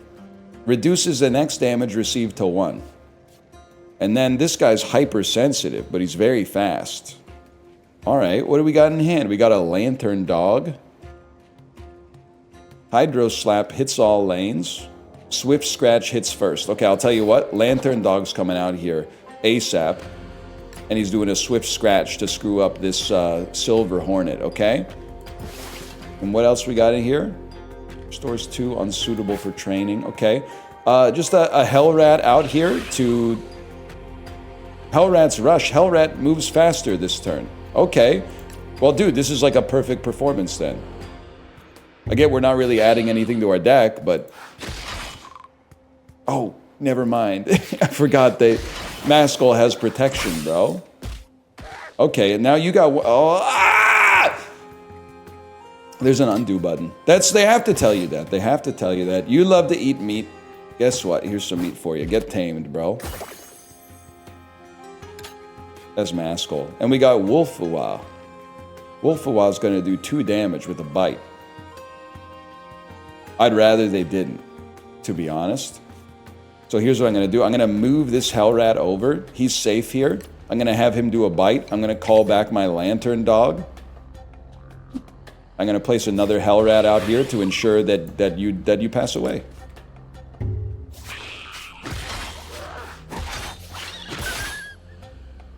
Get mogged, bro. And you've tamed the Maskell. When placed, gains protection. And then this is all the stuff we got. Okay. Select a special syringe to add to your inventory. Works like an empty syringe, but can be used on enemies of danger 3 or less. Extracts a talent or a move from a tamed creature. The ability can then be given to another creature. Okay, that's kind of cool. That is kind of cool. To suck a move out of one card and give it to another card. And you can use it on enemies. That's kind of neat. Obviously, I'll take that. Warning, are you sure? Yes. Just like in battle, your items are usable in fights by accessing the backpack. Who asked? You can also release creatures by accessing your deck. You can just release them just willy-nilly, bro? Teach a move that deals 9 damage to all enemies but kills your creature. That actually seems like a great reward.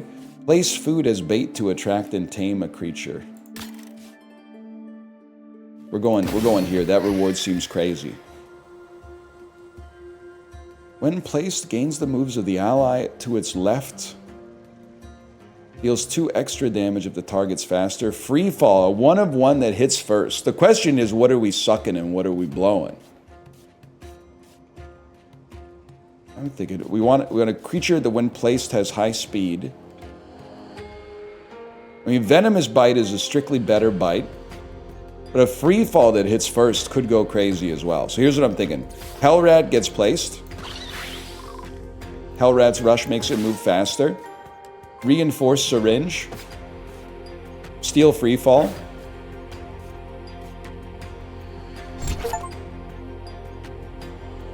Okay, and now that I've got it,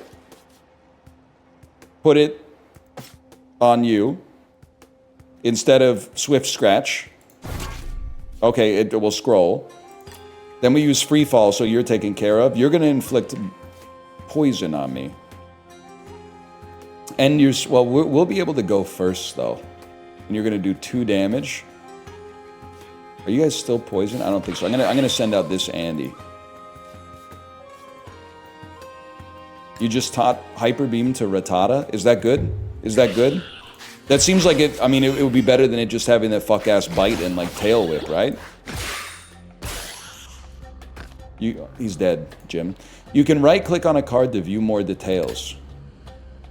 Now, what the heck are you doing? On retreat, gains 4 health. When placed, gains some support. Venomous Bite inflicts poison on the target. Here's what I'm thinking. We move you over here. Swift Scratch gets the kill. Maskell comes out here. We hit you with a Venomous Bite. Obviously.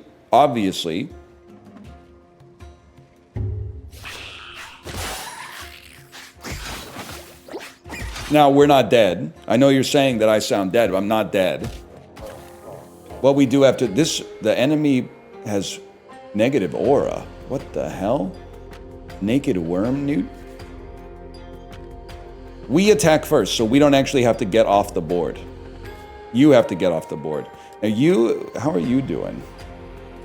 Joey Tribbiani? You're doing 1 damage with bite and being killed. That seems bad. Well, you're not being killed, but you're getting hurt quite badly. Maybe we should try to tame you. You seem like a great card, man. What do you like to eat? The world may never know. The world may never know. All right. How about a venomous bite and a bite? And I end my turn.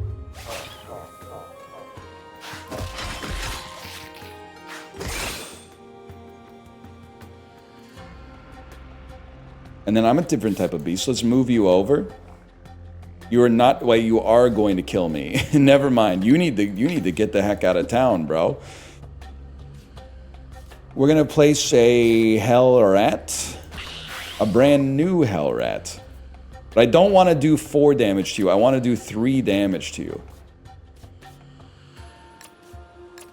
Or 0. That's 0 damage. I want to do 3 damage to you.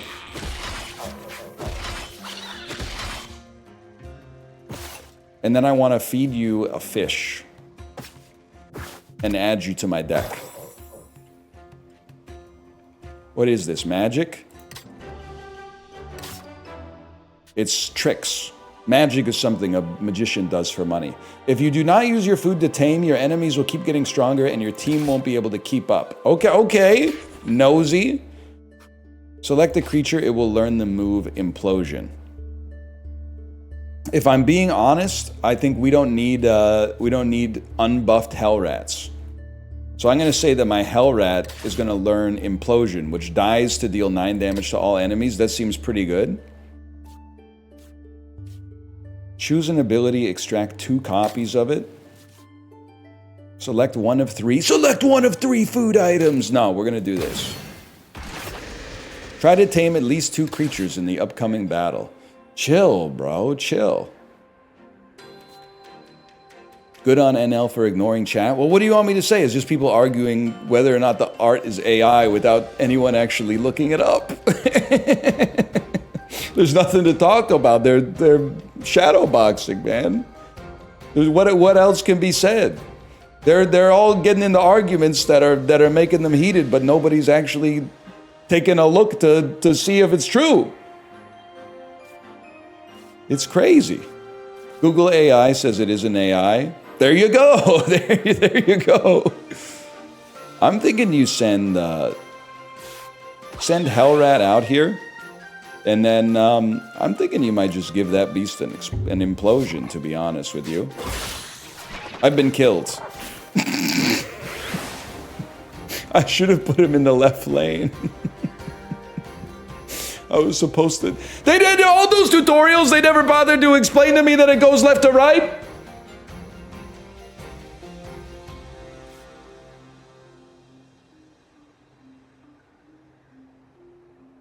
They did explain that. I'm going to be honest with you. I think we got to abandon this run. That's devastated me. Let's start over from brass tacks. Okay, new dive. Can I play on the Venturer difficulty? There's an undo button. I'm going to level with you guys. I don't think... I mean, I'm not just saying... I'm not tilting and making one mistake. I'm not sure this is made for me. I made it through the tutorial. I made it through the first couple of battles. And then I think I've given it a chance, and I don't necessarily think it's for me. But I'll give it one more try. I did like the idea... I like the idea of extracting an ability from a card and putting it on something else. Select your starting creature. Well, this is way better, man, that I get to choose what I'm actually starting with instead of they're just giving me a bunch of fuck-ass hell rats or something. When placed, deals 1 damage to the opposing enemy, inflicts 2 vulnerability, tongue wiggle. Venom spray, when placed, inflicts 2 poison. on the other enemy. Furious Fangs, Poison Scales, gains 2 armor, inflicts poison to the target. Blood Grub. Blood Grub. Blood Grub seems very interesting, man. Blood Grub seems very interesting. When placed, regains life. Nah, we're gonna do a Ketsi. And select your accompanying creature group.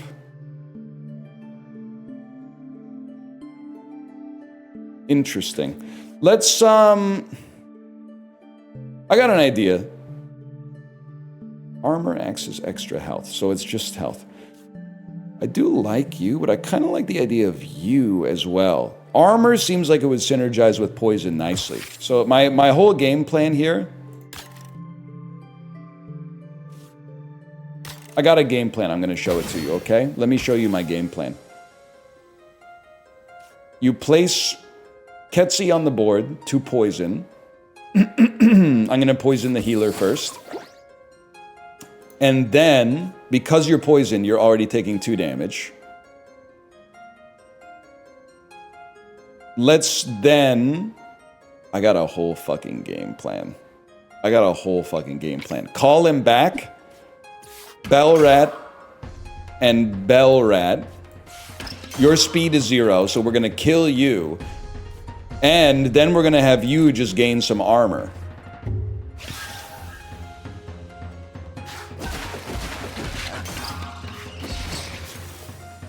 What? You haven't died. That's my bad.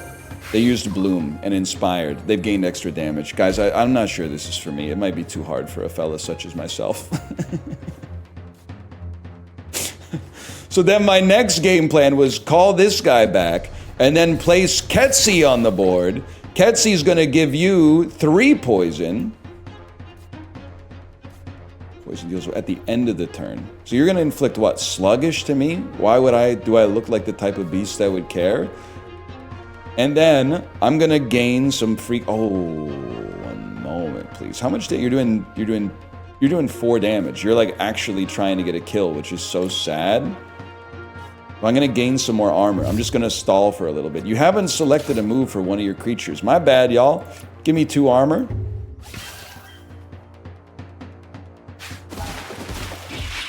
I've been killed.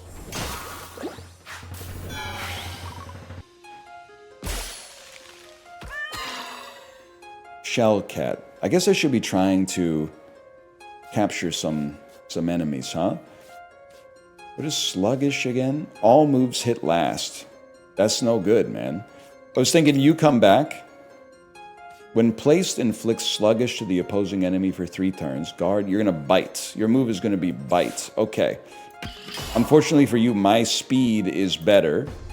So I'm going to hammer tail you. Our moves are going to go at the same time. And you're going to kill me. You're going to kill me. You're the strongest enemy that's ever existed in any video game in history. We're going to capture you with fish.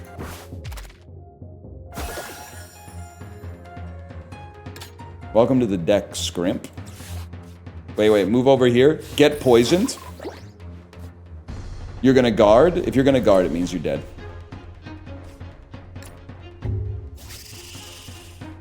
Are you guys hearing the same thing in the music that I am? Dum dum dum dum dum dum dum dum dum dum dum dum da da da dum. Are you hearing Seven Nation Army in the track, or am I going insane? After a team member uses a status move, gain yada yada. That's good for us. That's really good for us, man. Should I accept this mystery trade? Yeah, absolutely. Trade a bell rat that sucks for a silver hornet. On death, adds honey to your inventory. Oh. A former human with 12 hearts and no abilities joins your party, but I can give him abilities, man, with all these empty syringes in my backpack.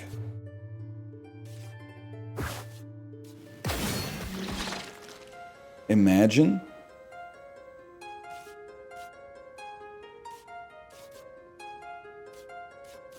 First off, get poisoned. That's a given. Scrimp. It's 2 times. Anyone know what a status... Oh, this is a status move. It's that simple. I know what must be done. Place Scrimp. Use Poison Scales to gain 2 armor. And use Water Skiing. But Water Skiing will happen after you get buffed, so you're actually going to kill the Kara Beetle. It's that simple. Boom. You looking for this? Hydro Slap. You've been inspired. Guess what? This is enough damage to kill you now, bro. Bet you feel stupid. I really thought I was going to capture him. My bad. Now we're in a lot of trouble. Now we're in a lot of trouble. I don't know what to do. Someone's got to go, and I think it's going to be Scrimp. Because Ketsy's got to go back. I don't have faster speed than anybody. I can at least hurt you pretty good. And then, I mean, obviously you'll be killed. Obviously you're gonna die. So instead we'll place Bellrat. And you're gonna bash me for 2. Which is fine by me, because I'll just follow up with the Hammer Tail for 2. And you Water Ski. Okay, end turn.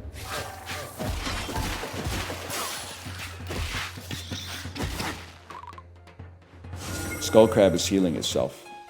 That's no good for a beast like me. 3, you're gonna do a bite for 2. You're doing a bash. Okay, I'm gonna place you, thus applying some poison to you. And then, I was thinking maybe I would do 0 damage. Or I could just lose... you know what? You get out of here, die and give me some freaking honey, bro. You haven't selected a move.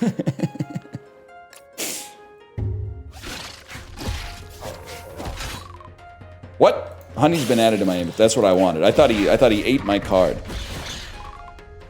Okay, next step, and I mean this. Oh, he died to poison. I need a creature, man. You'll eat anything? What do I have a surplus? I got a surplus of meat. Take some meat. A lot of sauce on that animation. Okay, Skull Crab, welcome to the party. Tame more creatures. Add a former human to your deck. Alright, man. So here's the next step. The next step is extracts a talent or a move. I'm taking talent essence and where did it go? I'm placing it on the former human. So when placed, he inflicts 2 on the opposing enemy. And can you have multiple talents? Can you have multiple talents? Yes? Oh my god. At the end of each turn, regen 1. I am like that dude in New Zealand who got like 52 COVID vaccines. Look at that. So he inflicts poison. And then...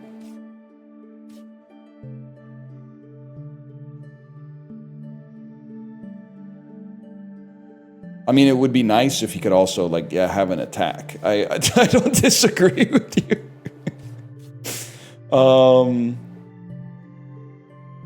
But this is, like, the number of times you can use it, right? Or is that just how much damage it is?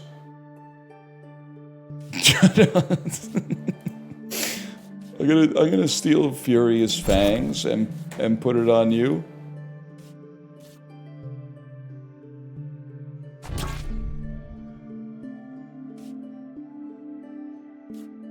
And then, does this give you the health permanently? I sucked Ketsy dry, man. I sucked Ketsy dry. No, it's temporary! Are they trolling? Oh my gosh. Let's just do it this way, man. Okay, tame 2 creatures. I can do this, man. Where's my... There he is. There's my human. Where's my human? Everybody went to school with the where's my human guy. Oh, shit. I definitely feel like I'm gonna get my fucking ass beat on this one, but It's alright, let's put you here because you'll go faster, so gain some armor and don't die right away. You're a different type of fella. I feel like, how much you doing? You're doing 4 damage, which will kill me, but that's whatever. Who cares? In that case, why don't you go over here and then target... Oh, but you do less damage.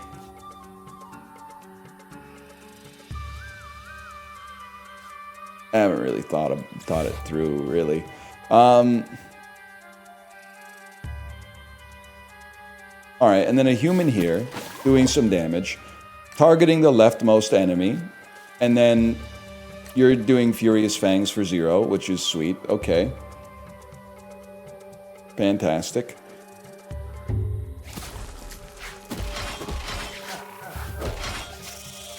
Whatever, what do I care about taking 2 damage? Then you take 2 damage to poison, and then I open my bag, and I feed you a fucking fish, and guess what? You're on the fucking squad now. And then we got this fella doing a bash, which literally does not matter. But we got... I can't help but think that we have a bit of a problem. Namely, that you can't do anything. And you have 1 HP, so I'm pretty sure... pretty sure I just lose. I think one thing I could do... So you don't have any poison on you. What are the odds? What do you like to eat? You like to eat meat. 40% chance, we take those odds. I guess that means it didn't work. So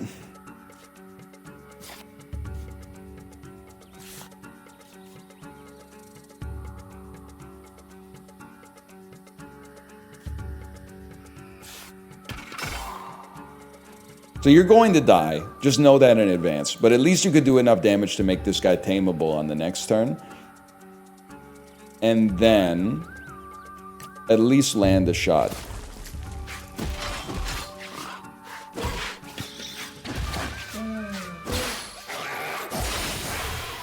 That seems bad. I got no creatures. That seems not good. So and now I got an 80% chance to get you in the deck. And then, what do you like to eat? Fruit. This would be huge. All right. And then... I guess I would use Furious Fangs. And then I'd probably just do that shit again if I had to guess.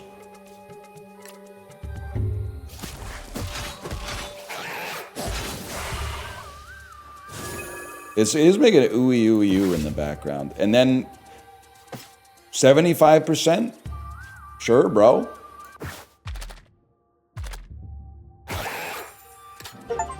Well, it's like they replaced the whole team, man. They replaced the whole team to just make my deck better. Gather food or 50% chance of getting prime food. Give me prime food. W Logan Paul in chat. I didn't know they made fish. I gotta get down to the convenience store. I gotta get down to the combination vape cart, refill station, Bitcoin ATM, and exotic snack store to get some prime fish. Choose an ability, extract 2 copies of it! Holy shit, man. The lazy strike? No strike is lazy, bro. I was just virtue signaling, really, to be honest with you. Sadistic. For each negative effect on an enemy, gain as much health for 1 turn. That could be huge, man. And then we just suck the shit out of your talents. And put them all on the former human. Yeah. Rest. Falls asleep to regain 6. Can I tell you something, bro? Because you're using the rest, I would like to poison you because that gives me a very easy chance to heal. Headbutt. You have 3 speed. It does 4 damage. Think you can go here? Oh, but Headbutt does less damage. Motherfucker. That's alright. We're still gonna capture you. And the opposing enemy does less damage. They're having a mid-off. I'm hearing they're having a mid-off. Well, like, if you're gonna inflict some fucking negative damage, you're gonna inflict it first, too. Oh, shit! Remove its negative effects! It's an extra time for each effect removed, bro. Holy fuck. Holy fucking shit. I haven't selected a move for everybody. My bad. Yeah, you can hit him with some Furious Fangs or whatever. Obviously, he's gonna regain all his health, but then he's gonna be poisoned after. Oh no, I'm fucking debuffed. Oh wait. I've removed my debuff and hit you accordingly. Oh wait, you've hit me? Oh no, you've been hit in return. Guess what? I've regened, and guess what? You got poisoned. Okay. Now, obviously, put the Nostroptera in the bag, and then, you like fish, right? You like prime fish? Put the Naked Worm Newt in the bag. Death Sting? That sounds bad. But we could have you kill something that we don't even like that much. Or we could just kill you first. What are you doing this turn? You're doing nothing. You're still asleep. But you're poisoned, bro. You're inflicting 3 poison to the target, but unfortunately for you, I'm removing all of my negative effects. Now you are gonna kill me, so I think you should come back. I think we should... Shit. Wait, it reduces the damage of the next attack to 1. No, you take 1 less damage when hit, which will still kill me. Fuck! Fuck!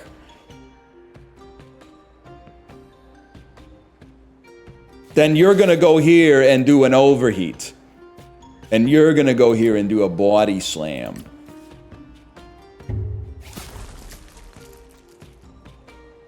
Has Ryan commented on slushy noobs yet? Chibli, what's... you were talking about slushy noobs a while ago, but I don't remember. I don't remember exactly what was up with slushy noobs. They're like, they're a YouTube Kids creator or something like that, or a TikTok gaming creator. I'm not that familiar with the landscape, to be honest with you.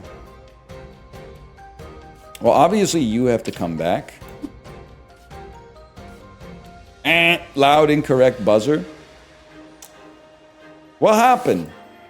What's wrong with overheat, by the way?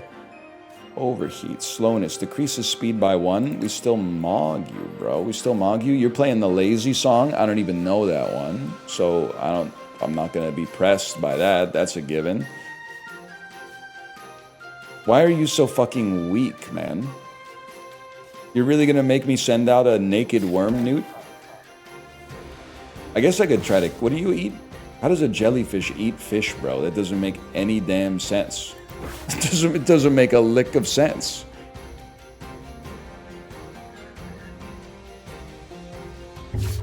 I haven't selected a move on everybody. Sorry, y'all. I gotta select Furious Fangs. They literally do. They literally don't. It's literally impossible for them to do that.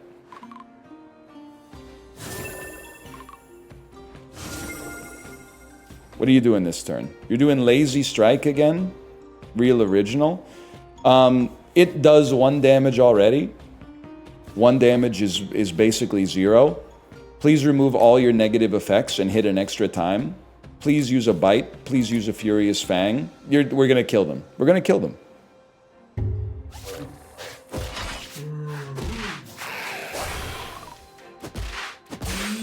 Holy shit. Holy shit. He's going off, man.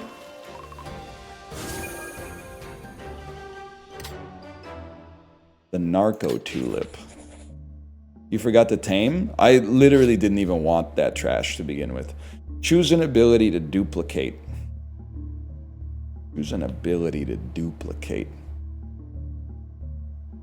And I do feel like inflicting negative damage to all enemies seems like a pretty good thing to have. Steam Purge? I guess actually, you know what? Steam Purge on a former human and then farm debuffs on them. Maybe there's something to that, man.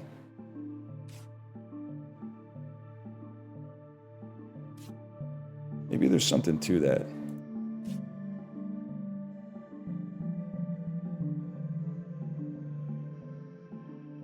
Yeah. Yeah. Yeah, those are the ones. And then this one gives me an empty syringe, so we take those.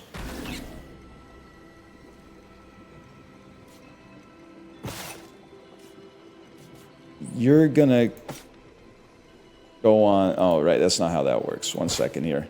Bro, we didn't even draw the human.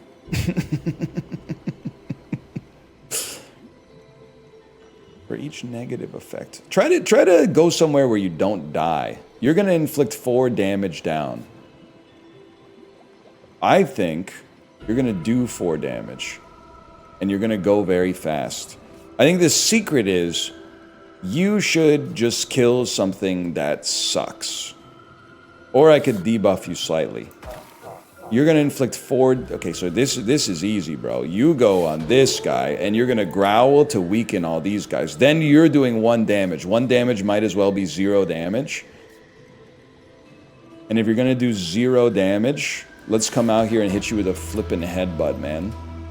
Launch it.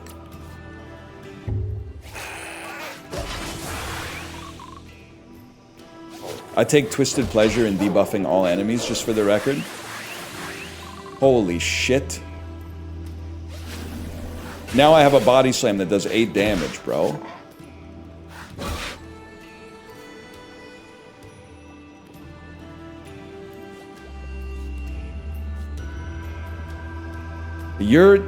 It doesn't really matter if you die. You should go over here, because you'll get the kill. You're doing 2 damage, which is basically 0 damage.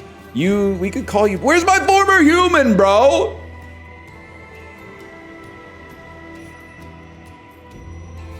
I think I want Spine Hog to die. It would be nice if they got a chance to attack, though. I think both of these dying is not so bad. What are you doing? Obliteration for 4 damage? Literally, we send it. Yeah, I don't care. Don't even choose moves. Don't even choose moves.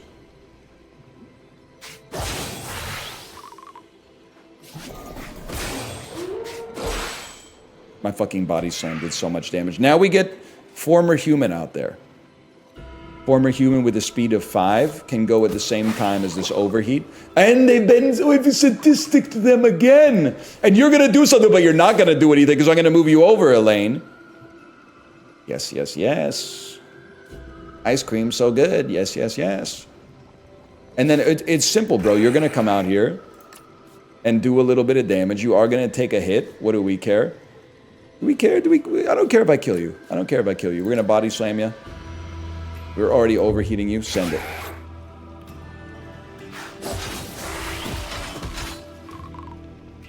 They're taking twisted pleasure. I'm getting debuffed and they're taking twisted pleasure in it. Okay, now watch this, bro. Watch this. Nostroptera!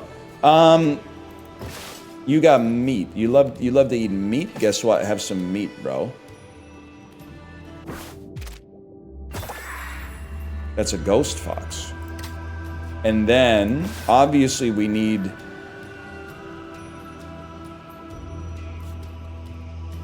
You having Steam Purge is... No. You already got Body Slam. You need Steam Purge. Removes its negative effects. Hits an extra time for each one. Now, you're gonna hit for 3. That's not good. Your speed is quite high as well. If I may, you're pretty much useless. Here's what I'm gonna do. You're pretty useful because you can go fast sometimes. You're gonna get knocked out. You're going to come out here and get killed. We're going to growl on you to farm some debuffs, and you're going to regenerate some HP. Oh, I guess actually, now that I think about it, we're also hitting you in like every lane.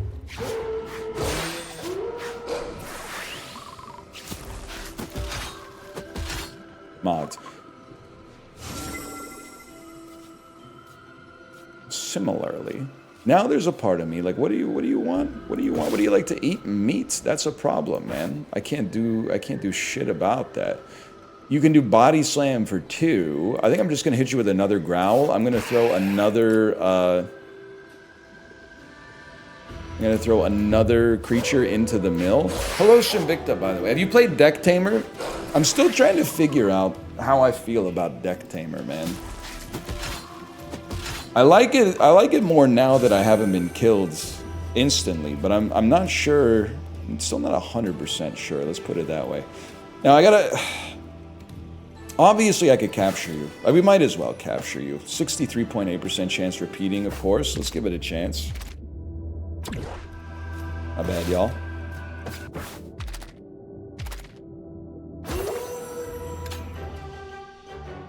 Two more creatures for the deck. A little bit of food. Empty syringe. I've taken the creature with me, I guess. I clicked the button way too... Or maybe I didn't. I clicked the button way too fast. That's not their fault. Oh, strange mushroom. Oh, Earthrider. We only got 5 creatures in our deck. That seems not good. If a creature's about to die, I guess we should take their move. That makes more sense.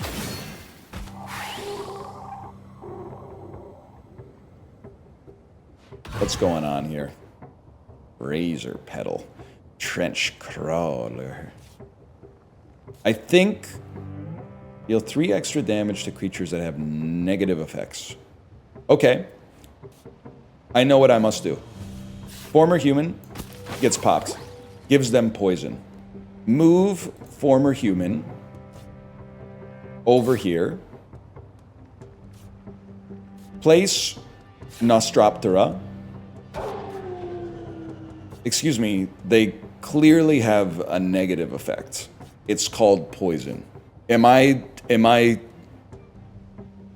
they being so fucking for real with me right now? Are they being so fucking for real with me right now? It works, don't worry. It'll work. It doesn't show in the preview! Mega Crit wouldn't do that. It would show in the preview. Now, are we sending... I guess we're basically sending out something to die. And in that case, it will be you.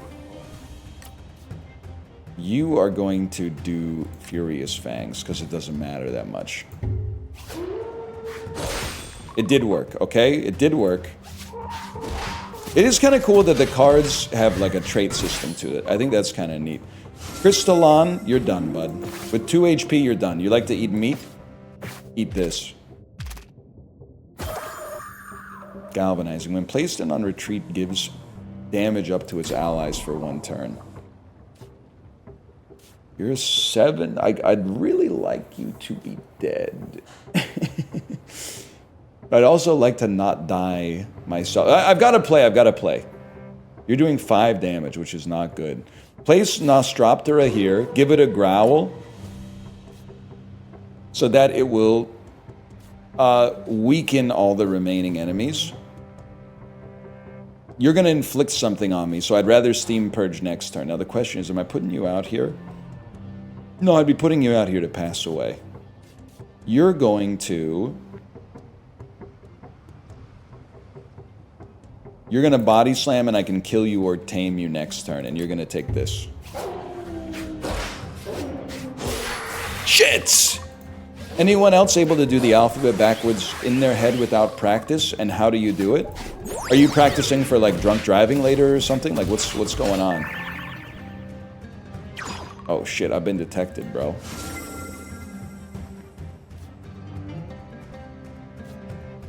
Makes this creature targetable by the move Sightless Sweep. Well, I think probably this is the end for us then.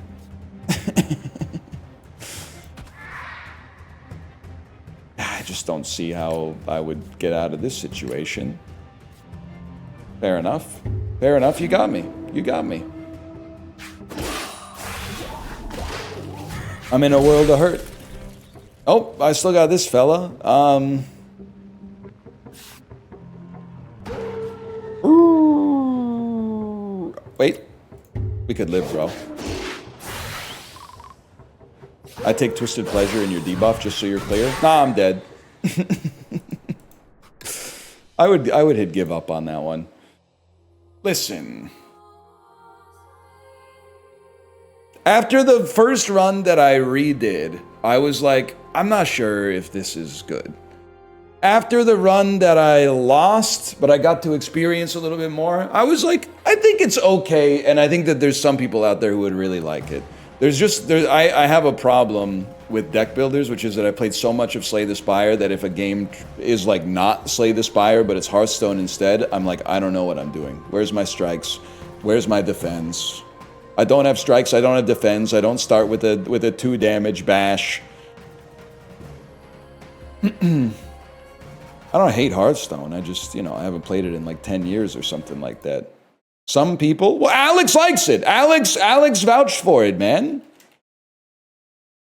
But he's also a Pokemon guy, so you should know you can't trust him. You can't trust him, he plays too much Pokemon. Oh, I miss my zero mana zap. I miss my 0 mana zap. Diceomancer's enjoyable. I'll risk a week-long ban on it. We don't really do that here. I see what you're doing, but that's not what we do. I'm not really giving 10,000 people one game recommendation and then if it fails, banning them. That just seems like, that just doesn't seem very fun. to be honest. You should ban someone for fun. It's been a minute. I'm not going to lie to you. It's been a minute. Has it been a minute? Let me see. You used to do that for Sub Sunday. That's virtue signaling. Sub Sunday, where we played Counter-Strike Global Offensive and Team Fortress 2. That was... Oh, no, you're not talking about that. You're talking about when we played The Witcher. Everyone remembers Fallout New Vegas. Nobody remembers that when I said, hey, I'm going to pivot Sub Sunday, so that it's no longer me just playing Counter-Strike Go with chatters, but every single time I play Counter-Strike Go with chatters, it's just sweet. People were like, no! I literally subscribed to play Team Fortress 2 with you. I know every Sunday forever I've been busy and I haven't been watching the stream and the viewership is horrible and the same 15 people fill up the server every single time and it costs you £8, whatever the fuck that is, every month in order to get the server on multiplay.co.uk up, and then I got to go into the server settings because somebody's like, can we remove nuke from the rotation until they update the map? And I'm like, oh, motherfucker. Please, oh my God, no, not another Fallout New Vegas Let's Play on YouTube. No! Anyway, we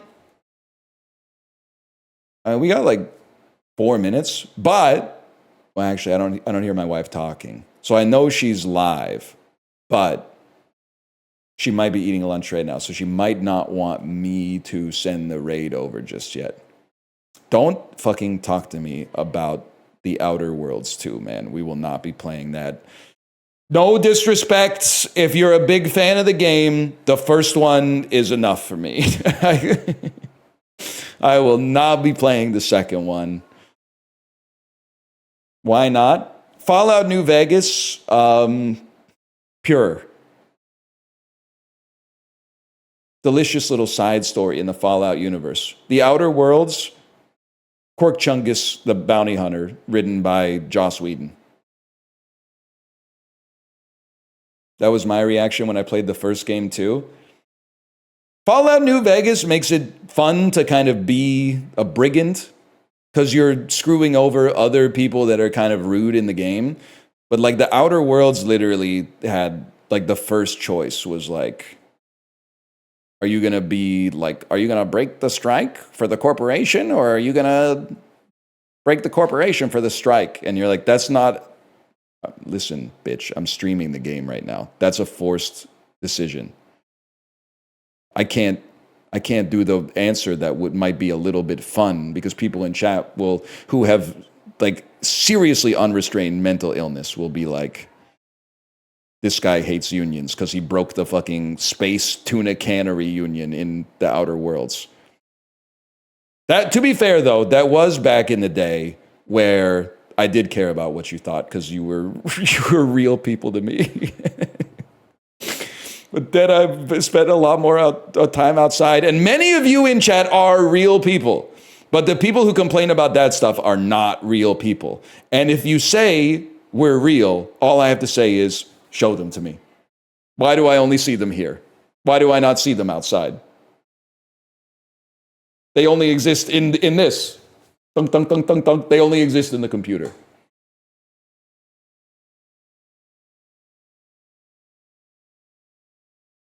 Yeah, they don't let you be evil, man. They don't let you be evil. Because Vancouver's a theme park? Gagi, what are you talking about? What does that even mean? It has the same vibe as when I was talking about the Dodgers and I was saying like I had sympathy for the fans just a little bit. And then someone said, oh no, the poor millionaire LA Dodgers fans in the stadium. I was like, I thought we were all empaths, man. We become allergic to empathy because they root for the other sports team is very funny to me. All 53,000 people in Dodger Stadium are obviously millionaires. They turned sports into a class war, but it's not owners versus players or players versus fans or fans versus owners. It's their team's fans are richer than my team's fans, so they're the bad guys. Like, what are we doing? Also, people in Toronto are fucking rich, man. If they're rich in LA, they're rich in Toronto too. Both cities are pretty rich.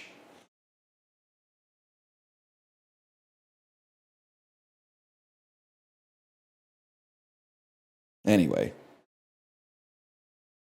Canadian dollars don't count. When you're this breaded, everybody tender. Anyway, I'm going to send you over to my wife's stream. And I'm going to go eat some lunch. Good night, y'all. Feeling tired. Gonna go eat lunch. Good night, y'all.